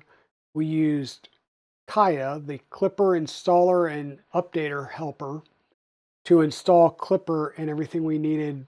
And we had our display working. We managed to get Klipper installed on our 2 controllers. And we started to install our beacon here. And this is our eddy current probe so that we can do our Z probe and bed meshing for our printer. That's where we ran into an issue installing a piece of software called Numpy. So something got really borked. That's the technical term. It got really borked software wise. So I made the decision to step back, reflash the OS on the Raspberry Pi, because that's where the Numpy software got configured or got kludged. So we reflashed that. We now have it back up and running, and it sees these 2 boards. We're going to install the driver to get our Waveshare and Klipper screen going, and then we'll come back over and try and reinstall the software for the Beacon Pro. That's kind of where we're at. So we're doing some software stuff, which is always fun. So we have followed our instructions to install or download the driver for the Waveshare. This is the DSi version of the 7.9-inch LCD. The DSi means it's connecting via ribbon cable versus a USB and HDMI connection. Okay. So we've installed that. We're starting to dig down into the kernel directories. We're into the 6.1.63 kernel and into the 64-bit directory because we are installing the 64-bit version here. And then we're going to run a script, and this script is going to install, not necessarily install, the driver's quote unquote installed. It's going to make the Raspberry Pi know where the drivers are at, for lack of a better term.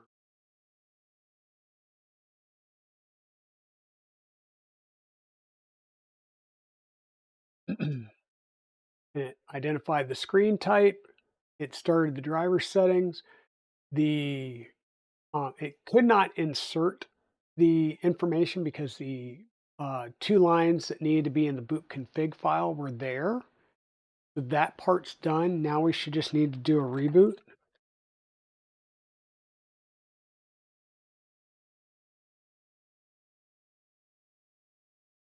And we are in an ad break.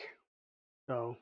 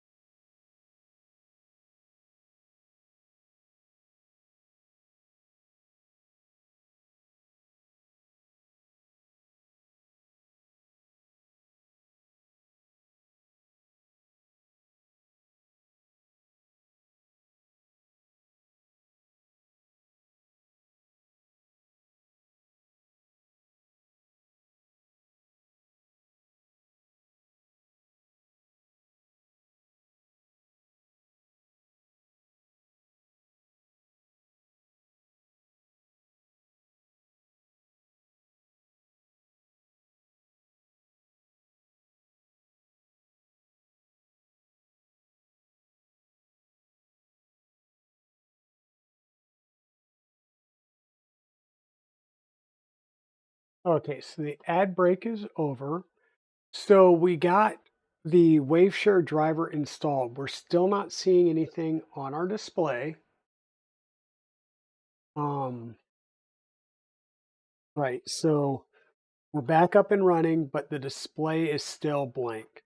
That is because we don't have the needed drive. There's other drivers that need to be installed. So what we're going to do is we're going to re-SSH in or reconnect to our system. Go back over here so I don't show you guys my password. We're going to connect to our system again.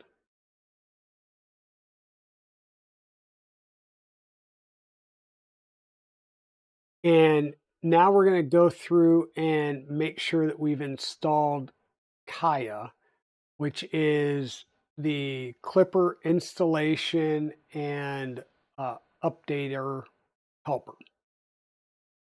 So we're just going to copy a couple of commands here and run those commands. The first one being download the Kaya software.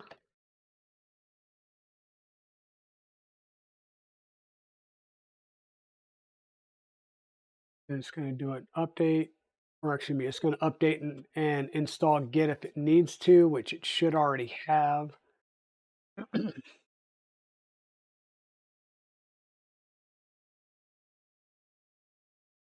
Yep, it already had Git installed. Now we are going to make sure that we're at the base of our user directory and clone the Kaya software. So this is using the Git application to copy the software down to the local machine. And then we're going to run a script. And that's the Kaya script out of the directory that's there. And once this pops up, you'll see that we've got Klipper installed with one instance using Python 3. We've got Moonraker installed with one instance. Mainsail is installed and Crow's Nest is installed. What's not installed is Klipper Screen. And that's the graphical interface that will show up on our Waveshare. So we're going to go and use one to go into the install menu. Klipper Screen is what we want to install, which is 5. So we'll go to 5. And it will come through and start the install. It may ask us if we want to do certain things. If so, we will respond to those prompts. But how's everybody doing tonight? Britt, what is it you were working on this evening? Should have asked that a lot earlier. My bad.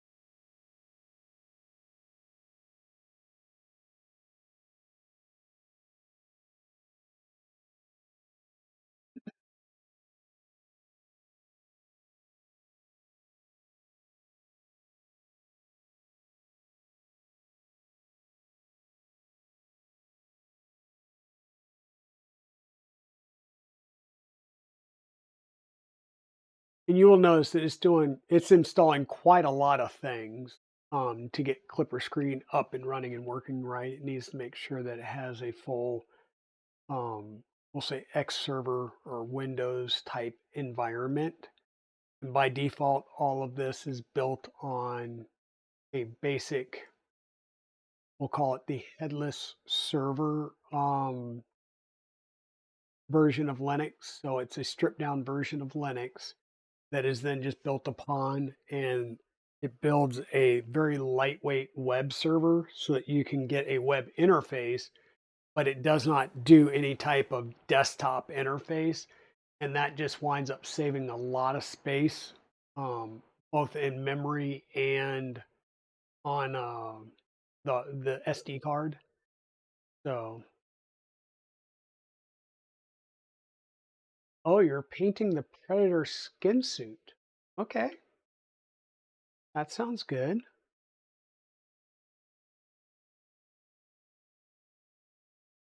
So this is your like Predator 2.0 cosplay, or are we on 3.0? What version of your Predator cosplay are we on now, Britt?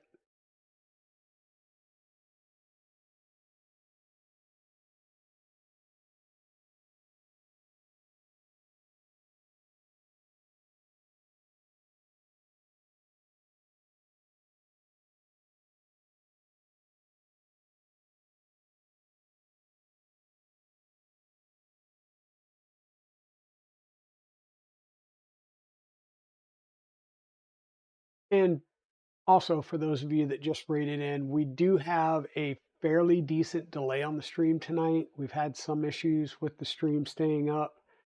Um, it's or we had really bad weather yesterday where it just rained, rained, and rained all day. And every time it does that for an extended period of time, my internet goes to crud, and I don't know why. Um, but that's compounded a little bit because I think my son's sitting downstairs in a World of Warcraft raid right now, and they're probably streaming and watching TV at the same time. So, oh, I was going to say we're on version 20. Okay, so 2.0. Gotcha. 2.0. Nice.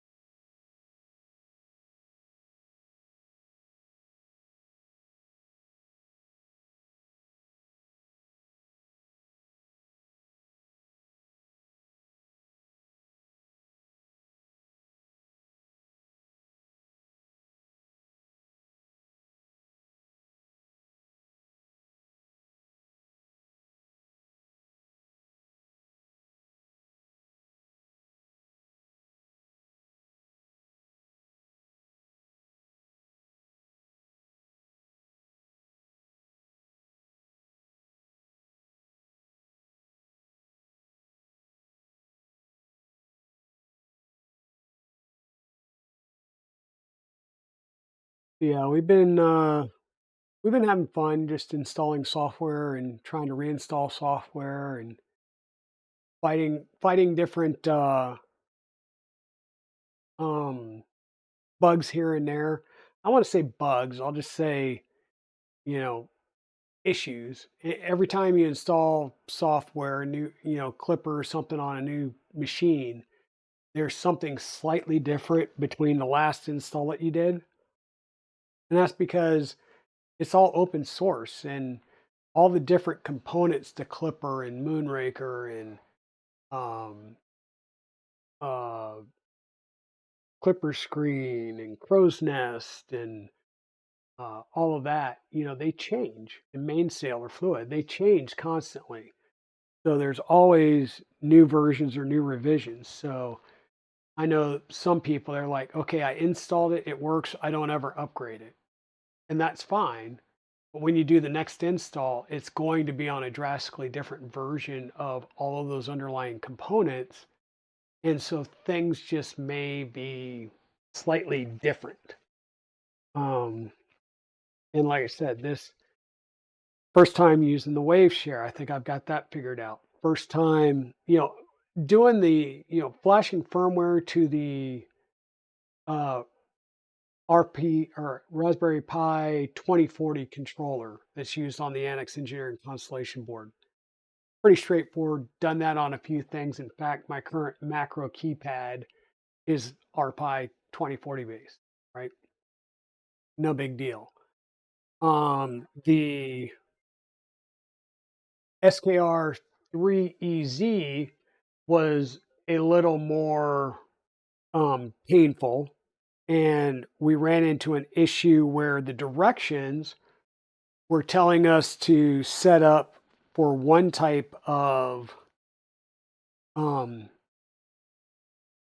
controller, or not controller, but processor, and we had a different processor. So once we figured that out, we've now got both of those working. Now we're working on the beacon, and this is my first time ever using a beacon.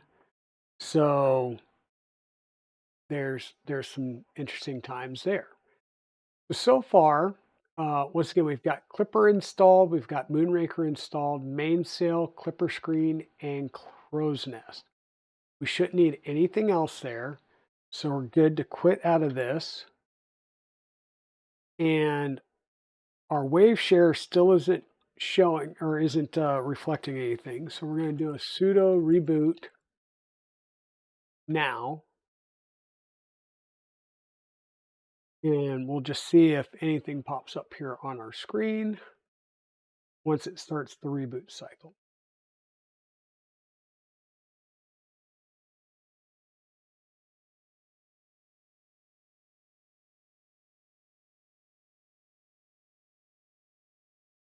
And if it doesn't work, then it could literally just be the case of, I have to go in and pick a different kernel version.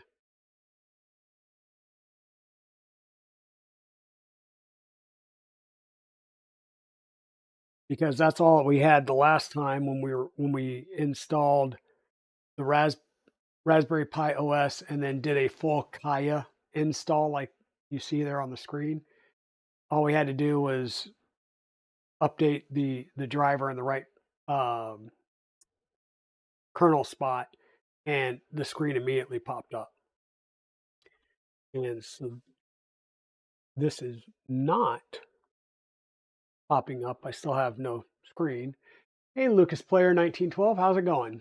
So I will reinitiate my session or restart the session. Log back in as Pi and the password. Okay. And my Waveshare is still not displaying anything.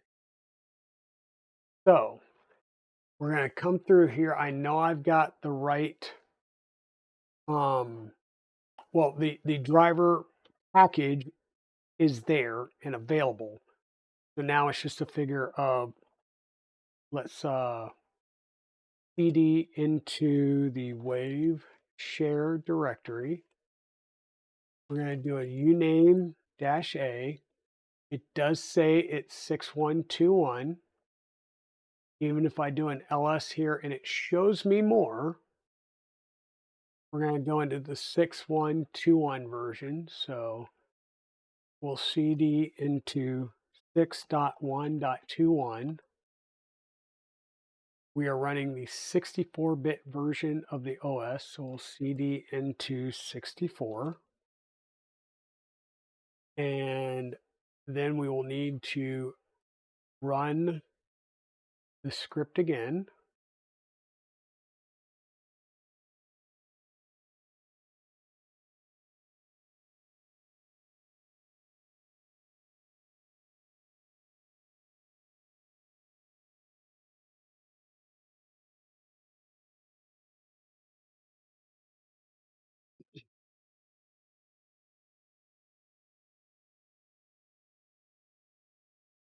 And just like that,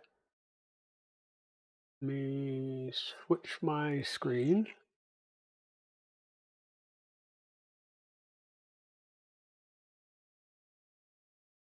We've got Klipper screen, And Klipper screen's giving me the same error as before, as there's an issue with an unknown pin chip name probe.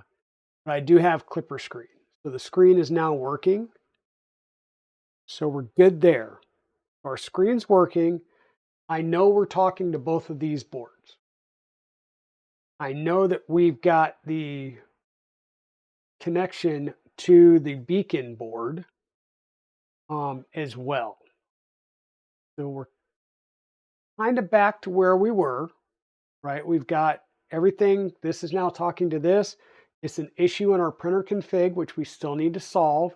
And it's really, how do I, so the issue that I'm getting now is, get all that closed out. We're back to our mainsail.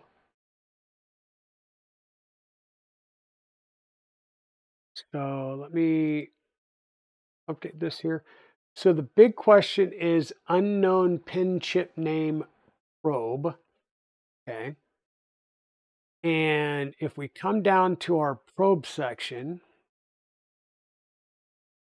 so one, we're calling the in-stop pin probe Z virtual in-stop. So it's going to be looking for a probe section in brackets. We don't have a probe section. What we have is a beacon section, right? So beacon, and we have the information. So we've got our serial for our beacon in that section and the initial X and Y offset. The mesh main direction and mesh runs, we can't do that until we get our first bed mesh. So there's still some more stuff that we'll need to do here, but if I put beacon up there instead of pen, or excuse me, instead of probe, it was failing as well for the same thing. It's like unknown beacon. So I'm still trying to figure that out as to why that is giving me an issue. So for probe, if I replace that with beacon instead of probe, save and restart, reports an error, unknown chip name beacon. So it's not understanding it. And I think it's because it's being called out. Well, beacon is being called before the beacon section is read in. So it's failing before it gets down there, right? So it reads and loads the file, and I'm sitting here not even showing you guys. My bad. So we're taking the error of an unknown pin chip name beacon, okay? So it is loading this file, and it reads this file from top to bottom, okay? So we've got our first and our primary MCU board, which is our SKR 3EZ. We've got a secondary MCU board, which is our Annex Engineering Constellation. Then we're cruising down here. We've called out those boards so it understands those boards already. It's brought in the mainsail config and it's brought in the macros config now. And then we keep going down and it's pulling everything else in. So now our stepper X is reading the GPIO pins from the AECS board, which is what I named our Annex Engineering Constellation Supernova. Okay. And we're scrolling down through here, and then we get to our Z stepper, and it hits beacon : Z virtual install.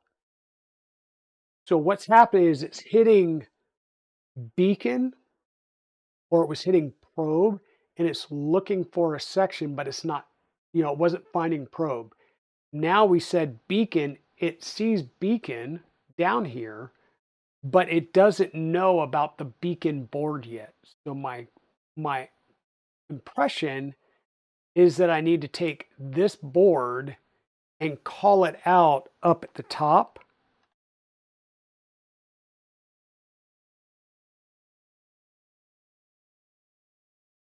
All the way back up here, I need to call it out as, whoops, another MCU.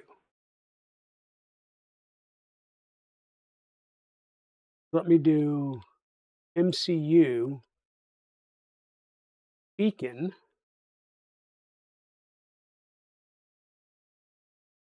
Put the serial up there.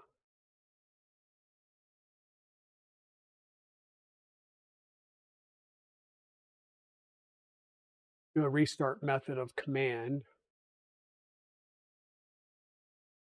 Let me just throw a couple comments in here.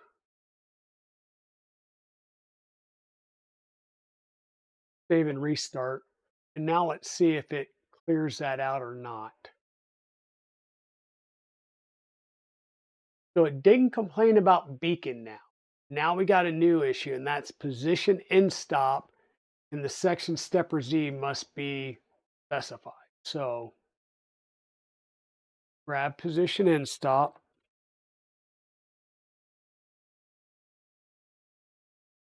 Hey, Hybrid Robotics, welcome back in, and thank you for subscribing for a total of 5 months. Thank you, thank you, thank you. We're going to come back down here to our Z, and we've identified an in stop. Now we need to identify the in stop position. So our position in stop can't be any further than the position min, right? So we'll do a position in stop -5 and make that just match our position min. Okay. We'll save and restart.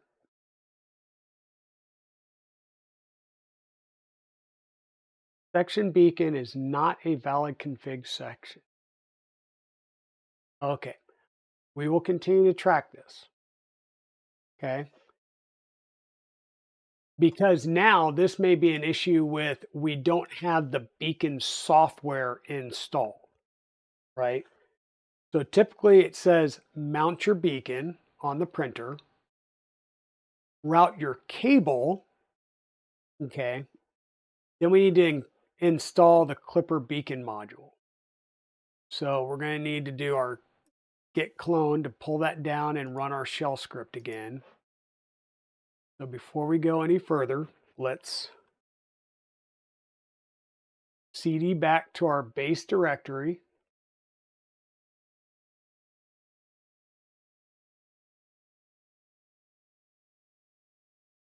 Correct. How it is there is how it should be. So what's not correct, Aaron? That it's complaining about the beacon section? Because I agree with you. I'm going to follow through.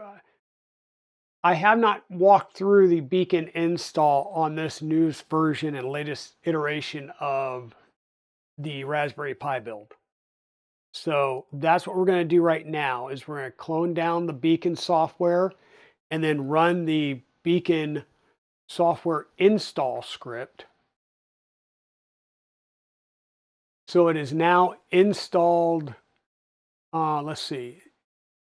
Install beacon requirements to env. This may take 10 plus minutes.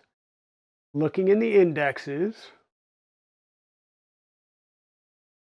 Requirements already satisfied. Numpy is already installed. This is why I did MainsailOS. Right? Linking Clippy to Beacon Pi. Beacon installation successful. Okay. So we got that part done. Now we can update Moonraker so that we can be able to update Beacon from directly from down here because you don't see Beacon listed here. We just have Crow's Nest, Klipper, Mainsail, etc. So we want to go into moonraker.conf, scroll all the way down to the bottom, add another section, and copy in the information for Moonraker, or excuse me, for Beacon. And we're going to do a save and restart.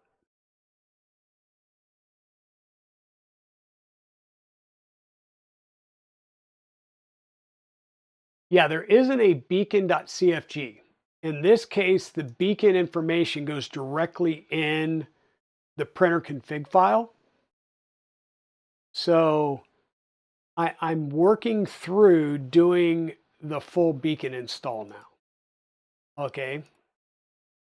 That allows you to update. Now this is where it says you need to configure Klipper for beacons. So we need a beacon section, the serial, the XY offset. You can't have mesh main direction and mesh runs before. You will take an error if you have that in there and commented or not commented out.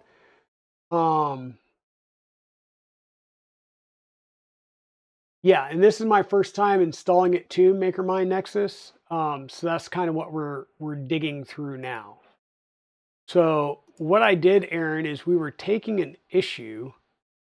And if you've installed Beacon before, Aaron, help me out here.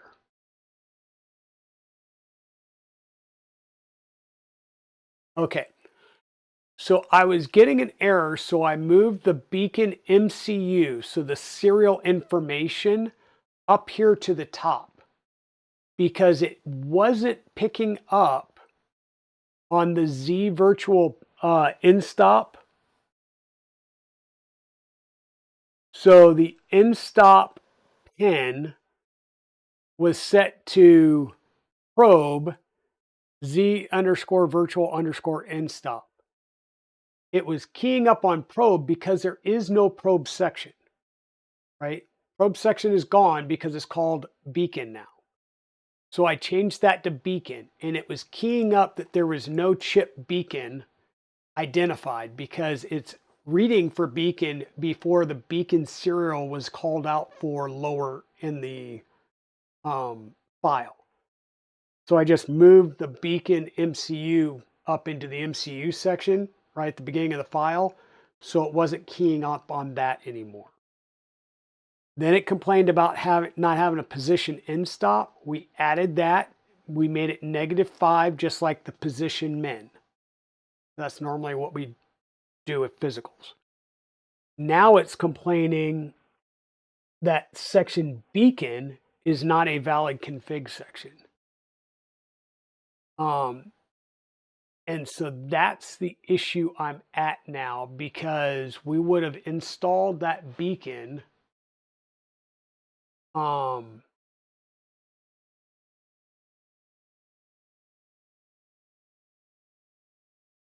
remove the MCU beacon bit up at the top. Okay. So this is where I'm at is if I remove this piece here, right? I'm just going to comment it out for right now. Right. So that's commented out. We save and restart.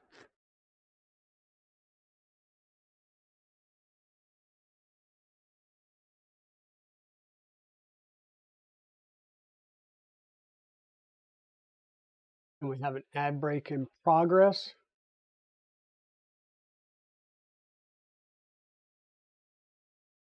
Beacon software overrides a bunch of Klipper stuff.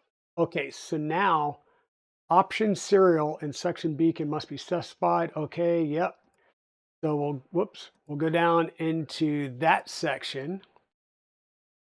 Sorry for the desk scroll. It's just easier for me that way.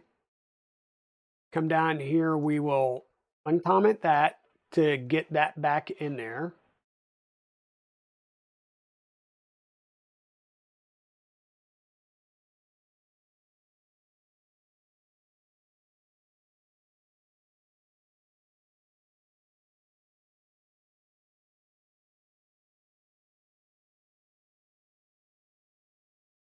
Come on, Clippy.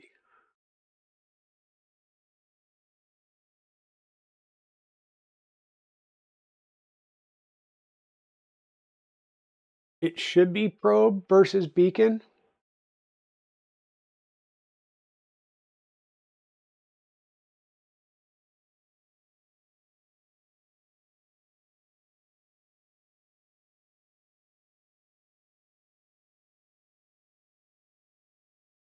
Because when I had this listed as probe, it complained because there wasn't a probe chip. And you're saying 394 and 395. It threw errors on this before because there was no saved bed mesh. But I will uncomment these.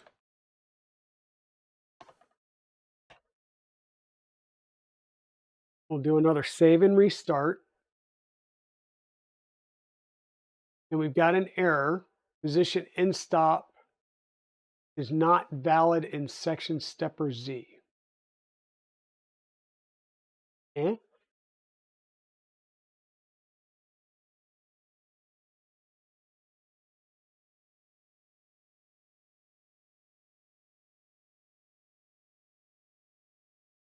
So it doesn't like a negative number for position in stop?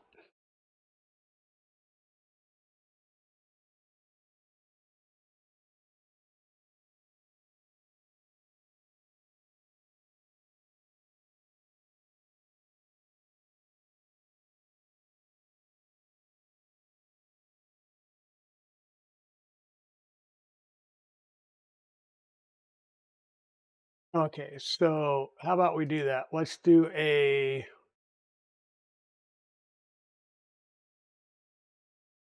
full Klipper restart.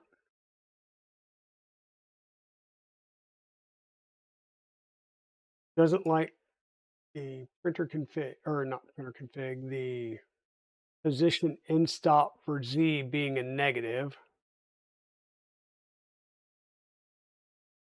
We'll just make it 0.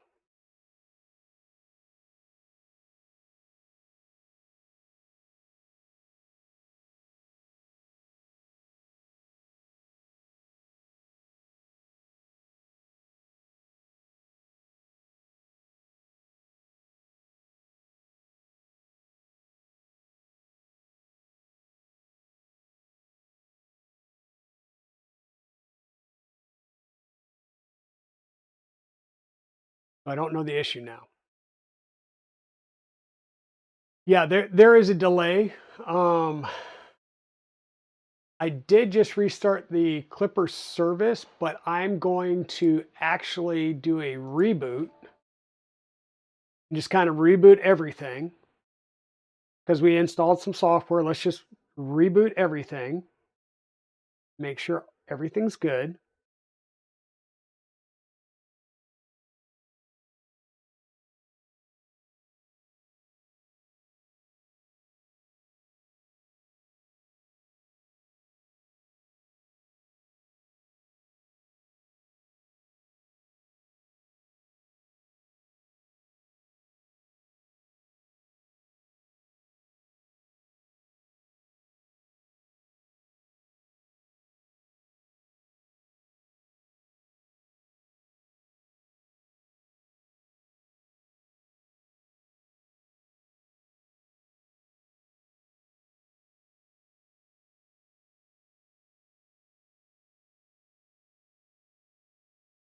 Okay, and it's still,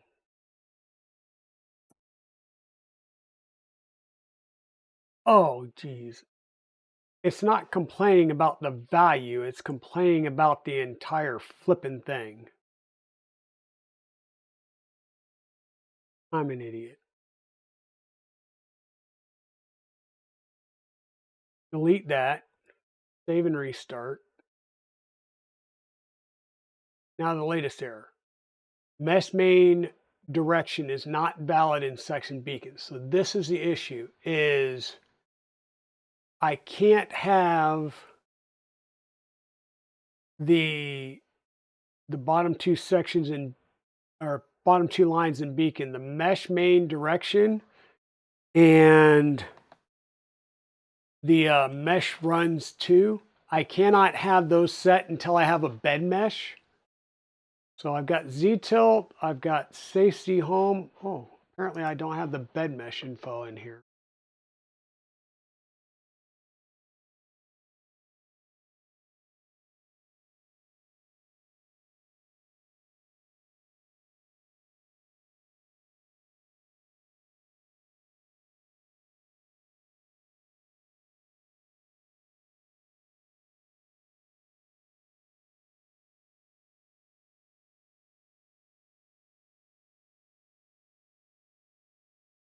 There's the bed mesh.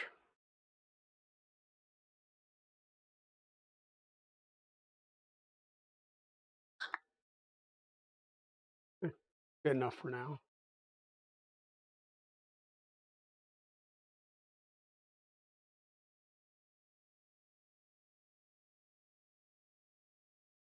Come on.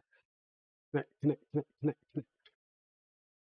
And of course, we don't have a physical install in the printer yet, so we may take an error with it not understanding Beacon. I don't know. We shall see.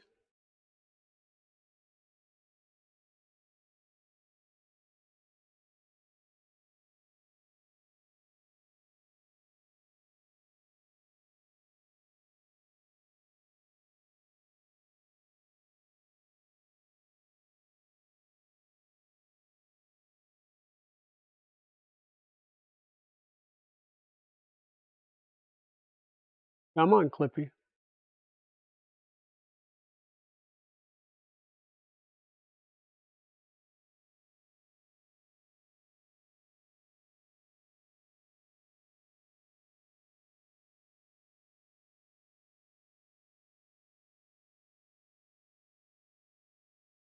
At this point,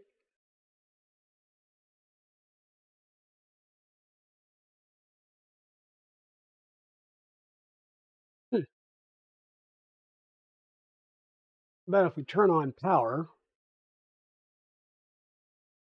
add some additional power to the equation down there. Clipper has shut down. Why? Oh, okay. That was interesting.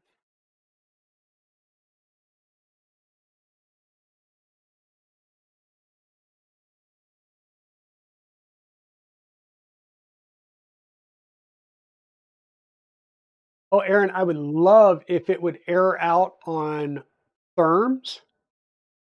But it's taken an issue with the SPI settings or the TMC 5160s on the Annex Engineering Constellation. So that's going to be the next trip for me, because chances are that one that it's failing on, so SPIOC is probably going to be for motor 1.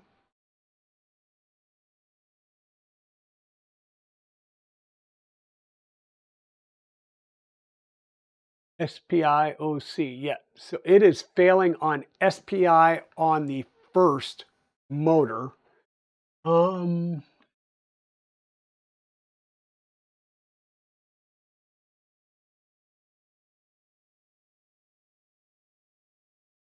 All the SPIs are set to required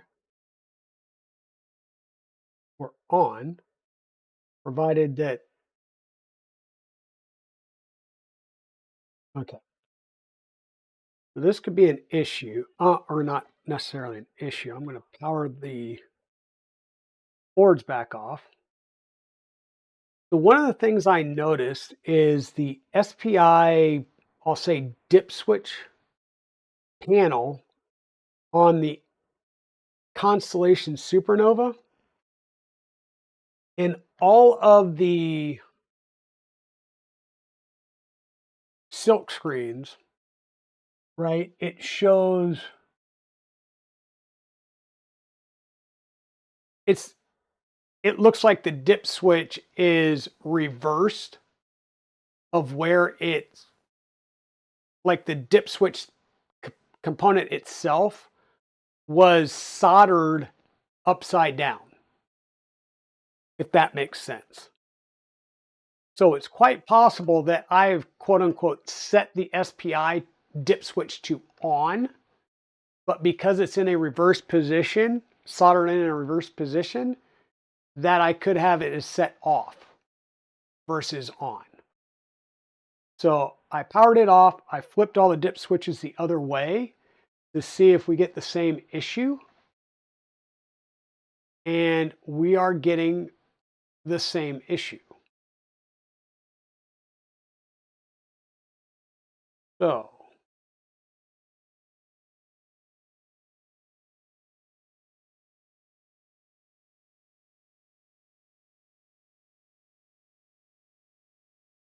yeah,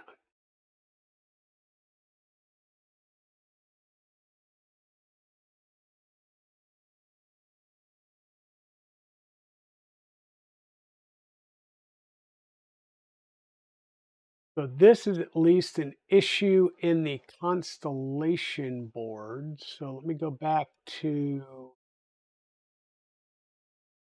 Annex Engineering, repositories, Constellation, Supernova. Now have a seat again and take a look at this. So we're making progress. We've moved on. We've gotten to a new error section. So that's good. Jumper and switch section. So sensorless homing, flip the dip switch to on.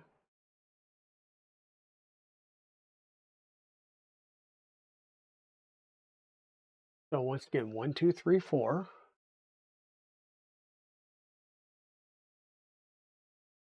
So we are using, oh wait, flip the dip switch to on, flip off to use the in-stop header.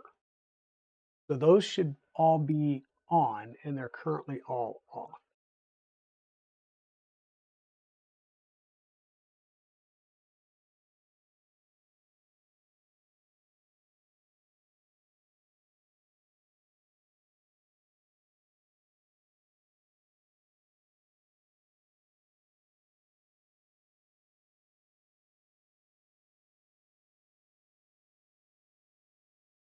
Get all those set to on because we're going to use sensorless homing, right? Sensorless.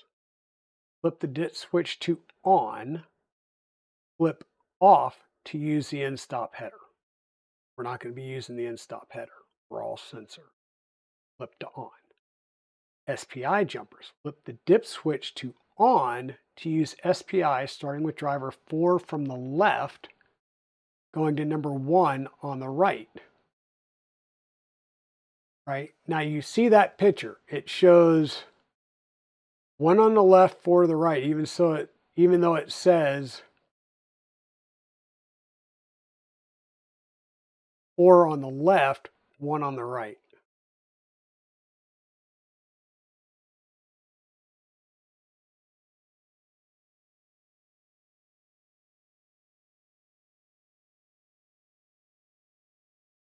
Flip off to use UART.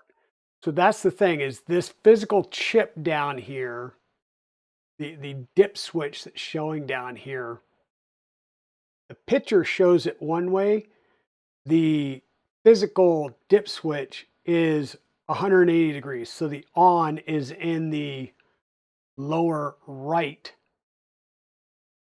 So we do want to use SPI.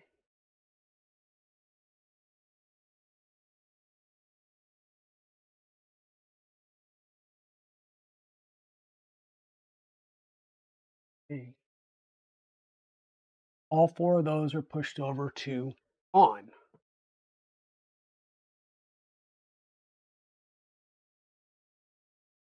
So those should be configured appropriately.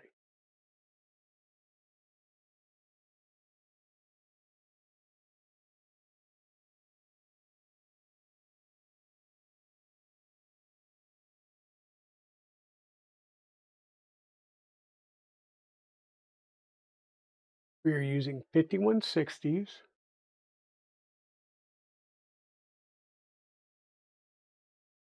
They are BigTreeTech. This is one issue that we could potentially have, is to enable sensorless homing. For example, stepper 1, switch the dip switch labeled homing to on, where 1 is written on the PCB. Please note that the Klipper config, most step sticks require diag 0 to be set. However, the following step sticks are known to require diag 1 to be set instead of diag 0.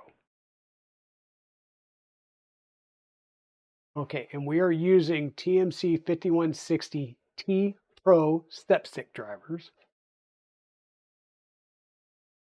So that might be an issue, but it wouldn't be an issue. I mean, SPI is either on or it's off. We have it on. We have SPI configured for the pins.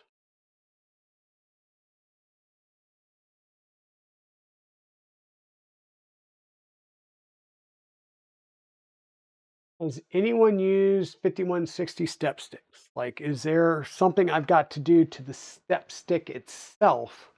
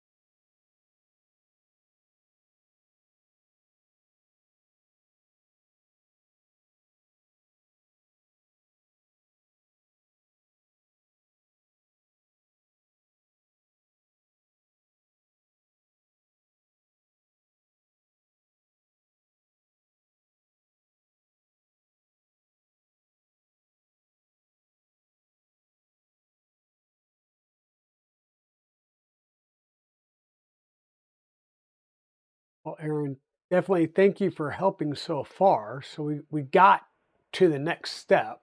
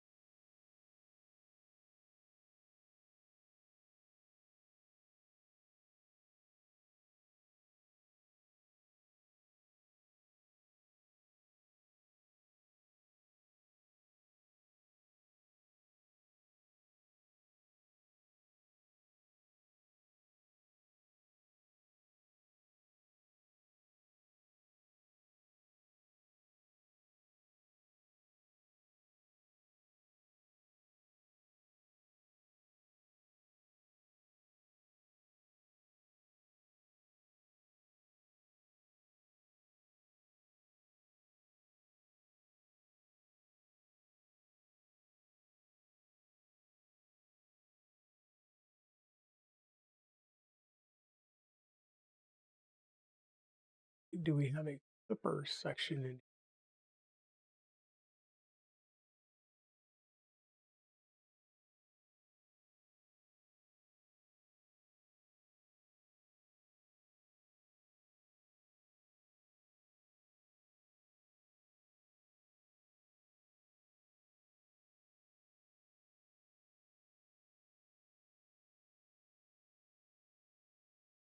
Okay.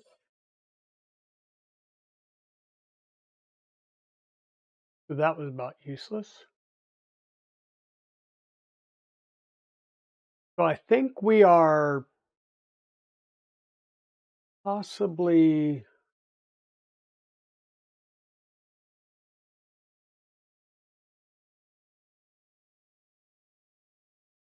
probably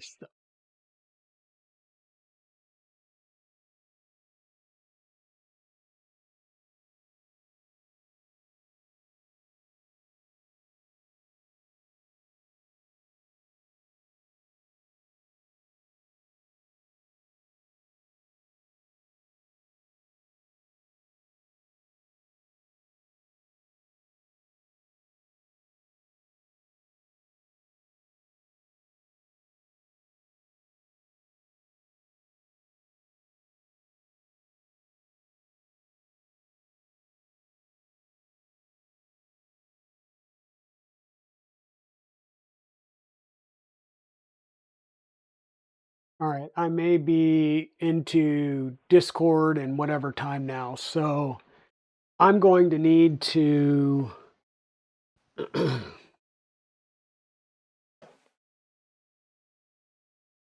like whatchamacallit. I'm going to need to go and check out some other information. Okay, so we do have the out or the output pin stuff there. So it seems to be finding the other information is dying on the SPI pin in the config.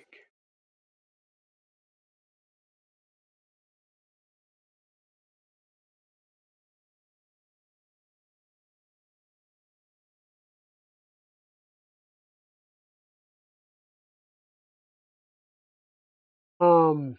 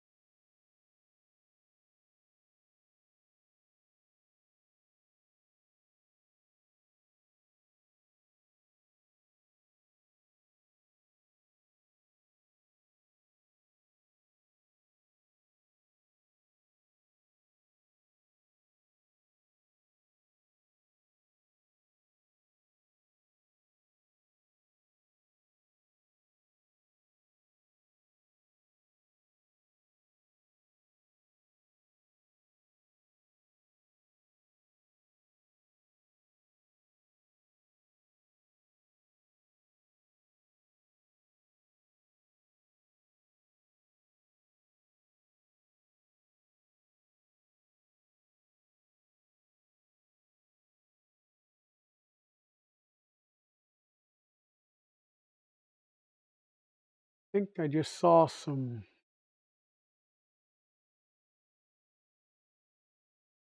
issue. Oh, GPIO.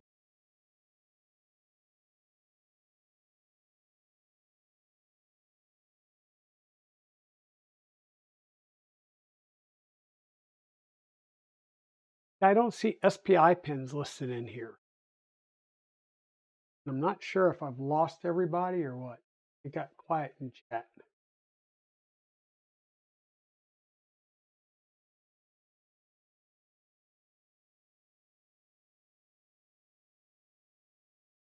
I see USART or US UART pins 1, 2, 3, and 4.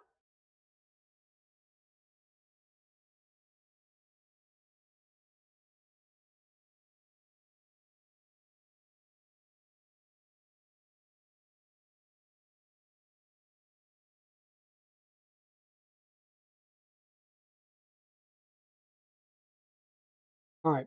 Well, I'm confused. I'm going to have to do some research to try and figure out what is causing the failure of the SPI pins because I'm not seeing a syntax error. Um,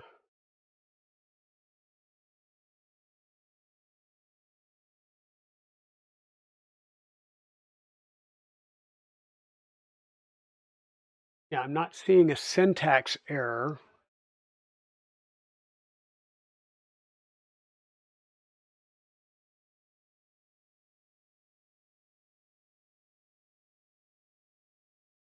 But I see all the SPI is 0C, 0C, so they're all the same.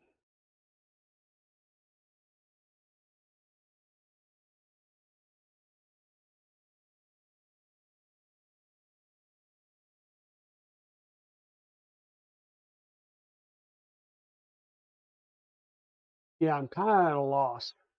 You're still lurking and learning. Yeah, and I'm just sitting here losing my mind because SPI,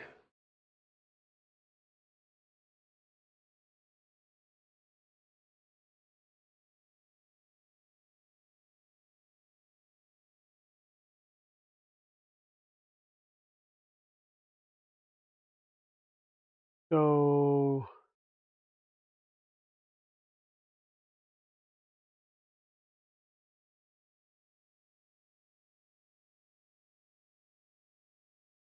So the jumper and switch instructions just tells you from a switch standpoint how to configure the switch, right? So the SPIs should all be on. The SPIs are all in an on position. Okay, they're all in an on position physically on the board. Now, the configuration I'm using, once again, Annex Engineering.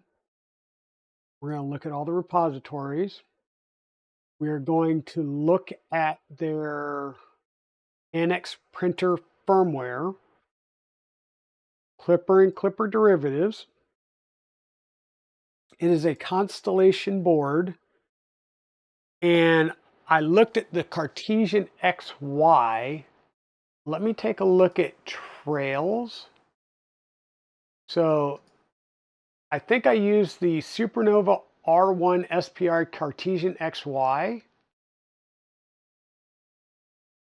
We have a Trails config and a standard SPI config. Let me just see if there's something different in the SPI config stuff down here. SPI bus SPI0C for all 4 motors. They're set to SPI0C.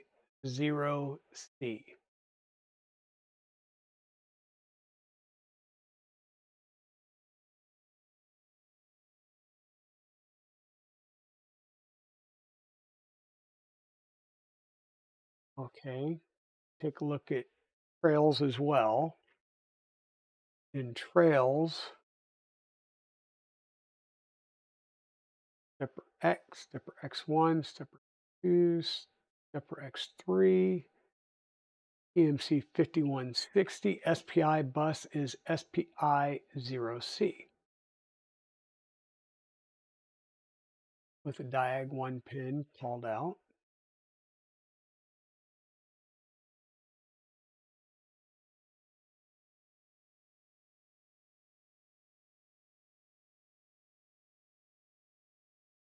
SPI0C with diag 1 versus diag 0 pin called out.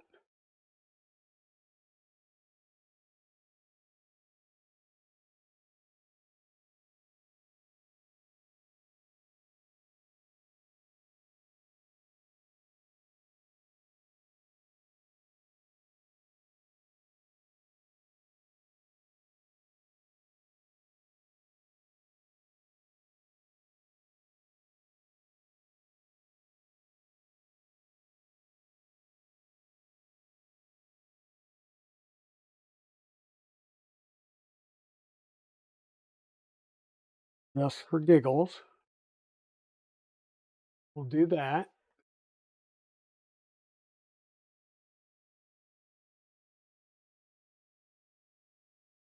You know what I just noticed?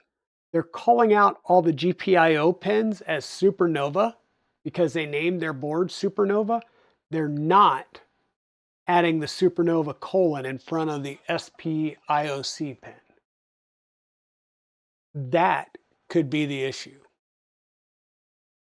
There's X, X1. Let me just remove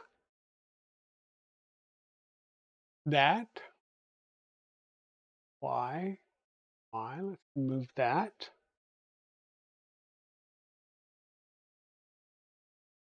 And Z.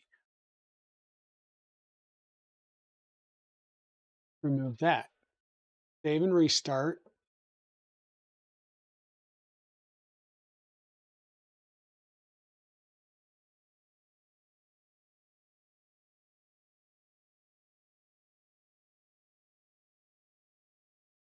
Yes, that's what I'm looking for. ADC out of range means the thermistors are being read and there's no thermistor. So it is therefore failing because it doesn't get temps. So when push comes to shove and we get an ADC out of range and we don't have everything plugged in, what do?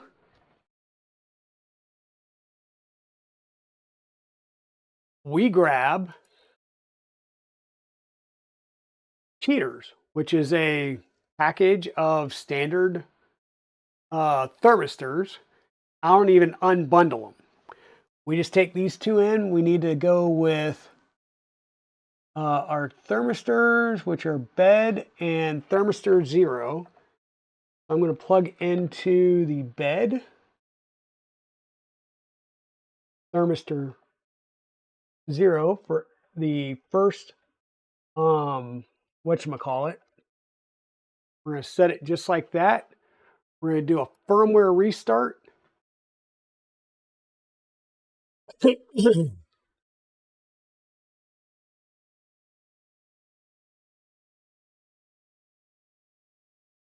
And just like that, folks, we've got it done.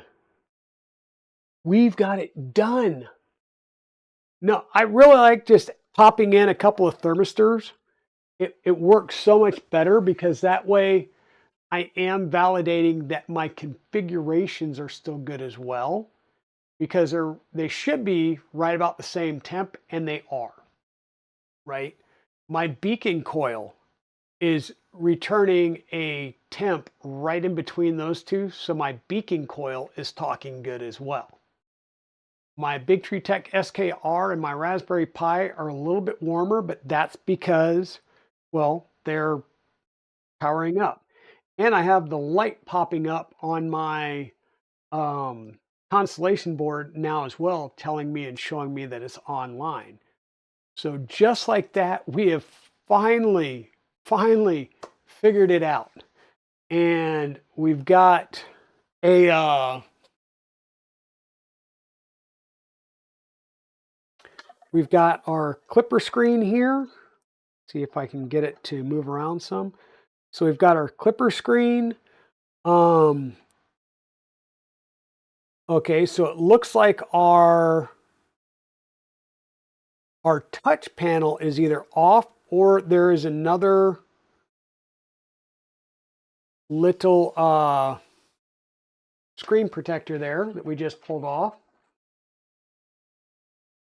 So our touch screen is flipped. So that's a simple configuration thing that we need to do from the Waveshare perspective, because, well, I just shut down the printer or the thing when I wasn't expecting to. So that sucks. We'll have to fix that now.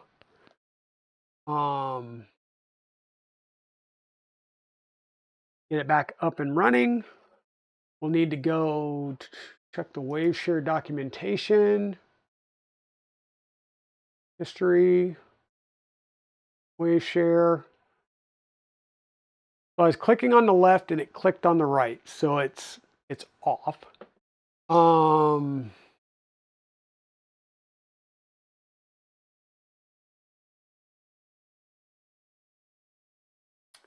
Touch to rotate, so we need to look into the boot config, and we need to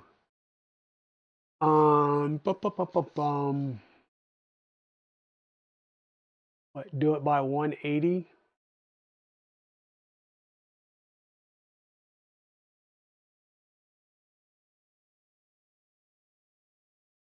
Touch by default. I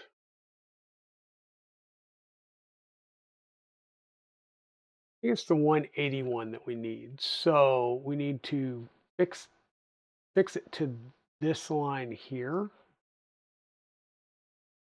So let's go back into our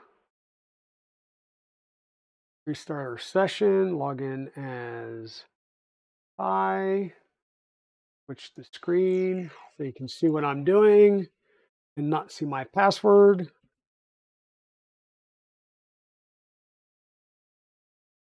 Okay, so we're in. Now we need to go and update the boot config.txt. So we're going to do sudo nano boot config.txt. Put in that password again.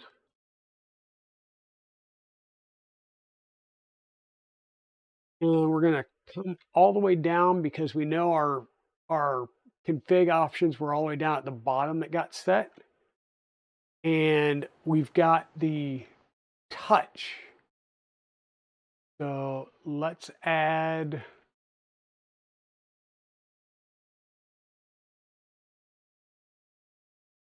starts off with inverted X, inverted Y. And we have that IOTC bus. So I'm just going to do some swap here. I2C underscore bus equals N.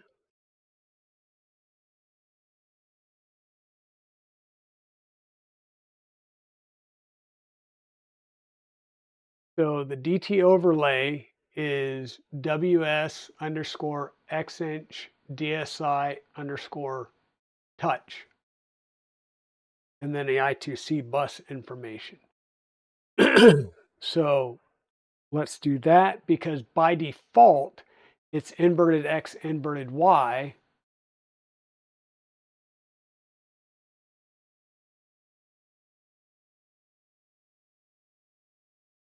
We'll see what, yeah, we'll have to play with it and see what this does, since it doesn't really give us a thing. And we fixed that. It will take effect after restarting. Well, that's great.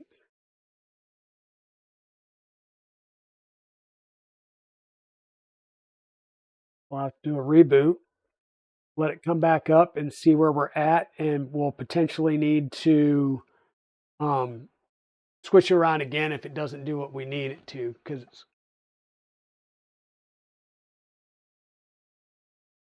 yeah, thanks, Dan. It's really good because this was, I don't want to say it was frustrating, but it was a challenge.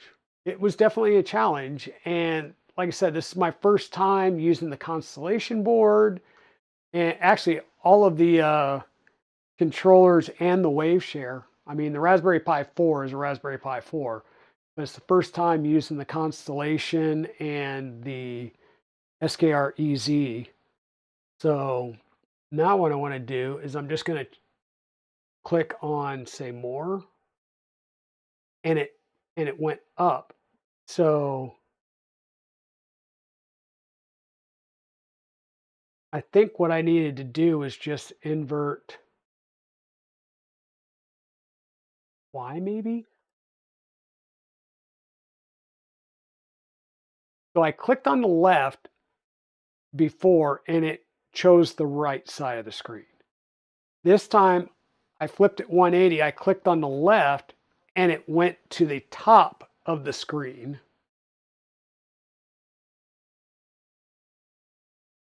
Oh yeah, that's still, so we're still off.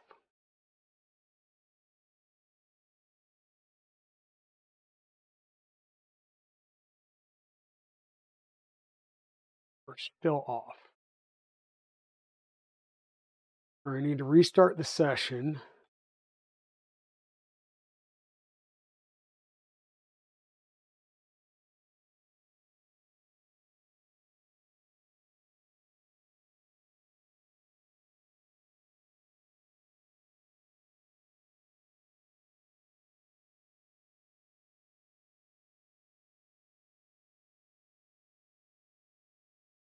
So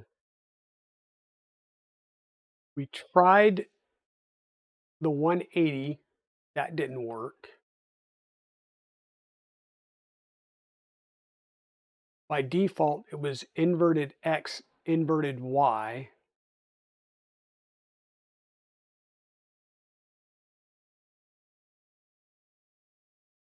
I think what I need, and this is me thinking out loud, is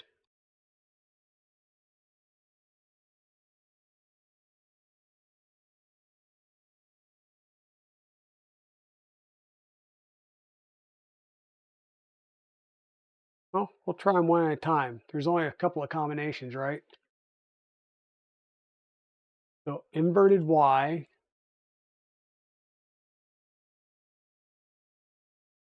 swapped XY.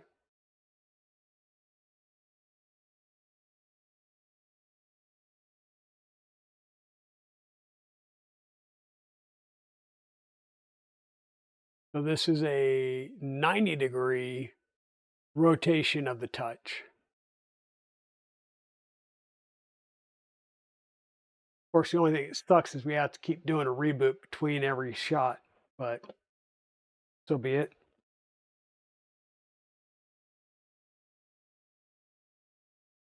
We're almost there. The simple part that we're working on right now is just getting the touch screen controls working in the current orientation of Klipper screen.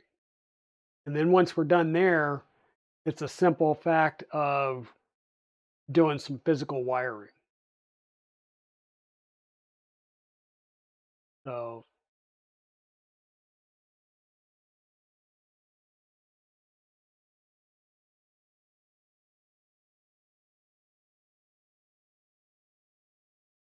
okay. So I want the more.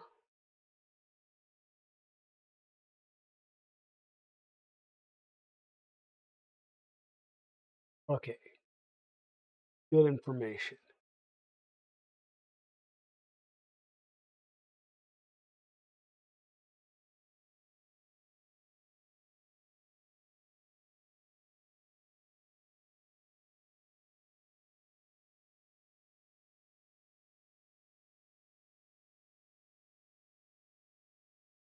So I'm going to the opposite side, opposite end now. So I think I need inverted X swapped XY. Is that right? No. Yeah, we'll just keep going down the list. Right? I mean, it's like I said, it's easy enough. A couple of seconds. Um,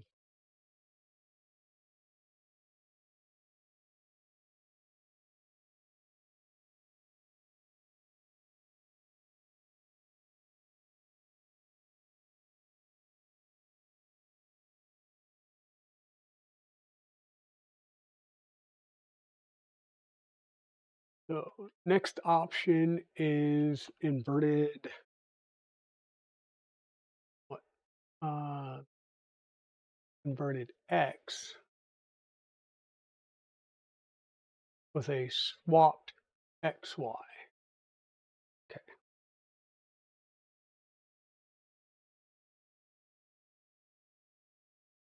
Part of the issue is the default configuration for this is in portrait mode, not landscape mode.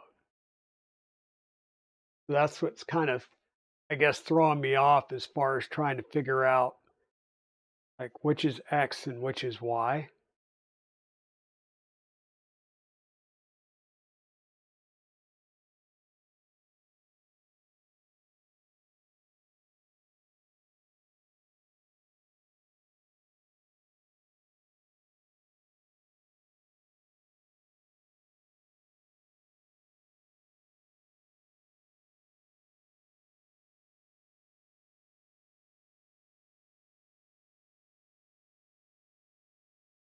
Okay.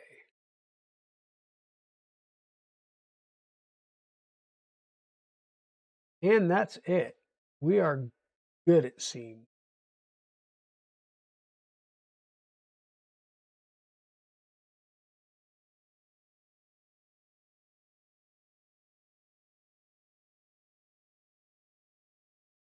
Yep.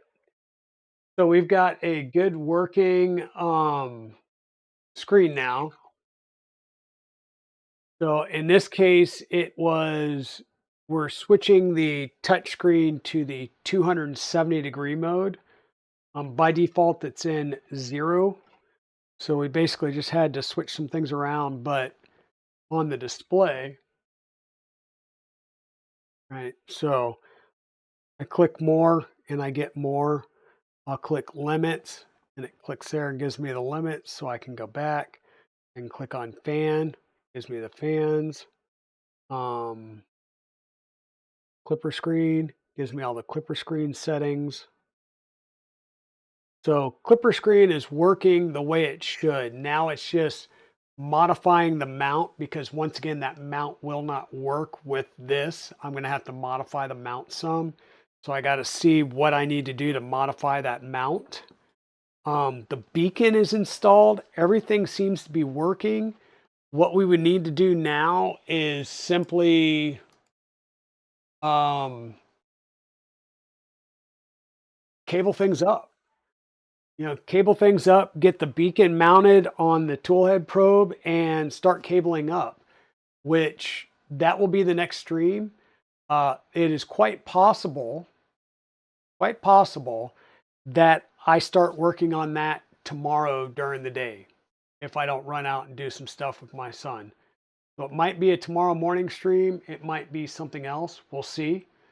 But we are up and running. We're getting temps, and those temps are good as far as between the two thermistors and the beacon. They are tracking just perfect. The BigTreeTech SKR is showing about 35, 36C. The Raspberry Pi is showing about 55, 56C. It's currently facing down against the table, and there's no heat sink on it. There's no active cooling fan on it. So once we get a heat sink on it, we actually get it mounted up where there will be some air that'll get sucked through. Hopefully that will help some. If we need to do some additional cooling on our stepper motors, we'll get some additional cooling on our stepper motors come hell or high water. Somehow I will get it installed. I'm sure I'm not the only one that would be running into that. I still don't know how to get the 5-volt plumbed into the Raspberry Pi and display. I believe there's a way of doing it from the SKR3EZ. I'll do some research to see how that goes. If that doesn't happen, then of course I've got the standard, 24 volt to 10 volt, or 24 volt to 5 volt, 10 amp buck converter that I'll mount. And I need to mount the SKR underneath here so I can get the bed wired up. Other than that, we're close to actually routing wires and getting things physically connected. And that's exactly where we're at, is routing wires, getting things physically connected, and then make sure some things move before we start tucking everything away and cutting things short to make the wire routing look pretty and all that good stuff. Thank you for the follow there, Tamarello. Thank you very much. Everybody, thank you so much for hanging out with me. I know it's been a bit of a cluster to get to this point, but that is what happens sometimes.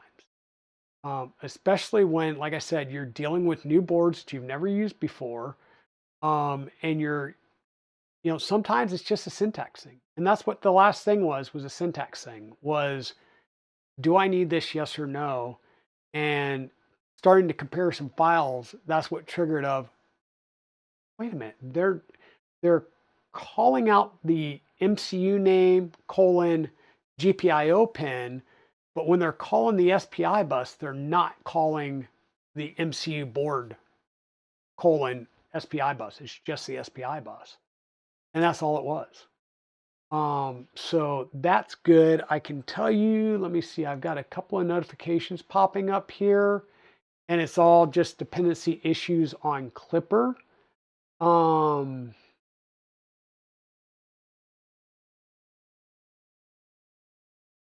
Yeah, and it's things of some stuff's out of date. And we noticed that before, when we went and looked at the machine piece, that Crow's Nest and all that stuff, there's new versions out there. The question is do I say update all, cross my fingers, close my eyes, cross my toes, and hope that it doesn't bork anything along the way? I think we're going to be good. If not, I'll cry a little sorrow tonight and rebuild everything yet again, because I just hit go to update everything. Yeah, that's kind of where we're at. we made a lot of good progress. Next time we will mount the backpack and we will start running the wires so that we can start fully testing out Klipper. Like, is the direction right? Is the direction not right? Are things moving how they're expected? Those types of things. So thank you everybody for being here. Thank you Creatix Brit for rating in. Thank you to Zombie Hedgehog and whom else? Zombie and Aaron for the bits. Thank you Major Gamer Geek for renewing your subscription. I appreciate it so much. It is so nice to have everybody out here joining in for this journey. Let's see who is out there for a potential raid. Jump back to Twitch real fast to see who is out there.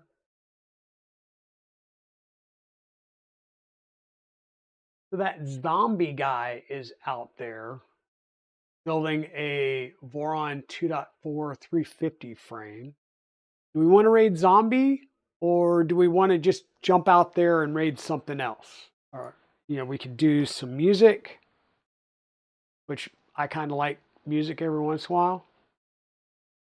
We can raid out and do some thug shells. We can raid over to Zombie Hedgehog. Just let me know what you guys want. If you guys have a preference. If not, we'll jump over to Zombie Hedgehog and check him out.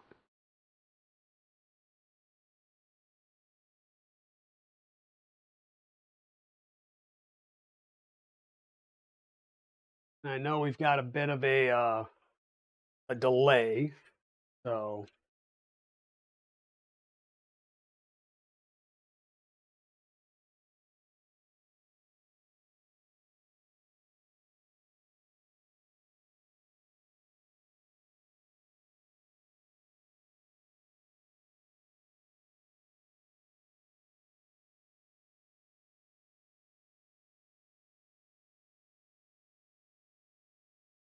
Okay.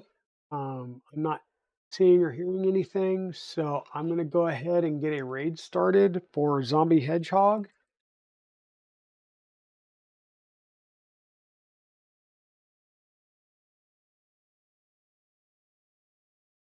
Once again, thank you everybody for being out here. I appreciate you hanging out with me tonight, going through some frustration